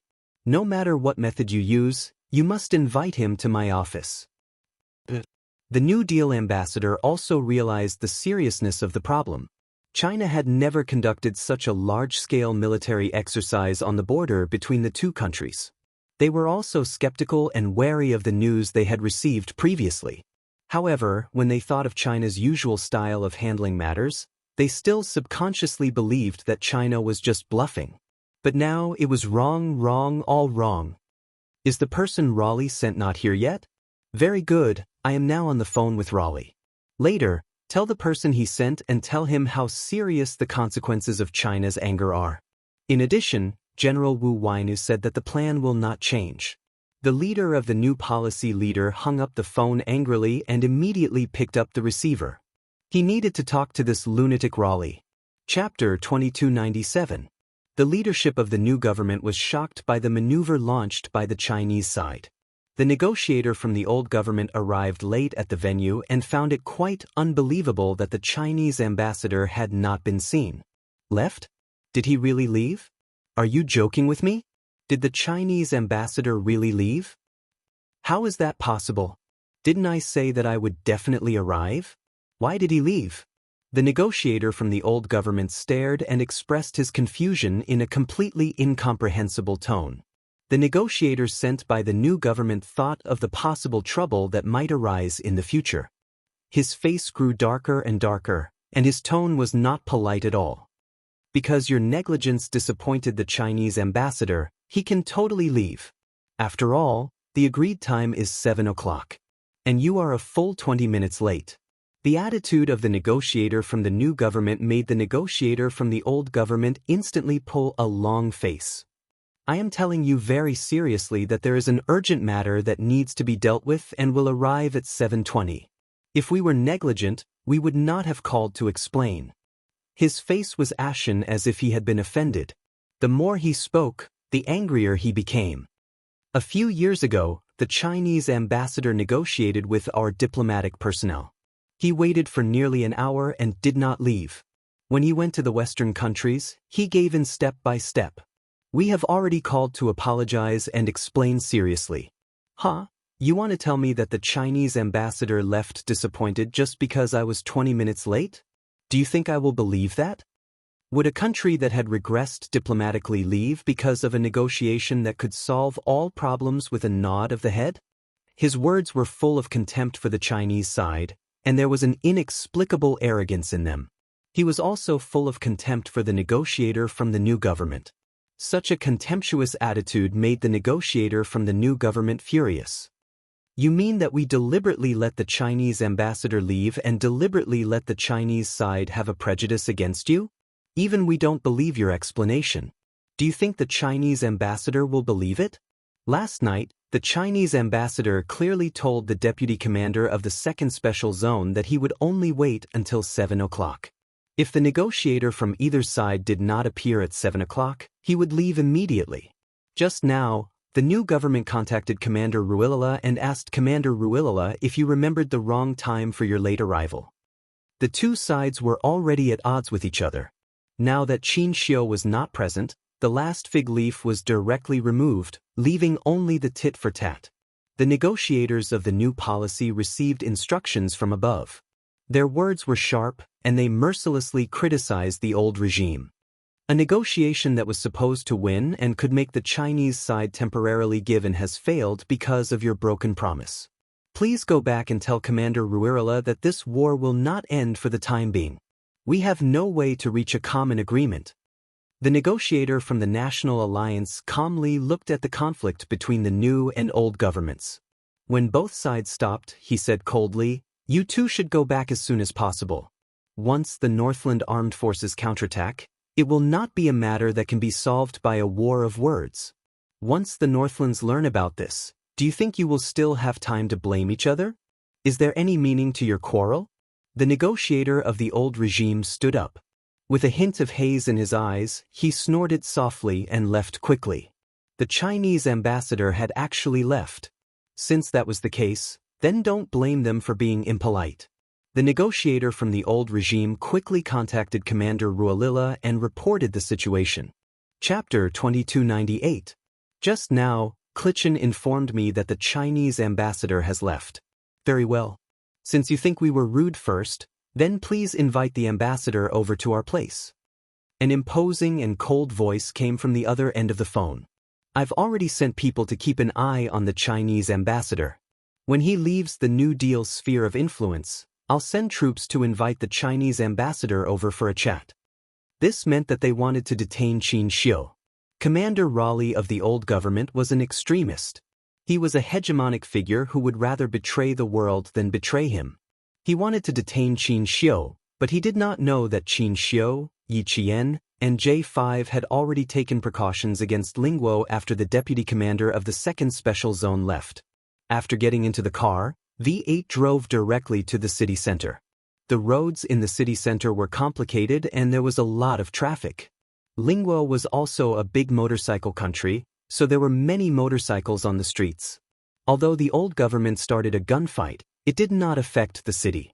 It was still very crowded and lively. When the car drove onto a flat road, They realized that there were cars following closely behind them. Pay attention to the back. There are 4 cars following closely. Third intersection down. Split up. Roger. V8 saw a black car following closely behind them from the rearview mirror. He said to Yiqian, "Pay attention to the left and right." Xianxia, who was sitting on the side of the seat, leaned slightly to look at the situation behind the car through the rearview mirror. His eyes darkened. "Can you see how many groups of people are following us?" "Only one for now," V8 answered. He frowned slightly and asked J5, "Is there a group of people following you?" "The ambassador suspects that there may be several groups of people following us." Qin Xiu said in a low voice, "Tell them that Raleigh of the old government is a person who likes to kill and has a crazy personality.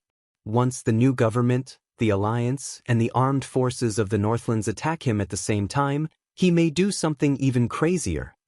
Now, it was up to the armed forces of the Northlands to figure out the conspiracy between the old and new governments. Once the armed forces of the Northlands retaliated, the new government would definitely take advantage of the situation and turn around to take advantage of the opportunity to wipe out the old government led by Ruilala. In this way, Ruilala might as well go all out and wipe out the Chinese ambassador at the same time. Even before he died, he would make it difficult for the neighboring countries to explain to the Chinese and the international community. Qin Xiu had already planned for the worst-case scenario. He had told the Ministry of Foreign Affairs everything last night after Yi Qian left. If things really came to this, he hoped that he would sacrifice himself and not implicate Yi Qian and the Special Forces soldiers who served the country. The minister was silent for a long time. Finally, he said in a heavy tone, "We are all waiting for you to come back." How dangerous was it? There might be endless danger here. Ruilala's troops were all fierce soldiers, and there were also some residents in the mountains who supported him. Therefore, even if he was forced to step down by the New Deal military group, the troops in his hands did not decrease by much. For example, in the previous rebellion, he only sent out a regiment of troops. The loss of a regiment of troops did not affect Ruilala at all. It was like a small demon causing trouble. It did not affect him at all. The only impact was the military support of the national power.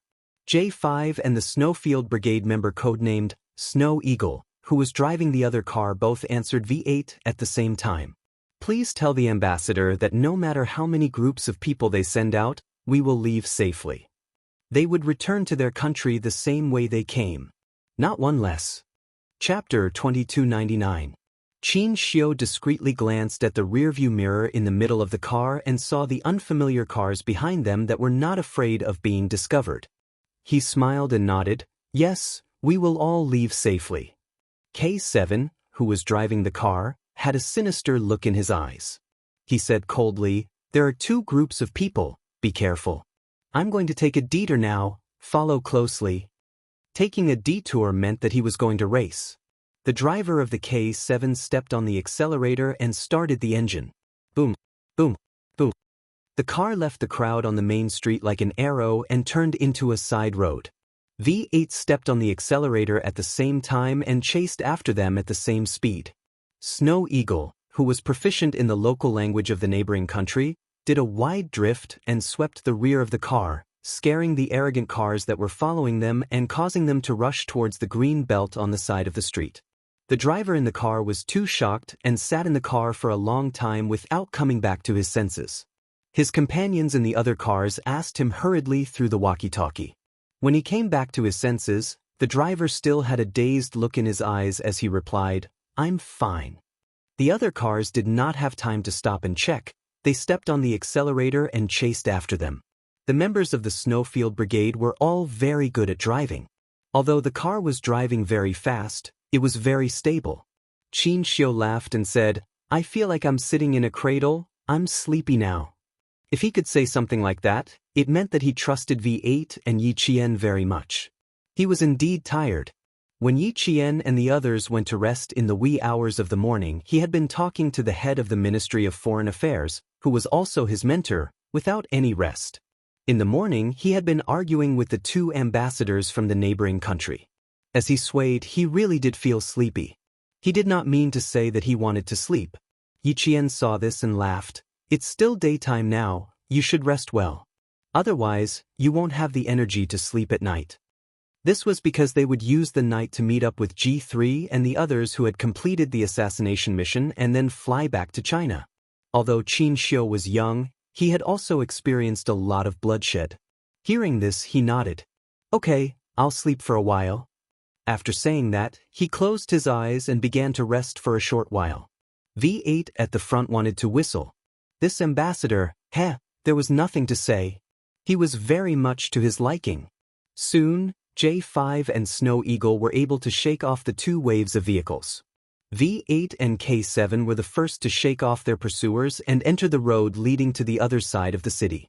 Unlike China, which had sky eyes installed in every corner of the city, V8 and K7, who were familiar with the city, avoided the surveillance cameras on the main road and maintained contact with the vehicles behind them, telling their comrades where to go. They needed to reach a safe place on the other side of the city. The sirens of police cars could be heard from the main road, reminding Yi Qian and the others that the government of Lingguo had already notified the police to look for them. It was also indirectly telling everyone that the group of people who had just chased after them were from the new government. Only the new government could adjust the police and lock down the entire city. The lockdown of the entire city didn't affect Yi Qian and the others much.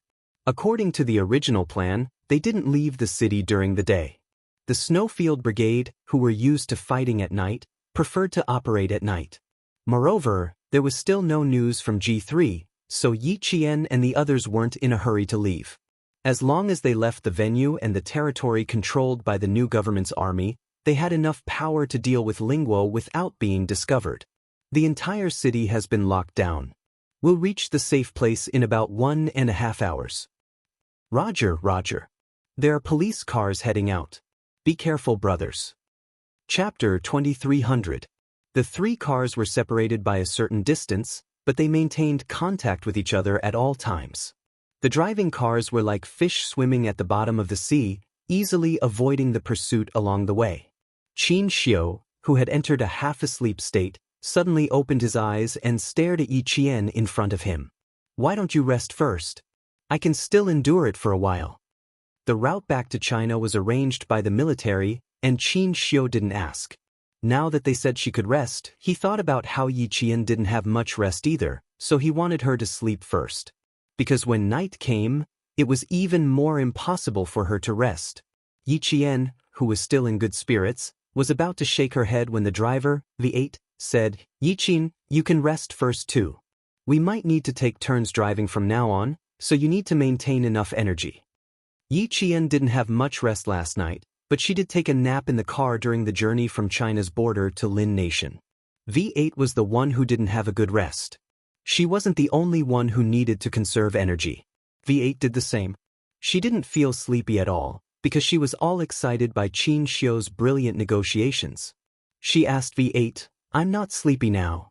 Why don't you rest and I'll drive? Qin Xiu smiled and reminded her, you need to be good at driving. Can you handle it? He had never seen Yi Qian drive before, so he had some doubts about it. The road conditions in Lin Nation are not as good as in China. I'm sure everyone knows about my return trip. Although it's misleading, the armed forces of Lin Nation shouldn't be underestimated. Since they have their eyes on me, they won't give up and will track me to the end. Yi Qian, our journey back to China won't be smooth sailing. Also, are you familiar with the road conditions? He was worried that Yi Qian wouldn't be able to handle the driver's duties if something happened because she wasn't familiar with the road conditions. He couldn't be blamed for being worried. The situation was grim, and it was better to be cautious. Not being familiar with the road conditions was indeed a problem. Yi Qian laughed. She was so focused on letting V8 rest that she forgot that she wasn't familiar with the road conditions. Now that they were not on the main road, even if she wanted to take care of the V8, there was nothing she could do. V8 really wanted to see Yi Qian's driving skills. He had worked with her many times, but he had never seen it before. According to Q King, he was also a master and his standard was quite high. It was obvious that he had trained hard.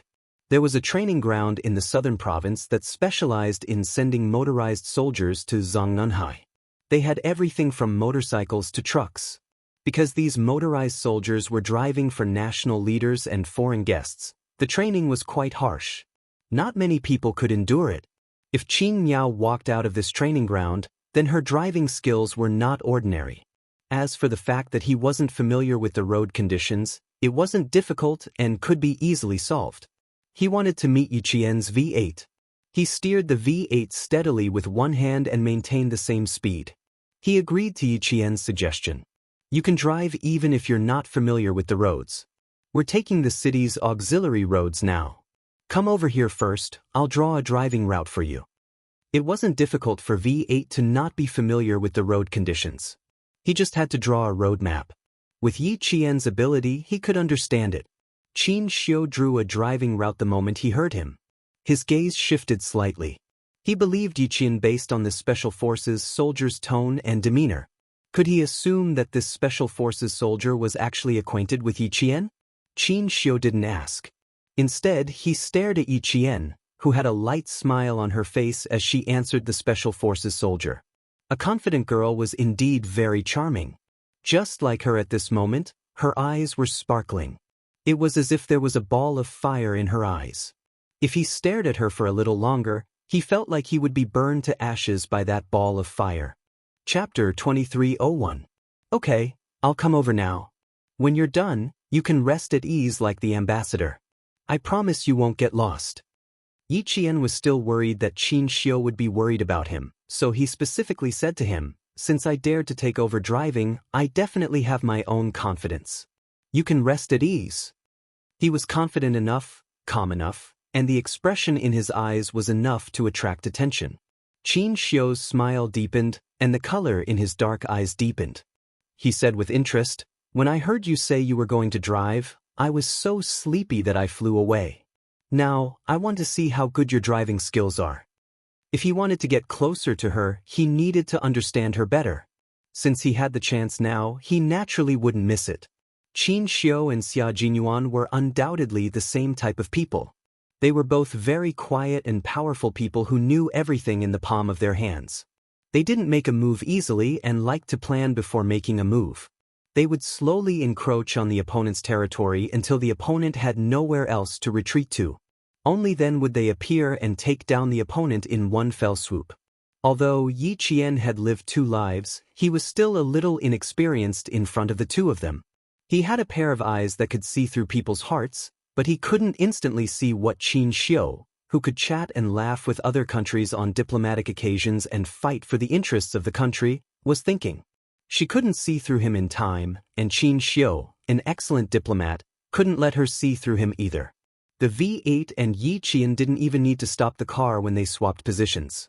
The car was still moving, so the two of them quickly and smoothly completed the swap. It wasn't rare for a SWAT member to swap positions to protect himself, but Yi Qian was only a military school student. For him to be in such a position and be able to work so well with the SWAT member, this surprised Qin Xiu. There wasn't the slightest bit of unfamiliarity. One look, one movement, and he knew what the other was thinking. Qin Xiu was even more certain that the SWAT member and Yi Qian actually knew each other, but for some reason, they couldn't publicly know each other. Yi Qian was just a military school student, but he actually knew a Special Forces soldier.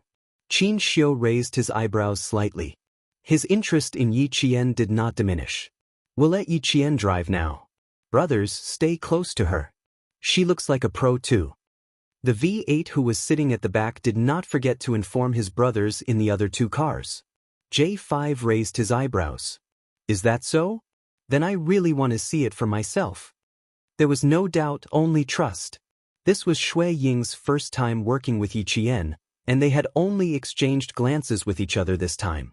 When he heard that it was Yi Qian's turn to drive, his interest was piqued. I'd like to see it too. They all believed him and did not question him at all. They did not even ask him if he was familiar with the roads. Qin Xiu was already certain that Yi Qian was a Special Forces soldier and came from the same unit as these Special Forces soldiers. A military school student entering the Special Forces in advance? It was definitely a special case. Qin Xiu narrowed his eyes slightly when he thought about the first time he met Yi Qian. It was at a Chinese hotel in Pakistan. The leader had summoned Yi Qian and had a cordial conversation with her. At that time, the leader was accompanied by SWAT members. Facing the leader and a group of murderous Special Forces soldiers, Xianxia was not afraid at all. She faced them calmly. At that time, Xianxia couldn't help but notice her from the side. Now that he thought about it as a high school student, Xianxia must be extraordinary to be able to accompany the leader on an overseas visit. Furthermore, based on the company this time and the calmness she showed last night, he was afraid that the Xianxia he saw was not the real Xianxia. Chapter 2302. No, it couldn't be said that it wasn't the real Xianxia. It should be said that the Xianxia he saw was only the Xianxia that people could see on the surface. It seemed that it wasn't easy for him to pursue Xianxia. Without understanding her, he couldn't cater to her tastes and communicate with her according to her ideas. After returning to China, he couldn't see her every year or so. If he had the time, he should visit the National University of Science and Technology. Only by meeting and communicating could he understand her and get closer to her. Xianxia didn't know that Xianxia was trying to figure her out. He gripped the steering wheel smoothly and drove forward at the same speed as the V8. About 10 minutes later, the V8 had drawn out the rest of the driving route and marked out the number of meters they would need to turn onto which road. With a detailed road map, it was easy to remember and understand the distance they needed to take another road. Xianxia memorized it in a few glances and sped up. J5 and Snow Eagle, who were chasing behind, saw this and couldn't help but widen their eyes. Damn, that's fast. At this time, with the Chinese side conducting a drill at the border, all the armed forces in Lin Kingdom knew that the Chinese ambassador had arrived overnight to negotiate with the people's government, the old government, and the National Alliance. Due to the old government's arrogant attitude, they didn't arrive on time. The Chinese ambassador, who arrived 10 minutes early to show his sincerity, was greatly disappointed and left without waiting for the old government's negotiator. When the armed forces in the north of Lin Kingdom found out about this, the higher-ups were furious. When the old government was fighting with the new government, artillery fire spread to the north and a mortar was fired into China's territory. When the Chinese ambassador arrived overnight to negotiate, the old government deliberately broke their promise and caused the negotiation to fail. It was obvious that the old government had no sincerity in negotiating. Behind their lack of sincerity was that they didn't want to solve the actual problem and let the artillery fire continue to spread to the north. The war between the old and the new government was between the two governments. But what did it mean when they fired into China's territory and didn't want to negotiate? It meant that they had made up their minds to start a conflict in the north and deliberately let the artillery fire into China's territory. What was their reason for doing this? They wanted China to remain silent. So silent that they didn't stand up even when the old government and the new government's artillery fire occupied the north and accidentally entered China's territory. This was their shameless and self-righteous scheme. In the end, the Chinese side displayed an unprecedented display of strength and directly sent their troops to the border for an exercise.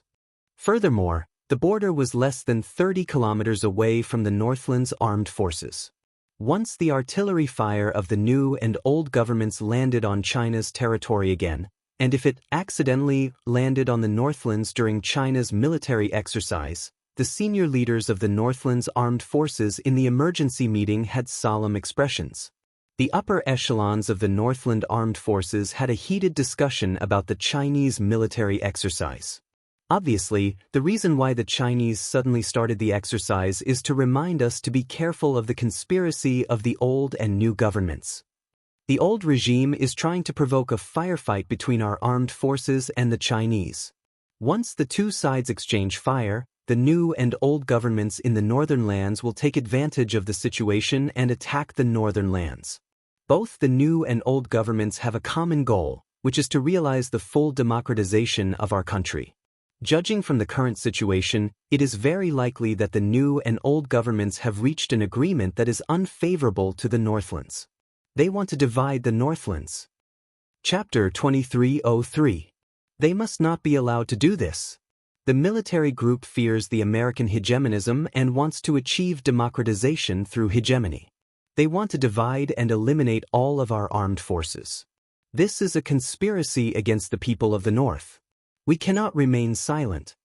The upper echelons of the armed forces of the North gathered together and started a new round of intense discussion about the war between the old and new governments. Soon, they came to a conclusion. The old and new governments had reached a conspiracy agreement against the North. The Chinese maneuver was a reminder to the North. With a clear result, the armed forces of the North naturally could not sit still and wait for death. While secretly deploying, they told the old government, new government, and allied forces that they already knew about the conspiracy of the three parties. What? How did they know? Who leaked the news? Who? The leader of the new government jumped up from his office chair. His expression was very bad, so gloomy that the official who reported the news lowered his head. Investigate this thoroughly. Who is the one who leaked the information? You must find this person and sentence him to death. Only a few people knew that the Chinese ambassador was coming. How did everyone know about it now? The official did not dare to look directly at the leader. He lowered his head and replied, "I'm afraid that even the armed forces of the North already know that the Chinese ambassador has arrived in our country. We are a little passive now." It was not a little passive, but rather quite passive. It was equivalent to letting the armed forces of the North know that the armed forces of the North could no longer stand by and do nothing. They would definitely deploy and resist. Ruilala! Ruilala! Damn it! The leader of the new government slammed his hand on the desk and gritted his teeth. Pass down the order. Wipe out the old government and capture Ruilala alive. Don't let a single one of them go. Also, how is the situation with the Chinese ambassador? It has been an hour. Why is he not here yet? The Chinese ambassador. The official lowered his head even more. The vehicles we sent out have all been abandoned. We are now looking for them through the city's surveillance. We will report to you immediately if there is any news. The leader of the new government, who was already in a mess, gritted his teeth and said sinisterly, "No matter what, don't let him leave our country. Don't let him fall into the hands of that lunatic Ruilala." The military group had finally obtained the support of a Western country and had the opportunity to democratize the country. In the end, the old government Ruilala was full of himself and caused the situation today to be passive. The official replied, "Yes." He immediately contacted the commander-in-chief of the New Deal military group and asked him to come to the leader's office to discuss the next step. At this time, the government had already forgotten what they had said about the Chinese side at the time. They had completely forgotten that they had also thought that the Chinese side would endure and give in like before, turning big problems into small ones, and small ones into nothing. In the end, the Chinese side acted out of character and didn't give them any chance to negotiate at all. They showed an unprecedented strength, which instantly made the neighboring countries panic. At this moment, they could only immediately adjust their strategy and stop testing China's bottom line to avoid being attacked from the front and back, causing the collapse of the new policy and allowing the old regime to regain control of state affairs. The new government quickly called for an emergency meeting. Commander Ruilala of the old government was also furious, and a broken wooden chair fell apart. The dark-skinned and average-sized Commander Ruilala stared at the generals below him like an eagle. His gaze swept across them one by one, like a sharp knife at the back of everyone's neck. As his anger grew, the knife would rise and fall at any time, causing everyone to feel afraid. Chapter 2304. The Chinese ambassador only had a few people with him, and you let him escape. Useless. All useless. Commander Risla thought about how the armed forces of the various nations, as well as the armed forces of the Northland that he wanted, all knew that the Chinese ambassador had entered the country. Commander Risla, who had always been oppressed by the new government, was so angry that he unholstered his gun. He slammed the gun on the table. The Chinese ambassador must not fall into the hands of the new government and the armed forces of the Northland. We must find him first. After we find him, what if he doesn't cooperate? It's not up to him whether he cooperates or not. Commander Risla was in a state of madness. He had been oppressed by the new government for too long. If he did not fight back, he might be killed by the new government. So he had to find the Chinese ambassador first. Not cooperating? He would make him cooperate obediently. When the people below heard this, they looked at each other. Looking at the gloomy Commander Risla and the gun on the table, someone wanted to say something, but in the end, he swallowed the words in his mouth. It's not up to the Chinese ambassador whether he cooperates or not. Do you dare to kill the Chinese ambassador? He did not dare to say it out loud. He was afraid that if he said it, Commander Risla would have such a crazy idea. No matter how benevolent and righteous China was and how they usually gave in for international peace, if they killed the ambassador they sent over, China would definitely fight back. Even the international community would denounce Commander Risla. At that time, not to mention regaining control of the country, even his life would be in danger. It was unlikely that they would do that. No matter how crazy they were, they would not kill an ambassador. The officer who wanted to remind Commander Risla secretly thought that he was lucky. This subordinate had overestimated Risla. With the armed forces of the Northland as the main force, they directly attacked the new government and the old government at the same time. Risla was like a mad dog that would bite anyone he caught. In his words, no matter who it was, as long as they were targeted by him, he would bite off a piece of meat at any cost. Yi Qian and the others became one of the targets of Risla's crazy revenge. Boom, boom, boom. The sound of car engines came from all directions. The sound came from afar and approached at a speed that would make one's face change color in shock. Just by hearing the sound, Yi Qian knew that these cars did not come with good intentions. As the vehicles converged into an intersection, the J5 found that something was wrong and immediately shouted, "It's another wave of people." In the car, Yi Qian, who was holding the steering wheel, observed the situation in the rearview mirror. There were at least 10 cars surrounding them. Xianxia, I'm sorry, but you can't have a good rest. Let's see if we can take a break after this. Yi Qian, who had stepped on the accelerator to the maximum, said to Xianxia, who was sitting in the back, dressed neatly as if he was going to attend a banquet, with a smile, "Everyone wants to see how good your driving skills are. See, the opportunity is here." The atmosphere was tense, but she could still smile and joke around. It was obvious that she had a strong mentality. Xianxia, who was also tough, curved her thin lips slightly. Her smile was like water and mist, as indifferent as a mirror. Even if she heard the rumbling sound of the car being chased nearby, she was not surprised at all. He said, "I look forward to it. I'm looking forward to seeing the other side of you. I like knowing more about you." The V8 also responded in the same way. According to the route, the next intersection was a right turn. Yi Qian, who was holding the steering wheel, smiled brighter than the sun because of Xianxia's words. "How can I let you down?" Chapter 2305. In the first big drift, the car made a sharp right turn, and the two people in the car leaned to the right. When they turned to the right, they swung back to the left. It was as if the two of them had lost their balance. Even though they had their seatbelts on, they were still swung so hard that their shoulders slammed into the car door. Before the V8 even sat up, he gave Yi Qian a thumbs up. That drift was beautiful, perfect.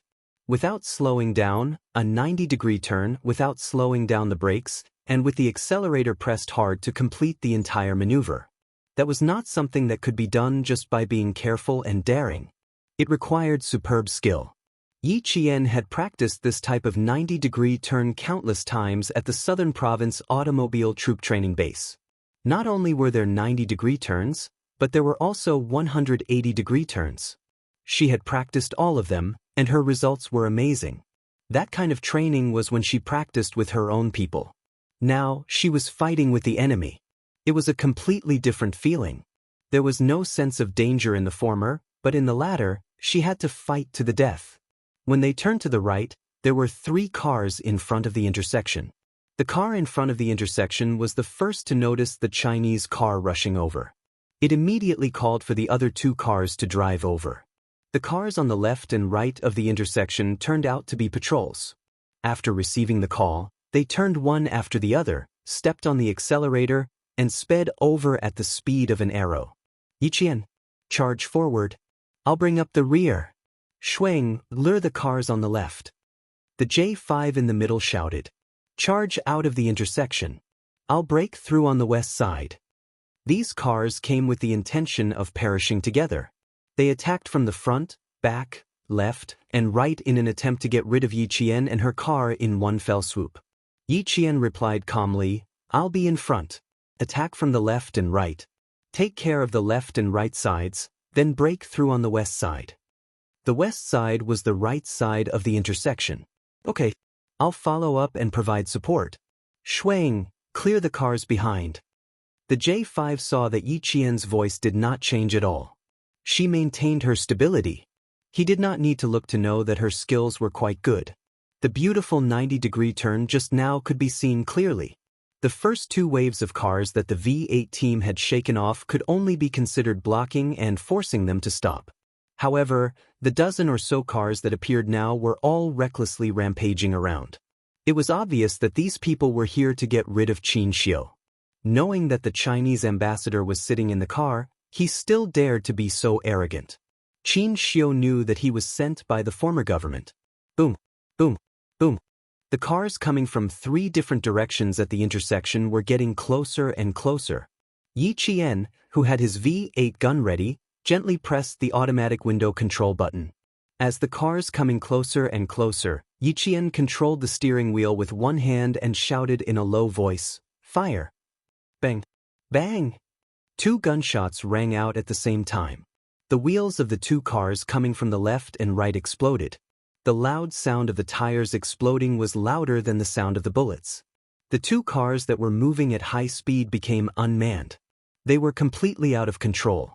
The cars crashed and the people died as they moved in an S shape to the side of the road. The people in the car were obviously not as skilled as the members of the Shuiyu team. The car sped out uncontrollably, and the pupils of the 2 men behind the wheel constricted violently, revealing a look of despair. They knew what mission they were on, but they did not think that they would die, because they thought that the person who died must be the Chinese ambassador. Chapter 2306. Whoosh! Yi Qian retracted his pistol and turned the steering wheel nimbly and quickly, avoiding the 2 uncontrollable cars in an S shape. The rubber on the wheels flew off in an instant, and the exposed hubs screeched as they rubbed against the ground, creating countless sparks. When the 3 cars passed by, Yi Qian could almost see the despair in the driver's eyes. Despair? Heh, not only should I make you feel despair, I should make you feel fear. Beautiful! V8 said excitedly, "Beautifully done, Yi Qian." Too beautiful. Not only could she control the steering wheel at such high speeds, she could also shoot accurately. Too beautiful. Almost perfect. Xianxia, whose eyes flashed with a strange light, exhaled softly. Yi Jian, who was in the middle of a battle, exuded a charm that deeply amazed him, and her superb driving skills made him feel even more amazed. Yi Qian, you're just a freshman military school student, but you have the ability to subdue the special forces. Your personal charm is enough to amaze the world. The car in front of them was even easier to deal with. The J5 that came to support them directly fired a bullet at the accelerator. Bang! The explosion was accompanied by a rising fireball. Yi Jian turned the steering wheel, and the wheels made a terrible screeching sound as they turned to the left.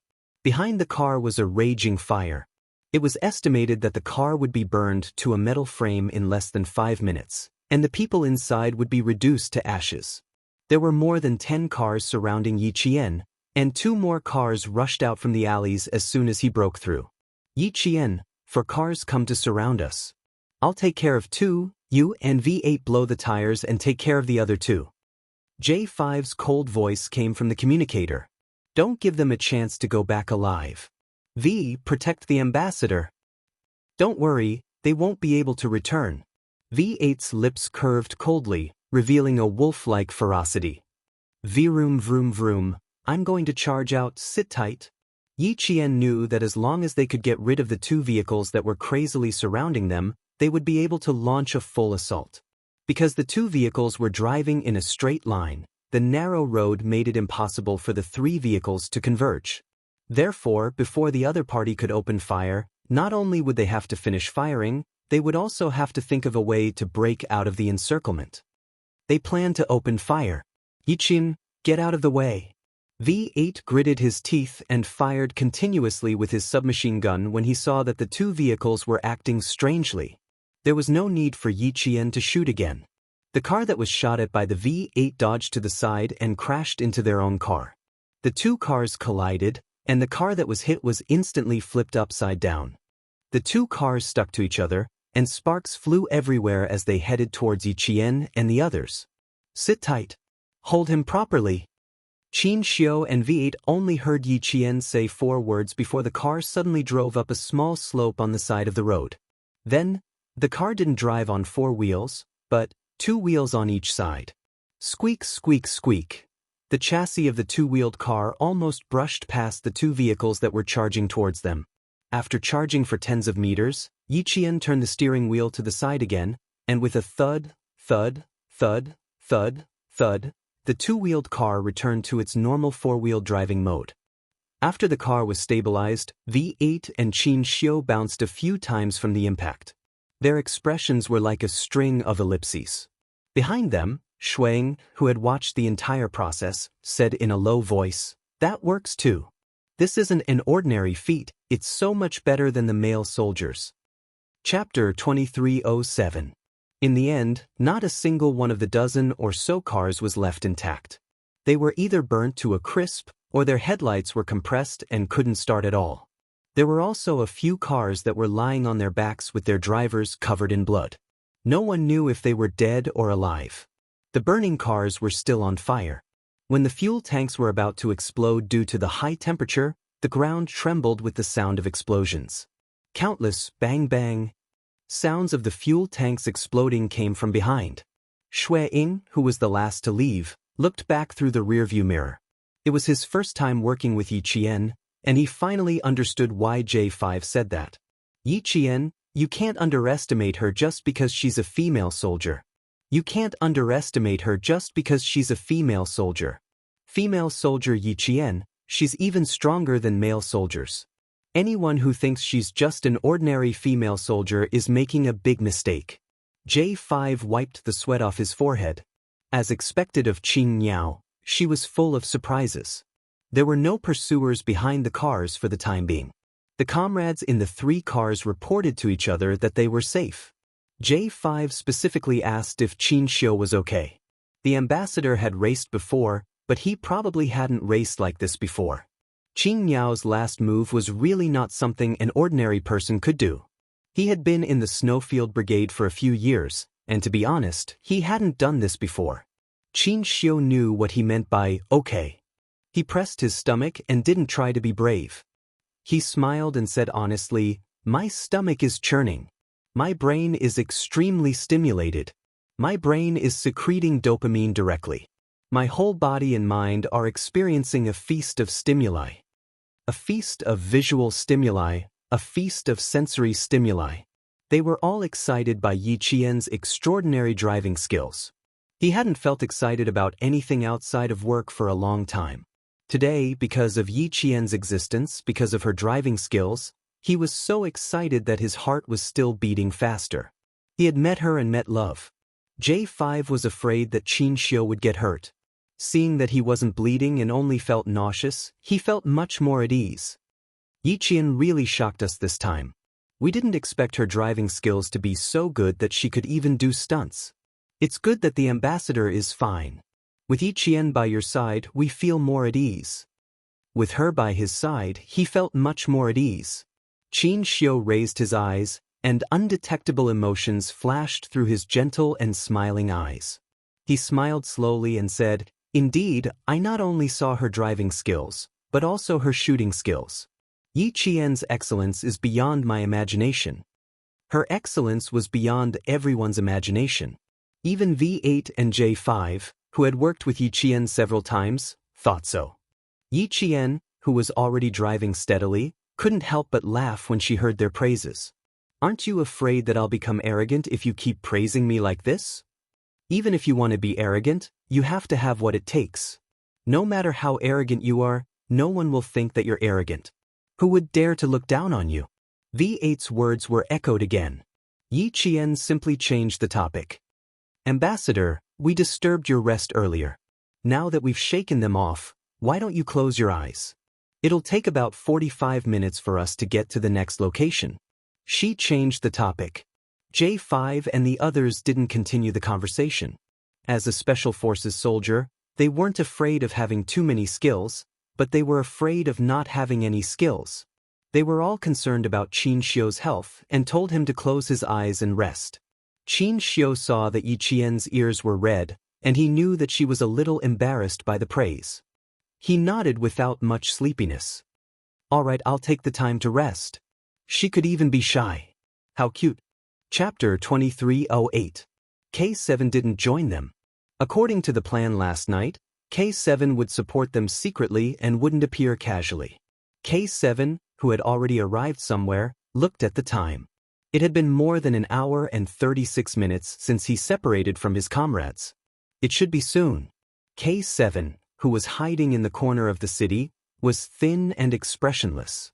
After looking at the time, his eyes fell on a place a little distance away from him. He seemed to have thought of something. His face, which was always expressionless, dimmed a little. Not long ago, he passed by the location of the black smoke. His eyes flashed with worry. He sat quietly in the car, his eyes locked on the location of the black smoke. He was still patiently waiting for his comrades to arrive. The thick black smoke didn't disperse for a while. The huge commotion scared the nearby residents. They hid in their homes and shivered. There were gunshots, explosions. These were the sounds they were most afraid of. No one dared to leave their homes. Even if they were scared to the point of hiding in the closet, no one would leave their homes. Home was always safer than the outside. More than a dozen cars surrounded the Chinese ambassador. None of the cars returned. Half of them were even injured. When the news reached the New Deal side, they were naturally very happy. Seeing Ruolila in trouble, they were naturally happy. But the happiness was short-lived. Soon, they felt pity because the Chinese ambassador got away safely and didn't steal anything from Ruolila. Although the Chinese only sent an ambassador and a few escorts, more than a dozen cars couldn't stop the Chinese ambassador. Their strength is terrifying. That's right. We always thought that the Chinese ambassador was young and easy to communicate with. But in the end, the Chinese ambassador was even more powerful than our diplomats. And the group of staff protecting the Chinese ambassador is even more frightening. From the beginning, we shouldn't have underestimated the Chinese. Now that the Chinese suddenly showed a strong attitude, we can see the growth of their national power and military power. Because of the growth of their national power and military power, they have today's dominance over us. A backward country gradually becoming stronger is not a good thing for our neighboring countries. Our country should also speed up its development. I hope that with the help of the American hegemonic countries, we can democratize our country and become a big country in South Asia. While the New Deal was reflecting on himself, he firmly believed that they must maintain a good relationship with the American hegemonic countries and become a big country in South Asia. Ruolila, on the other hand, was furious. He did not expect that none of the more than 10 vehicles he had sent out had returned. They were even tricked by the Chinese ambassador's vehicles until they were destroyed. A bunch of trash. A bunch of trash. How dare you call me to report the failure of the mission? Far away from the city, Ruolila was so angry that his eyes were red. Continue to send people to find him. If a car doesn't work, send me a motorcycle. If you discover the Chinese ambassador's vehicle, just drive it away. Spear. Shoot. The crazy Ruolila had the same idea as the New Deal, which was to sow discord between the Chinese side and the neighboring country's New Deal, so that the New Deal would not be able to explain to the Chinese side because of the death of the Chinese ambassador. The subordinate who received the order was stunned for a moment. Shooting directly. Wasn't this completely opposing the Chinese side? Was this appropriate? Are you questioning me? Ruolila, who had already been pushed to the brink of insanity by the new government, the Allied army, and the Northland forces, glared at his subordinate and said in a sinister voice, "Who gave you the courage to question me? New policies?" Chapter 2309. How dare they question Ruolila's decision? No matter what, their leader, Commander Ruolila, was always right. Because of the existence of people like Ruolila, the war in Lin had never stopped. Although there was a ceasefire agreement with the armed forces of various ethnic groups, Ruilala's rebellion broke the situation and made the ethnic forces who were not satisfied with the new policy move. For the new policy, both the old government and the armed forces of the Northland were forces they wanted to eliminate. When the Northland opened fire on the old government, the new policy's military group immediately opened fire on the old government. At this time, the civil war in Lin had reached its climax. The new government, Cultivation, and the old government, Ruilala, were engaged in a fierce gunfight. Xianxia, who originally only wanted to help Yi Jian out of trouble, fell asleep in the midst of the gunfight. He didn't care about the progress of what happened outside. He was sleepy because there were special forces soldiers in the car and Yi Jian was beside him. Even if the car bumped a few times, he didn't wake up. After some time, he heard Yi Jian gently nudging him. "Xianxia, let's get out of the car and rest first." They had arrived at their destination. They could get out of the car and rest. Xianxia opened his eyes. His brain had already walked out of the chaos and he was completely awake. "We've arrived." He had just woken up and his voice was low and slightly lazy. "Not yet. The whole city is locked down and there is no way to leave. We will leave after dark." Yi Jian was the only one in the car. She unbuckled her seat belt and explained, "The others will leave first. We will leave when they come back." The 3 cars could not be used anymore. After leaving the cars, they would leave on their motorcycles and head to their final destination.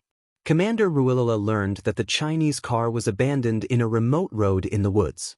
He, who was attacked by the new policy, the alliance, and the armed forces of the Northland, began to retaliate like a madman. "The Chinese ambassador's car has been found? Where is he? Where is everyone?" When the civil war began, the leader did not even have time to go home. He, who was always paying attention to the situation, received the latest news and his face lit up with joy. "How is it? Is everything solved?" Ruilala was crazy, completely crazy. He might do something even crazier. He was a madman. There was nothing he did not dare to do. Since he was crazy, he might as well go crazy for once. He would give the Chinese side a warning. "You want to be strong? Let's see who will lower their heads first." However, the new government had underestimated Ruilala's madness. He, who had been hiding in the Northlands all this while, faced the new government and the Northlands' armed forces and launched a terrifying counterattack that seemed to want everyone to die with him. The ethnic armed forces that supported him also began to take action.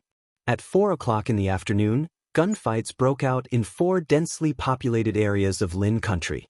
The originally bustling streets were deserted during the day, and all the civilians hid in their homes, not daring to go out. Chaos broke out in the country, the transportation hub was disrupted, and all the ports leading to China were closed. The street was empty, as if it had been ransacked. Half an hour ago, there was no one on the street, not even the beggars dared to stay. For their own safety, they all hid. The civilians of neighboring countries who were affected by the war could only flee to temporarily safe cities and villages. Then, the crazy Ruilala extended the cannons to the point that even the forest had a sound that stopped the clouds and shook the earth. Wherever the war spread, the gunshots did not stop, and the thick smell of gunpowder filled the air. J5, who had abandoned the motorcycles, brought Yi Jian and the others to a motorcycle repair shop in the slums of the city. The shop was not big, but there was a 2-story wooden house at the back. Not many people came out, and J5 brought Yi Jian and the others to the wooden house at the back. Chapter 23:10. J5 was very familiar with the place. The unattended repair shop seemed to have been emptied due to the war, leaving only piles of scrap metal. There were also various scattered parts stained with black engine oil in the corner. Even the air was filled with the oily smell of engine oil, which was worse than the smell of gunpowder. From the outside of the repair shop to the inside, no one else went out except for the few of them. J5 was so familiar with the place that it was as if he owned the shop himself.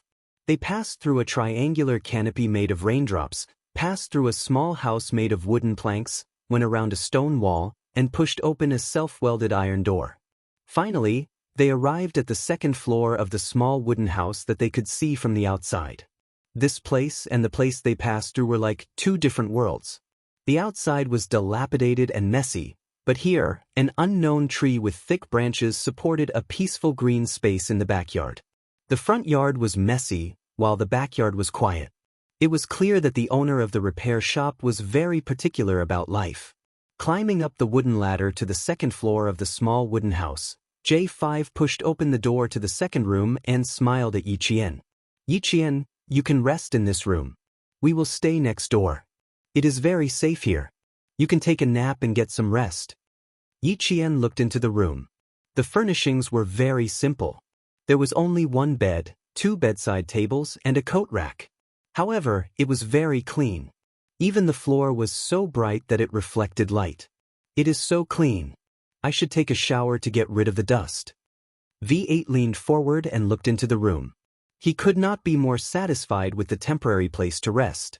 Yiqian was about to take off her shoes when she heard him say that. She sneered. Then I will have to take a shower first. There is a private bathroom inside. J5 said as he pulled V8 who was about to take off his shoes. Yiqian is going back to her room to rest. Why are you taking off your shoes and following me in? Caught off guard, V8 staggered. He was at a loss. I am resting. Why else would I go in? Shui Ying had already taken the initiative to open the door next door. He stuck his head out and said to V8, I'm going to take a nap. You guys can continue chatting. K7, who was the last to arrive, was the same as before. As soon as he exited the combat zone, he pushed open the door and walked into the first room. He needed to catch up on his sleep. J5 patted V8's back and said, This is Yi Jian's room. You're a man. What are you trying to do by going in? With his comrade's reminder, V8 immediately realized how stupid he was. She slapped herself hard on the forehead and hurriedly explained to Yiqian, I'm sorry. I'm sorry. I thought everyone was resting in the same room, so I didn't think too much about it. Sorry. I'm sorry. He really did not think too much about it. Usually when he was on a mission with his comrades, he would not consider who was sleeping in the same room. He had forgotten that even though Yiqian was his comrade, they were of different genders. Yiqian saw the embarrassment on his face. Her eyes moved slightly and she vaguely guessed what was going on. She pursed her lips and smiled. I can understand. You forgot that we are of different genders, right? V8 was a little embarrassed after his thoughts were seen through. He smiled awkwardly. Yes. Yes, I really forgot. It was mainly because in the battle just now, Qin Miao's ferocity made it easy for people to forget that she was actually a female soldier. She was more like a male soldier than a male soldier. Chapter 23:11. Xianxia, who was standing next to him, couldn't help but cough lightly to hide the smile on his face. It was obvious that Yiqian had a good relationship with this group of Special Forces soldiers. Only comrades who had fought side by side could have such a harmonious camaraderie. J5 raised his hand to cover his forehead as he felt a headache coming on when his comrade admitted that he really thought of Yiqian as a male soldier. He said to V8 helplessly, Why are you talking so much nonsense? Rest with the ambassador for now. I'll go down and look for someone. He then said to Yiqian, Sometimes he's not very bright and sometimes makes stupid mistakes. You have to be more forgiving. If you really can't take it anymore, find a chance to settle old and new grudges together and teach him a lesson. V8 agreed. Of course, of course. Next time if I do anything wrong, don't hold back. Just tell me. He just made a stupid mistake earlier and didn't think too much about it. Xianxia, on the other hand, understood V8's behavior earlier. It was just a habitual reaction. It meant that Yiqian wasn't a female soldier in his heart, but a true comrade who had fought side by side with him. Yiqian didn't feel offended. Just as Captain Xia said, on the battlefield, it didn't matter if you were a male or female soldier. Gender didn't matter. Soon, everyone went back to their rooms to rest. Shui Ying went back to his room alone for the time being, while V8 accompanied Xianxia to the next room to rest. J5 had something to do, so he didn't let his comrade accompany him. He went downstairs alone. Knowing that there was still a fierce battle ahead, they went back to their rooms and took the time to recover their energy to prepare for the upcoming battle. J5 said it was safe enough to sleep here. Yiqian went into the room and immediately laid down on the bed without taking a shower. Although the repair shop was located in the slums and the outside was dilapidated, the room was clean and tidy. Even the bedding had a faint fragrance of soap. The temperature in the city was pleasant, neither hot nor cold. The temperature in the wooden house was also very comfortable. Yi Qian, lying on the bed, smelled the faint fragrance of soap and fell asleep in less than 3 minutes. Even Qin Xiu, who had taken a nap in the car, fell asleep immediately after taking a shower. In terms of combat ability, he was worlds apart from them. Now that his home ground was over, he had to work hard to not be a burden to the special forces. No matter how he spent the night, he had to keep up with them.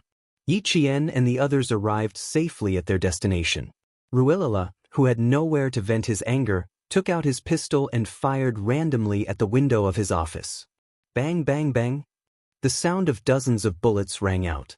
The subordinate who came to report the matter was so scared that his face turned pale and his legs trembled. When the guards outside heard the gunshots coming from the commander's office, they broke through the door almost at the same time and aimed their guns at the subordinate. There were less than 10 people in the Chinese cars. What about you? Even if you didn't send 100 people, at least 50. The cars were destroyed and the people were gone. In the end, you don't even know where the Chinese ambassador is now. I sent you out to solve the problem, not to create more problems for me. I'll give you one more chance. If you don't find the Chinese ambassador tonight, you can kill yourself. Ruilala smashed the empty pistol directly into the office. He smashed it so hard that the pistol bounced up and fell to the ground. The black hole happened to be right in the forehead of the subordinate, who was so scared that he lowered his head and didn't dare to make a sound. The subordinate, whose back was covered with layers of cold sweat, didn't say anything. He turned around and his knees went weak and he almost fell.